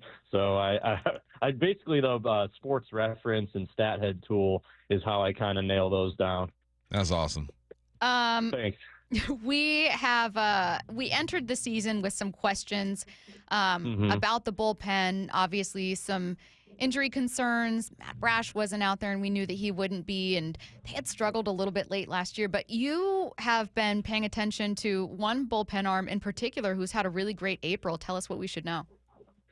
Yeah, so to your point, Stace, bullpen was a little bit of a question mark, but we're getting our guys back. Troy Taylor was just reinstated, Brash as well on his way, rehabbing in Tacoma. But the guy I want to talk about, Gabe Spire, has a .26 career ERA during the opening month of the season. And I took a look, and baseball history, literally that ERA, 1 earned run in 34 innings career in April, is the best by any month in big league history. I was shocked by that. Yeah, Spire's put together .26 ERA during the opening month of the season. Amazing. There's a funny thing going around. Well, not funny. I don't know. You tell me. Ben Williamson is making his MLB debut today. There's a tie-in to Jackie Robinson Day. Other than everybody rocking the 42, what are we talking about? Mm-hmm. Yeah, well, I'll start off by saying I think this is the best day in a regular season in pro sports. I firmly believe that. I think since MLB mandated that every player wears 42, it's just such a cool tribute to Jackie. Obviously, broke the color barrier 78 years ago today for the Brooklyn Dodgers, and it's just such an amazing day. The tie-in with Ben Williamson, so he's set to make his major league debut. Actually, 1 year ago today, the outfielder Jonathan Clase, who we've since traded to Toronto, he also made his major league debut wearing number 42 on Jackie Robinson Day. It was also against the Cincinnati Reds, and he was also hitting 8th in the lineup. So that's my fun tie-in there. Is there ever I know I'm asking you to you might be like, I can't think of one right now, but if you do, I want you to text us, and ideally you have one now. Is there ever a stat, a connection, something interesting that you found in a game that you had to quadruple check because you could not believe it? Because it was so crazy. Yeah, where you were like, there's no way. Yeah, so there's a good one. Actually, another multi-sport crossover. So I basically found there was a World Hockey Association franchise named the San Diego Mariners. And World Hockey Association was basically a short-lived rivalry league to the NHL. Wayne Gretzky actually debuted in the WHA. But anyway, there was a franchise named the San Diego Mariners. And I was looking at I wonder if I could connect them to our Mariners at all. Right. And I went and looked, and the San Diego Mariners, no relation to us, their final regular season game was on April 6, 1977. The same exact day the Mariners played their first ever game in franchise history. I feel like they died and were born as the Mariners. This is a little too eerie for me, Alex. This is too eerie. Right, yeah. Sports reincarnation. Man, listening to some of these stats, it makes me question my reality sometimes. It makes me feel like, I'm not kidding, sometimes Alex will tweet things and I'm like, we have have to be in a simulation. Yeah, right. What the heck is going on? I appreciate the love, guys. Yeah. I appreciate the love. Seriously. I have I got friends that listen to this segment. He actually texted me that tweet that you put out that I read to you, and he was like, "This guy's a legend for this. How is he doing this?" So I have to put it. That's so nice. So there's you got a fun Ichiro Griffey note here. What you got? 16 years ago today on 4/15. Thanks for teeing it up. Yeah, I feel like one of the most underrated, I guess you could say, games in Mariners history that people might not realize was that on April 15th, 2009, it marked Ichiro and Ken Griffey Jr.'s first game as teammates. Obviously, Ichiro had been there 9 years at that time, and then the Mariners had just reacquired Griffey. fittingly after his time in Cincinnati, which is where I'm calling you from, and then brief stint in Chicago. But anyway, April 15th, 2009, Ichiro and Griffey's first game as teammates. And, they celebrated their first game as teammates with a bang. Griffey hit his 400th home run in a Mariners uniform. He's the only Mariner to reach 400 homers with Seattle. And Ichiro hit a grand slam. So both the guys had monster games in their first game as teammates. And I don't know if a lot of people knew that. I did not. No. Speaking of teammates, we just heard Logan on with Wyman and Bob the other day talk about how, his conversation about Cal and wanting to work with him. And I guess you've seen far more of this behind the scenes, Alex. I'd love to hear a bit of insight that you might have into Cal's relationship with, even if it's just Logan, it could be anyone on the pitching staff. It seems like they turn to him so much. Yeah, no, I mean, I definitely use I know it's a little cliche, but I definitely use the word leader around Cal. I mean, I think with him, it's what you see is what you get. Like, there's nothing phony about him. He's so authentic. He's so genuine. I think the way he, obviously, leads the offense in so many different categories, but also manages the pitching staff. I mean, in addition to leading the team in homers and RBIs offensively last year, best defensive catcher by a lot of metrics. He threw out the most would-be base stealers, best catcher framing score, best catching ERA, which obviously has a lot to do with the guys throwing him the ball on the mound. But, there's something to be said for what he brings, I think, kind of the intangibles you think about with Cal. And then also just the old school stats along with the new metrics. I think every pitcher is noticeably better throwing to Cal Raleigh. Yeah. Alex, when I do my fantasy football drafts, I always find that diamond in the rough where people look at me all crazy and then he balls out. I go, see, I told you I do this. This is what I do. Yeah. Is that the way the organization is feeling right now about Jorge Polanco? I told y'all, just let him get healthy. Victory lap. This is what we do. I think a little bit, yeah. I mean, Polo's been off to such a good start. He's hitting the ball super hard. He's putting up the numbers, too. I believe he's still above the 400 mark. With Ben Williamson up in the big leagues now, I think that'll afford Polo some more DH days in addition to playing third base. So, yeah, I think a little bit, but also, got to remain humble through a long season. Right. What's he been like behind the scenes? He seems like a quiet guy.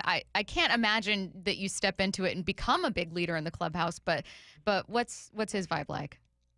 Yeah, I think Polo's a quiet leader. I think he's one of those lead by example guys, a little bit like J.P. Crawford.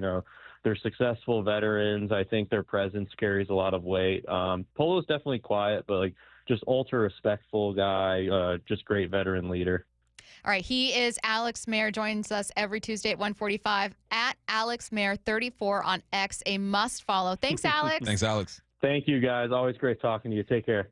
All right, if you missed any part of the Bump and Stacy show, including the Dugout, our final hour of that show, make sure you check it out wherever you get your podcasts, Apple, Spotify, Google Play, or seattlesports.com. Thank you again to all of our guests today. Wyman and Bob coming your way next. This weekend at T-Mobile, just what the doctor ordered. How sweet it is. The Mariners sweep aside the Texas Rangers. It's a whole lot of Cal Raleigh, that's for sure. The big dumper. Home runs in 3 consecutive games. 4 straight wins, back-to-back series dubs against division rivals. Can the M's keep it going as they kick off a 9-game road trip in the first of 3 against the Reds in Cincy? This afternoon, pregame at 2:30, first pitch at 3:40 on the home of the Mariners, Seattle Sports. This is Matt Coker from West Coast Men's Health. Has Viagra stopped working for you? Do you hate the side effects?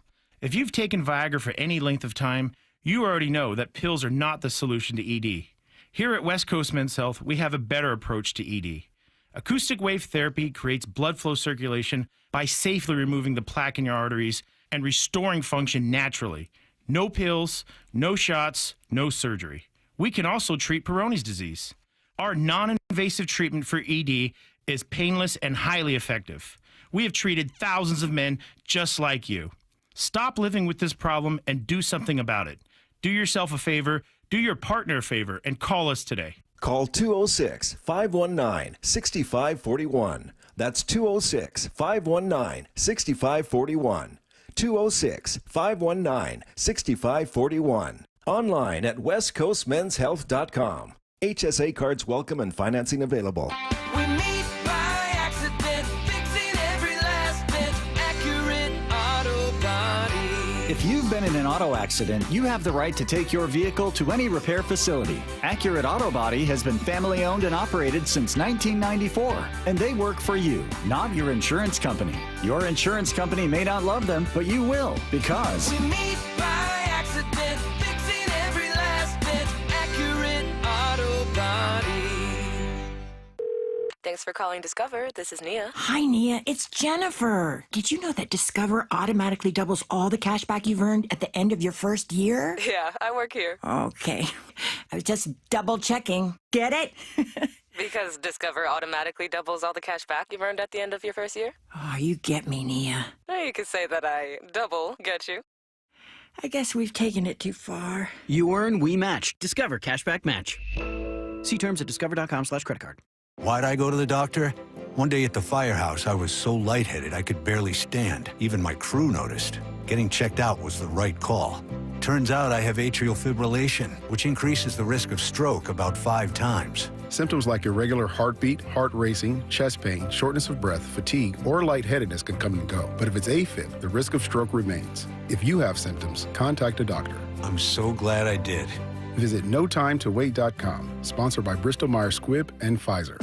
Comcast Business helps turn today's small businesses into engines of modern business. It's how restaurants become reliably up and running neighborhood favorites. How retailers become seamlessly restocking, cyber-securing must-visit shops. And how healthcare offices become the data managing caregivers that we all depend on. With reliable connectivity, enhanced cybersecurity, advanced fiber solutions, and Wi-Fi backup, Comcast Business is powering the engine of modern business. Powering possibilities. Now through April 21st, new customers can get started with 150 megabit internet and security edge for $49.99 a month for 12 months with a 2-year agreement. Plus, ask how to get a $500 prepaid card on a qualifying internet package. Call today. Restrictions apply. Not available in all areas. Requires enrollment in paperless billing and automatic payments with bank account. Equipment, taxes, and other fees extra and subject to change. Early termination fee applies.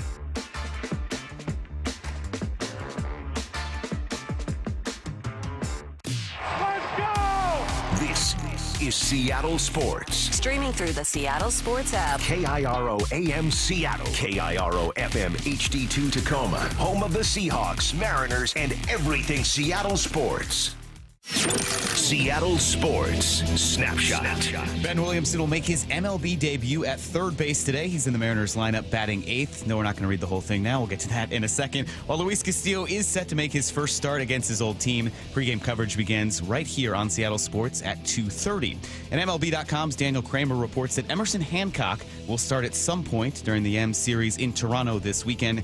Meanwhile, the Kraken play the final game of their season tonight at home against the Kings. Snapshot brought to you by Miller Lite. When it's game time, it's Miller time. This hour is brought to you by Legacy Group Capital's Northwest Fund. From the Quantum Fiber Studio, this is Wyman and Bob. On Seattle Sports. Streaming live on the Seattle Sports app and at seattlesports.com. Now, here are your hosts, Dave Wyman and Bob Stelton. This is it, everybody. The journey begins right now as we send the Mariners out on their road trip in Cincinnati. Wyman and Bob, Seattle Sports on 710, seattlesports.com. Fighting through the voice here, Dave, so you may have to talk a lot in the next 23 minutes here. So just get ready. You pipe up. You get ready to pipe up, man. Yeah, I went through that same thing. Hopefully I didn't give it to you, Bob, but yeah, it kind of sucks. I'm blaming somebody at Edgar's. I started feeling it that night after Edgar's, and then over the weekend was not good. So as long as I speak in a low volume and I don't try to hit too many high notes, I seem to be okay. So yeah, when you came on, I was like, "What are you doing? The sexy voice? Is that what that is?" Yeah. I'm trying to seduce everybody. That's what I'm trying to do here. But Mariners on. I'm excited for this because I mean it's so much fun when the team wins. It's a weird thing. They win. It's fun. So I look forward to the games. Yesterday was kind of a bummer. No, they've won 4 in a row, and with the day off, you're like, oh, okay, I'll watch some other teams. But it's just, if they could do this more often, I think a lot more fans would be happy. It'd be great. Yeah, it was an awesome weekend, man. I mean, I think both you and I predicted that they were going to be 2-1 in that series, and we were way off. Yeah, I mean that was an amazing surprise there. So you mentioned 4 in a row, and then just some of the guys like Cal especially is just on fire. But I'm going to be really interested to see Ben Williamson today, though.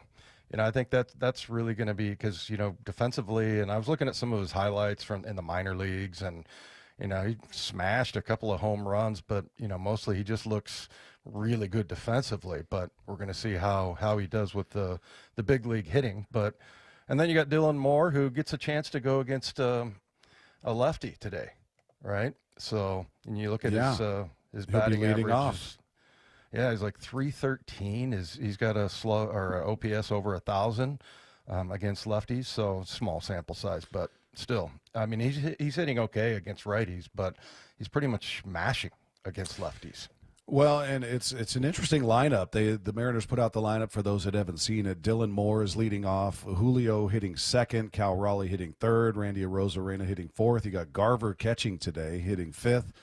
Donnie Barrels, Donovan Solano playing first base, Leo Rivas second base, Ben Williamson third base, and then J.P. Crawford hitting ninth at shortstop. So it's a little different lineup that we're looking at. Some of the new additions in Solano, some of the young guys in Rivas and Williamson, and then we'll see what Garver gets done at catcher. But it's an interesting lineup, and it's this is a hitter's park, and this team put up a bunch of runs. They put up a bunch of runs in the 4-game win streak, and they held the opposition down, which is, you and I were kind of looking at this thinking, all right, this is going to be a pitcher's duel. This is, or at least that's how I was looking at it. I thought they were going to be low-scoring games, pitcher's duel. It was on one side. Mariners pitching held down the opposition in that 4-game win streak, but they put up a bunch of runs, and now you're going to a hitter's park. I'm really anxious to see, all right, does this carry over? Is there some new confidence? Is there some new just sigh of relief? Like, hey, man, we just put together a nice little winning streak. We're at 500. We're feeling good. And maybe some of the pressure feels like it's off, and we're in a hitter's park. Let's see what happens. Yeah, well, and Bob, you're saying, well, this lineup is, it doesn't look great. And that's the thing. You've got Mitch Garver. Obviously, I think he's always done a pretty good job at playing behind the plate. But just him, Solano, Rivas, and Williamson. I mean, I think this is just a lineup that you're like, okay, we have to rely on Julio, Cal Raleigh, and Randy Arozarena, basically. And those guys have kind of been carrying them offensively. But lots of question marks there. I mean, Solano's been okay at first base as far as defense goes, but you got Rivas and Williamson, who is so it's a very young infield, or I shouldn't say young with Donnie Barrels there, but not a kind of a light hitting infield that you got going right now. Yeah, and it's we'll see what that looks like. Not a lot of thunder there that you're looking at, except for those three, 2, 3, and 4, and Rodriguez, Raleigh, and Arozarena. Yeah. See what Dylan Moore does at the top of the lineup. You point out his numbers versus lefties. He struggled hard against righties, so see if that pays off today. And then Luis Castillo going up against his old team, which he's never done. He's never pitched against the Reds. So we'll see if there's a little extra juice with him out there. He's, what's funny is yesterday we were talking about this rotation and what they've done. The forgotten guy is Luis Castillo. He's actually pitched really well. He hasn't been dominant, but he's been very good. You just look at his numbers and what he's done so far. He's a guy who's just sort of quietly, as much as we're praising Wu, who had a tremendous start and got out of a tough jam in the first inning and ended up going 7. He was fantastic. Logan Gilbert has been good. Luis Castillo, we haven't had a lot of conversation about him to this point, but he's pitched quietly. He's pitched very well. Yeah, it's funny. I'm just looking at some of his numbers. I mean, he had 30 starts last year. 33 led the league in 2023. And he's been here for a long time. I mean, now all of a sudden you look back, it was 2022. And it just, you're right. We forget about him. We just kind of, I mean, I think there was one time where I was being critical about the number of home runs that he gave up. But I mean, it's hard to find anything that's terribly wrong with Luis Castillo. And he's kind of gotten left behind because, and I think it's because he is the Rock, because you just come to count on him. But as far as going against his old team, yeah, that's a number of years that he hasn't pitched against them, and I think it's going to be a motivator for him. I just think that is built into every professional athlete, is that, you know, when you go against your old team, you know there's some familiarity there, and then you just kind of want to prove everybody, you know, wrong, basically. That, you know, why'd you trade me away? How much, and it's probably different in football because you're playing one game a week, whereas baseball, you're playing the next day and the next day. So, but I'm just curious if you ever had gone through a situation with a team where, man, we're struggling, we're losing games, we're not, defense isn't playing well, whatever was going on, and then you put up a gem. You have a great game, you beat the opposition, maybe a team you weren't favored against. Did you feel lighter? Was there just a different feeling going into practice the next week after that? Was there a sense of relief, I guess? I'm trying to figure out where the Mariners are after that and it's early. I get it. People text in and say you're freaking out over. I'm not saying they're going to the World Series. All I'm saying is they got themselves back to 500. They were hitting the ball. They were able to push across runs. They pitched. They did what we were hoping they could do. Yeah. Well, you know, it's exactly like, yes, there absolutely is, in my opinion. I know different sport, but it's like you've got the recipe now.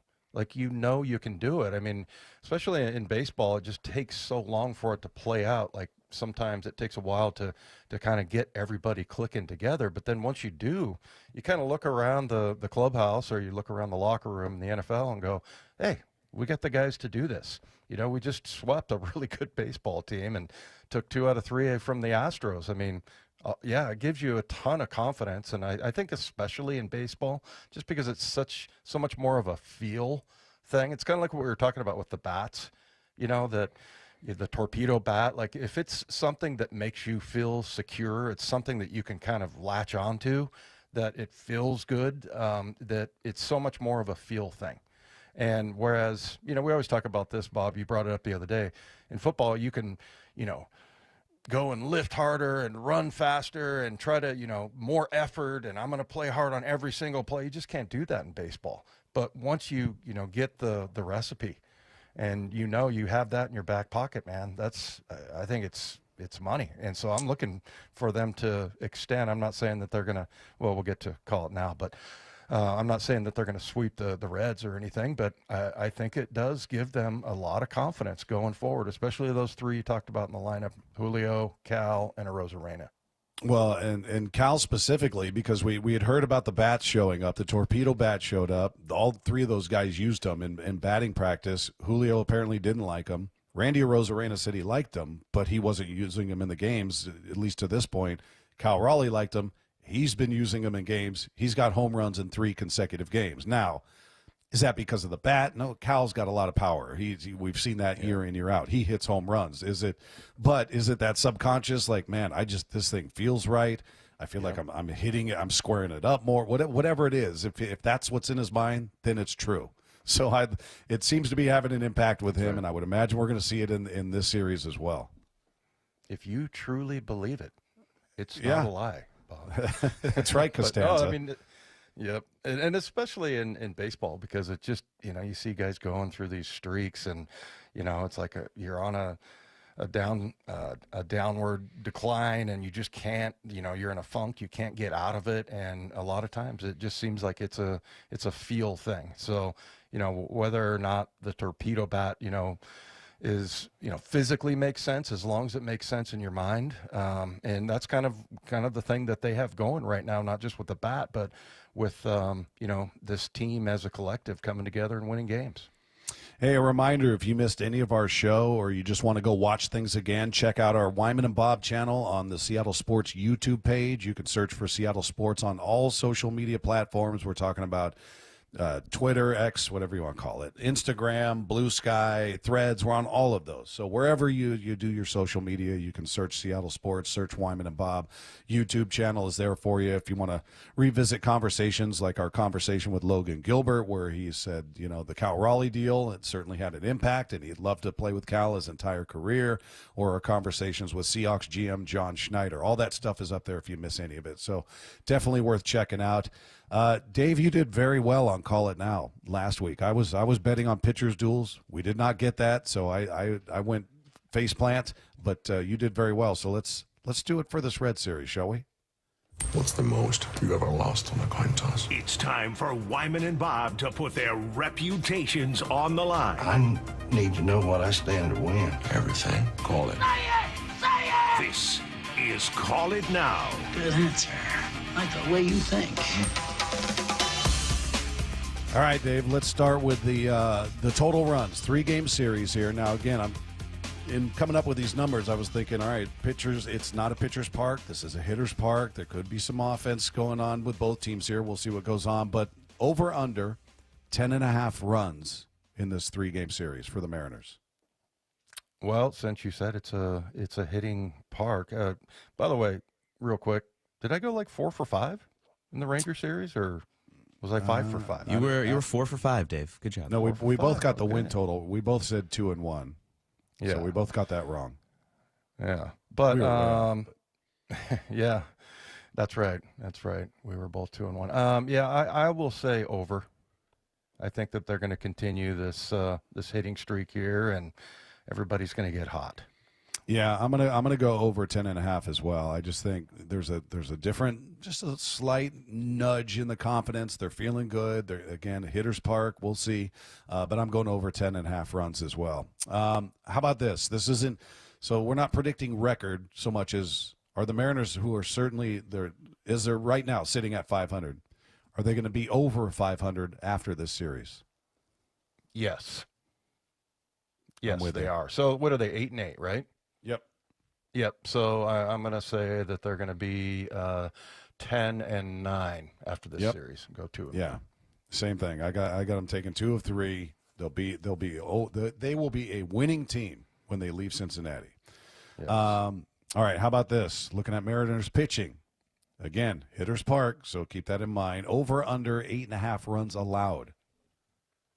I think Castillo's going to set the whole thing off tonight, just by being back in Cincinnati. And like I said, I don't care how good of a player you are. I just think when you go back to your old team and your old city, that there's, going to be just a little bit of a chip on your shoulder. So I think he's going to start things off.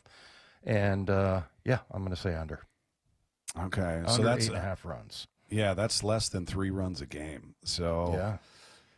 Again, hitter's park. I keep that in mind. I'm going to go slightly over. Slightly over. How about that? Okay. Got it. All right. 4.5 home runs, 3 games, 4.5 home runs. Cal Raleigh's got a 3-game streak going with home run in 3 consecutive games. I should have put that one up here, too. A Cal question on that. Well, I do have it there. Okay. Yeah, you did. Total home runs. Total home runs, 4.5. You going over, under? Over, baby. Bombs away. You mentioned it, Hitter's Park. I just think the kind of like I said, the recipe they've got in their back pocket is they've got some things figured out, and then it really is, it seems like in baseball anyway, it's mostly confidence, right? You go up expecting certain things when you get on that kind of streak. So I'm going to say over on that. I'm with you. I've got some optimism about the offense in this park and what they're going to be facing in the way of pitching coming from the red side. So I'm going to go over on the 4.5 total home runs. All right, now Cal. Does Cal hit a home run today to extend his streak to 4 games in a row? I'm going to say that Cal's going to hit 2 home runs in this series, but it's not going to be today. So he's going to have a little skip there in his record. Yeah, this is kind of boring, but I'm ill of Cal. I know that hurts you to say that, but I'm with you. I feel like, all right, he's DHing today. He's not catching. He's aware of the streak, obviously. Is he going to be trying a little bit to lift that ball? Is he going to be? I think, I mean, this park's set up for him to do it, but I'm going to say no. I'm going to say he doesn't hit a home run today. I hope we're both wrong on that one. Yeah. Now, was he used the torpedo bat over the weekend, right? Yeah. In the Ranger series. Yeah. Yeah. Which game was it where he was batting lefty, and he just kind of poked it over the right field fence? It was just kind of his hand came off the bat. Yeah, it was one hand. Yeah. Just kind of, let me just poke this one into right field, see what happens. That's one where you go, either he's really strong, which I'm certain he is, or there's some life to that bat. Because, he let go of that, his backhand let go of the bat. It was basically one hand coming through the zone, and it was enough to get it out of the yard. And, again, it's not like it's 80 degrees outside and the ball's just flying all over the place. You know, so that's what gave me a little bit of confidence in this offense is that, you know, the weather, while it wasn't dumping rain or anything, it's a roof, so it doesn't really matter. But it was, you know, we were out there. It was a little chilly. You know, it's not, you know, the air is not conducive to ball flight. And they did a great job. It gave me a little bit of, all right, they feel pretty good about what they're doing, at least the approach. They've got confidence in what, you know, seeing Julio go back-to-back games with multiple hits was big. He's spraying it around. He's going with the ball to right field. He's going back up the middle. He's not trying to yank it. So, you know, maybe that's a sign of things to come. You just need him. It can't be just Cal. He's got to be part of what's going on there. And he was. I mean, he goes 4 for 9 in his last in the final 2 games in that series. That's huge for this team. And I'm hoping, I'm betting he keeps it going to a certain extent throughout this series as well. As far as the torpedo bat goes, on that particular swing, I didn't like run it back in like slow motion. Did you see on any of those, and you know, on any of these home runs, where exactly they're making contact? I mean, did he where on the bat? Yeah, where on the bat, because it's distributed differently. Obviously, more weight towards like the sweet spot of the bat. And I'm wondering if Cal hit. I didn't look, but did he hit it on that sweet spot? You know, that's a good question, because I was looking at his hands more than I was looking at where the ball lined up on the bat. But it's different for every player. It's not every bat as far as the torpedo bat. They move the mass a little bit, you know, more toward the handle, depending on the hitter and where they're hitting the ball consistently on the bat. Yeah. So it's not like every torpedo bat is the same. They're all unique to each hitter.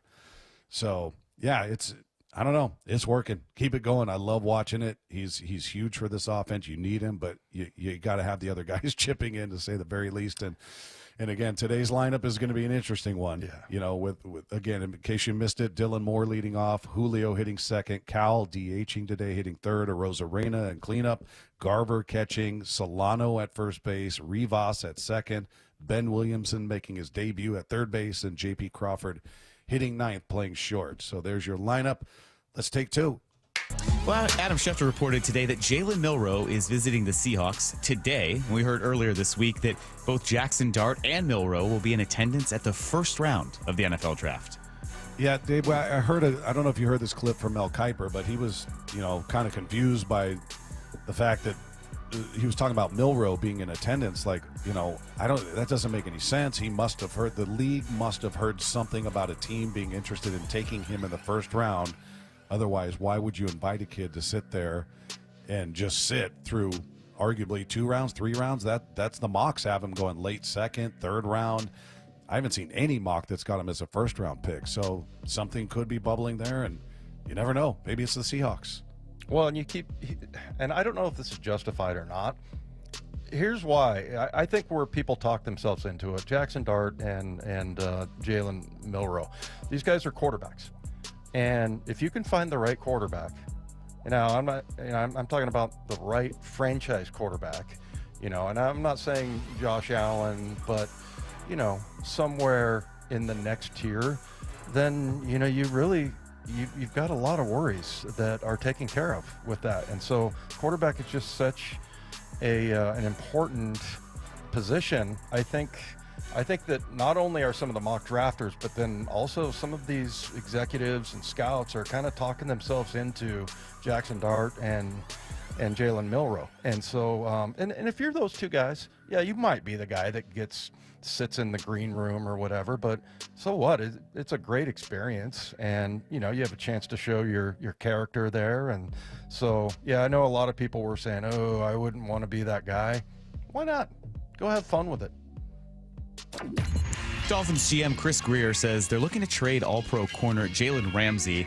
And this is just kind of an interesting note to throw out there. The Dolphins have the longest playoff losing streak in the NFL, 24 years since they beat the Colts in the 2000 wildcard game. Longest playoff losing streak in the NFL. Wow.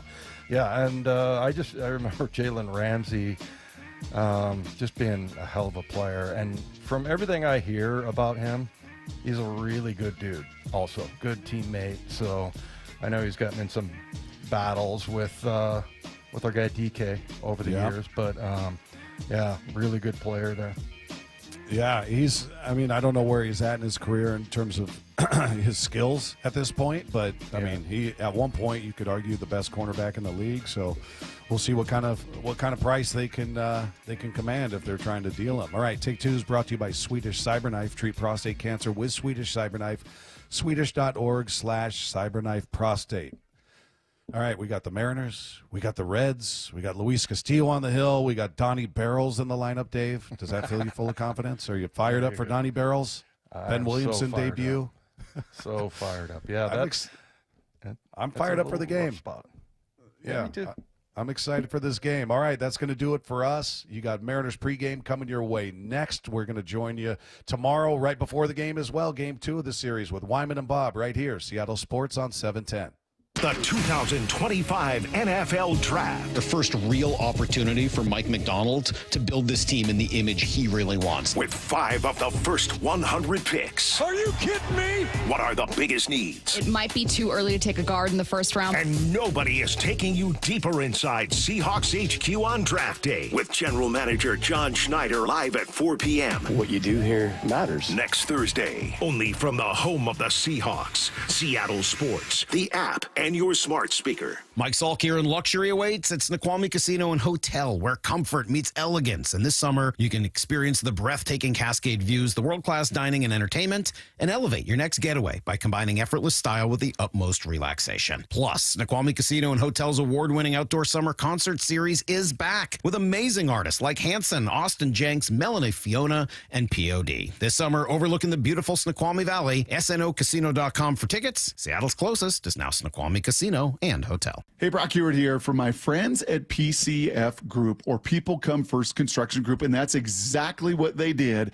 when we made the call a couple years ago. We wanted to redo our outdoor space, wanted to add a deck, an outdoor living, a television, and a kitchen. And PCF Group, wow, they more than delivered. And if you're interested in building a stunning outdoor area like we did, I cannot recommend them enough. Reach out before the good weather arrives, and their schedule, well, it's going to fill up. So whether you're looking for a complete outdoor living space or a very specific project like an underdeck ceiling, deck, patio cover, railings, PCF has you covered. Design now and pay later. In fact, get 12 months, no interest and no payments, and up to $6,000 off and a $1,000 Amazon gift card. Request a complimentary design and estimate consultation at 425-629-8476 or project ideas. Explore photos at pcfgroup.com. That's 425-629-8476. Ladies and gentlemen, this is for you too. Stubborn fat is really hard to get rid of, and then there's all those gimmicky lasers, fat freezing methods, and prescriptions.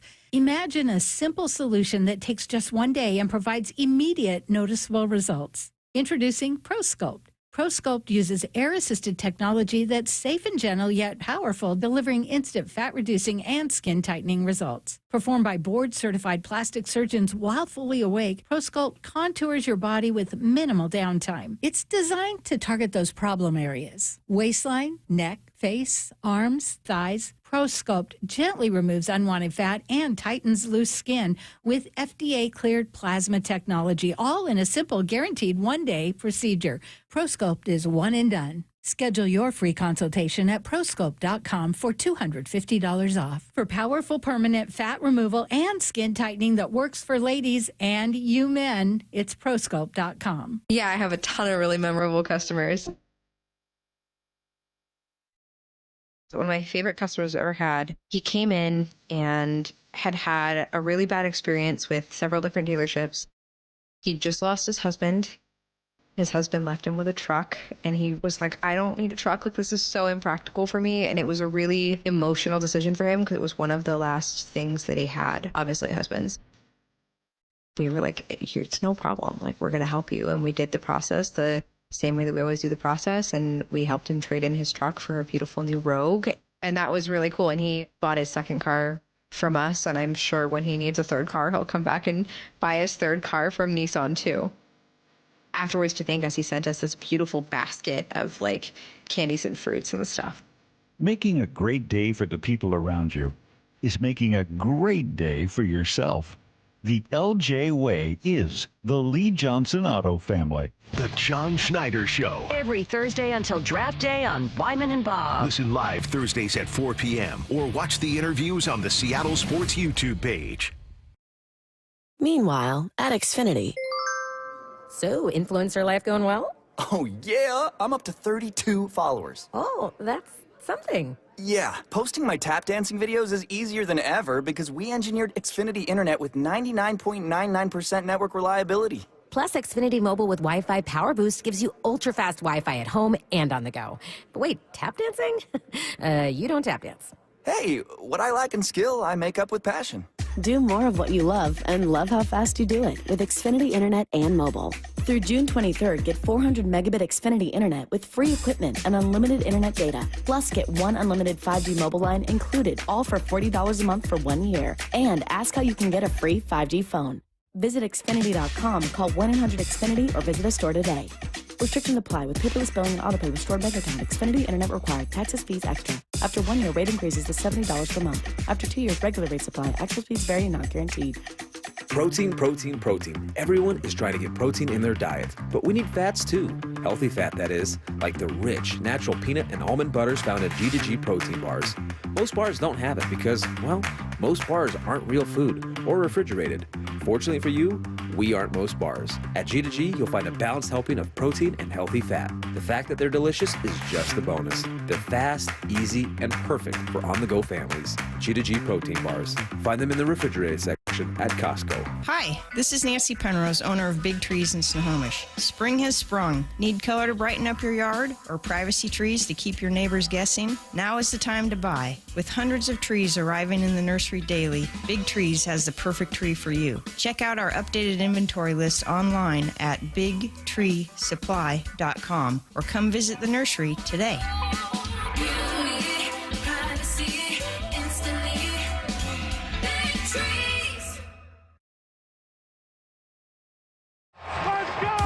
This is Seattle Sports. Streaming through the Seattle Sports app. KIRO AM Seattle. KIRO FM HD2 Tacoma. The Seattle Mariners pregame show is on. Back she goes, going and going. Goodbye, baseball, he did it! Julio Rodriguez. Mariners pregame is brought to you by the new Chevy Trax, Beacon Plumbing, and Muckleshoot Casino Resort. Seattle Mariners pregame. The countdown to first pitch is underway. He gave us the audacity to dream again. Because when we were young guys, 16, 17, 18, we had dreams of playing Major League Baseball. And then suddenly you knock on that door and they say, color guys don't play. And it hurts you. And you started hating it, and you shouldn't do that. And then your dreams seem to vanish. And then here comes 1946. Jackie's playing inter. And then 1947 on first base is Jackie Robinson. All the guys playing baseball in the Negro League, no matter what your age, we were all 18. Suddenly we're 18, says, man, maybe my day's going to come. Jackie, keep on, baby. You're doing it. Keep on, Jack. Come on, baby. Don't let him get to you. That was the voice of Joe Black, one of the great storytellers of the day, giving just a snapshot of the significance of the man who will be celebrated across the league today. Jackie Robinson. Good afternoon and welcome to Cincinnati, Ohio, where today, Jackie Robinson Day, the Mariners and Reds will all be wearing the number 42 on their backs as they meet for Game 1 of the 3-game series. Shannon Drayer coming to you live from the Western Washington Toyota broadcast booth, found here today at the Great American Ballpark on the shores of the Ohio River, and that Ohio River was raging last week. They had water coming almost up to the stadium. It got into the parking areas of the players. Kind of a mess here the last week or so, but all clear. Did not impact the ballpark. All is good here. Baseball will be played. And hey, that's what we want to see, because don't look now. The Mariners have won 4 straight. They're the only team in the division coming off a win today. For fun right there. We've got a good one on tap for you. Luis Castillo set to face his former team for the first time with a tough lefty, Nick Lodolo, on the other side. If that's not enough in a good pitching matchup, we've got a debut. Let's find out where with Dan Wilson's lineup. This is what we got. At the top, it's going to be Dylan Moore. He will be in right field tonight. Julio Rodriguez follows in center, and then batting third, this guy. The 3-2 offer on the way, swinging a drive into right field, going back Garcia to the one he tracked to the corner. This one is gone. Goodbye, baseball. He does it again. Home runs in 3 consecutive games. Cal Raleigh, the big dumper. Will he make it 4 games in a row? Small ballpark, torpedoes were packed. I'm just saying, let's go. Batting cleanup, Randy Arozarena. He has taken over that spot, no doubt about it. He will be in left field. It'll be Mitch Garver catching today. Donovan Solano at first base. Leo Rivas at second base. And then we have the debut. Ben Williamson will make his big league debut. His family made it here. Had a day to kind of take the day off with the family, go out, get a nice dinner, and now all the excitement will be for Ben Williamson as he makes his major league debut. Then, batting ninth, the only lefty in the order, J.P. Crawfords. That's what we've got for the lineup. Well, we've got a different face in the bullpen as well. Troy Taylor has been activated. He's ready and available when needed. Dan Wilson said he'd be looking for a soft landing to start, but knows that Taylor can climb up that leverage list pretty quickly. That's what he did last year. That was your health report brought to you by Virginia Mason Franciscan Health, the sports medicine provider for the Seattle Mariners. We've got so much going on today. Of course, it is Jackie Robinson Day, and you're going to hear from some of the greats and the voices in the game about Jackie Robinson and about the significance of the day and the impact that he had, not just on the game, but on this country. We've also got a lot to get into in the matchup. It's a great pitching matchup. It's an interesting matchup of the two teams. The Reds come in having won 5 of their last 6 games, but not really a big offensive team. They have been pitching, however, so we'll get into what that looks like and what the matchups look like. We will also get into a different looking Reds team just a bit. They've had a flurry of moves before this game. Some faces are back, most faces are back. We'll take a look at that. On the Mariners Clubhouse Insider, coming up in about 25 minutes, we will hear from Bob Kendrick, who is the president of the Negro Leagues Museum in Kansas City. He knows all the stories, he tells the stories, and he just really puts today in great perspective. On the roundtable, we'll get into a little bit of Jackie Robinson Day and some of the moves that we have seen made. And then, of course, we'll have all the usuals as well. We'll have picks versus Rick.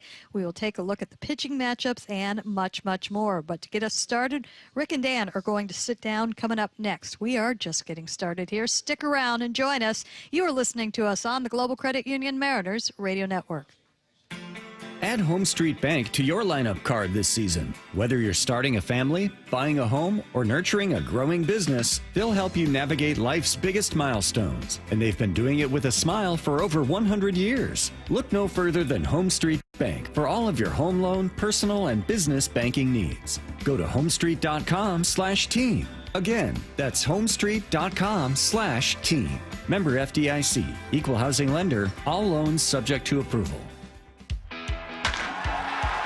Cheering in the stands works up quite the appetite. So when you spend $50 on quality gas at Arco, bring your receipt to T-Mobile Park Guest Services, and you'll get a $10 concessions gift card. Get pumped, eat well, and never go home hungry. Now that's something to cheer about. Take the win with quality top-tier gas for less at Arco. Savings based on independent retail price survey. Promotion valid through July 31st, 2025, while supplies last. The Mariners have a great slate of giveaways and special events all season long. Don't miss your chance to score a City Connect Captain's Hat Friday, April 25th, and a Moose Shoulder Plush Saturday, April 26th. Then get ready for a special Mother's Day weekend at the ballpark Friday, May 9th through Sunday, May 11th, featuring a clear purse giveaway for the first 10,000 moms on Sunday the 11th, thanks to Muckleshoot Casino Resort. Go to mariners.com/promos to get your tickets and check out the complete promotion schedule. Baseball's back. A new season brings opportunities for big wins, sellouts, shared joy, and excitement. You'll find all of these at only two places, the ballpark and Yakima Legends Casino Hotel. Take in live events, treat yourself with delicious food, stretch out in large, spacious rooms, and just in time for the new season, the brand new Sage Spa. Drive over while listening to the game and make this season legendary. It's your new favorite road trip, Legends Casino Hotel, within winning distance. This is Mariners baseball. The countdown to first pitch continues with the Dan Wilson Show. Well, Danny, on a cool night here in Cincinnati, you're ready to take on the Reds, opening game of the three-game series, game one of the long road trip. Today's a special day in baseball. Here it is, April 15th, Jackie Robinson Day. Back in 1947, Jackie broke a color barrier in baseball with the Brooklyn Dodgers. What's it going to be like for you to wear number 42? What's it going to be like for you to see everybody wearing number 42 on Jackie's day? Yeah, it's always a very special day in baseball, and obviously the legacy that Jackie has left in the game is it's insurmountable, and the respect that all these guys have for Jackie and what he did and what he went through, very difficult. And so it's a day that guys wear 42 very proudly, and nice to have somewhat of a Seattle connection in a way as Junior kind of began the whole process and sort of requested this in his days as a Mariner, and so it's always kind of a special day that way as well. But an incredible man, incredible legacy, incredible gift to the game of baseball. What an honor for Jackie Robinson. What a thrill it's going to be for your young third baseman tonight, Ben Williamson. Danny makes his major league debut tonight here against the Cincinnati Reds. Family and friends are going to be here. What did you tell Ben when you told me he was going to start in tonight's game, his first game in the big leagues? Yeah, it's a really exciting day for him and obviously his family as well that is here, as you mentioned. It's great to have that, and I'm really excited for him to take the field tonight and be a part of his first big league game, as a player. And I think the best advice you can give a young guy is just go be yourself. I think oftentimes the temptation is to try to do a little bit more, play harder, do things that you're not capable of doing, and you don't have to do that. He's here because he is a very solid player,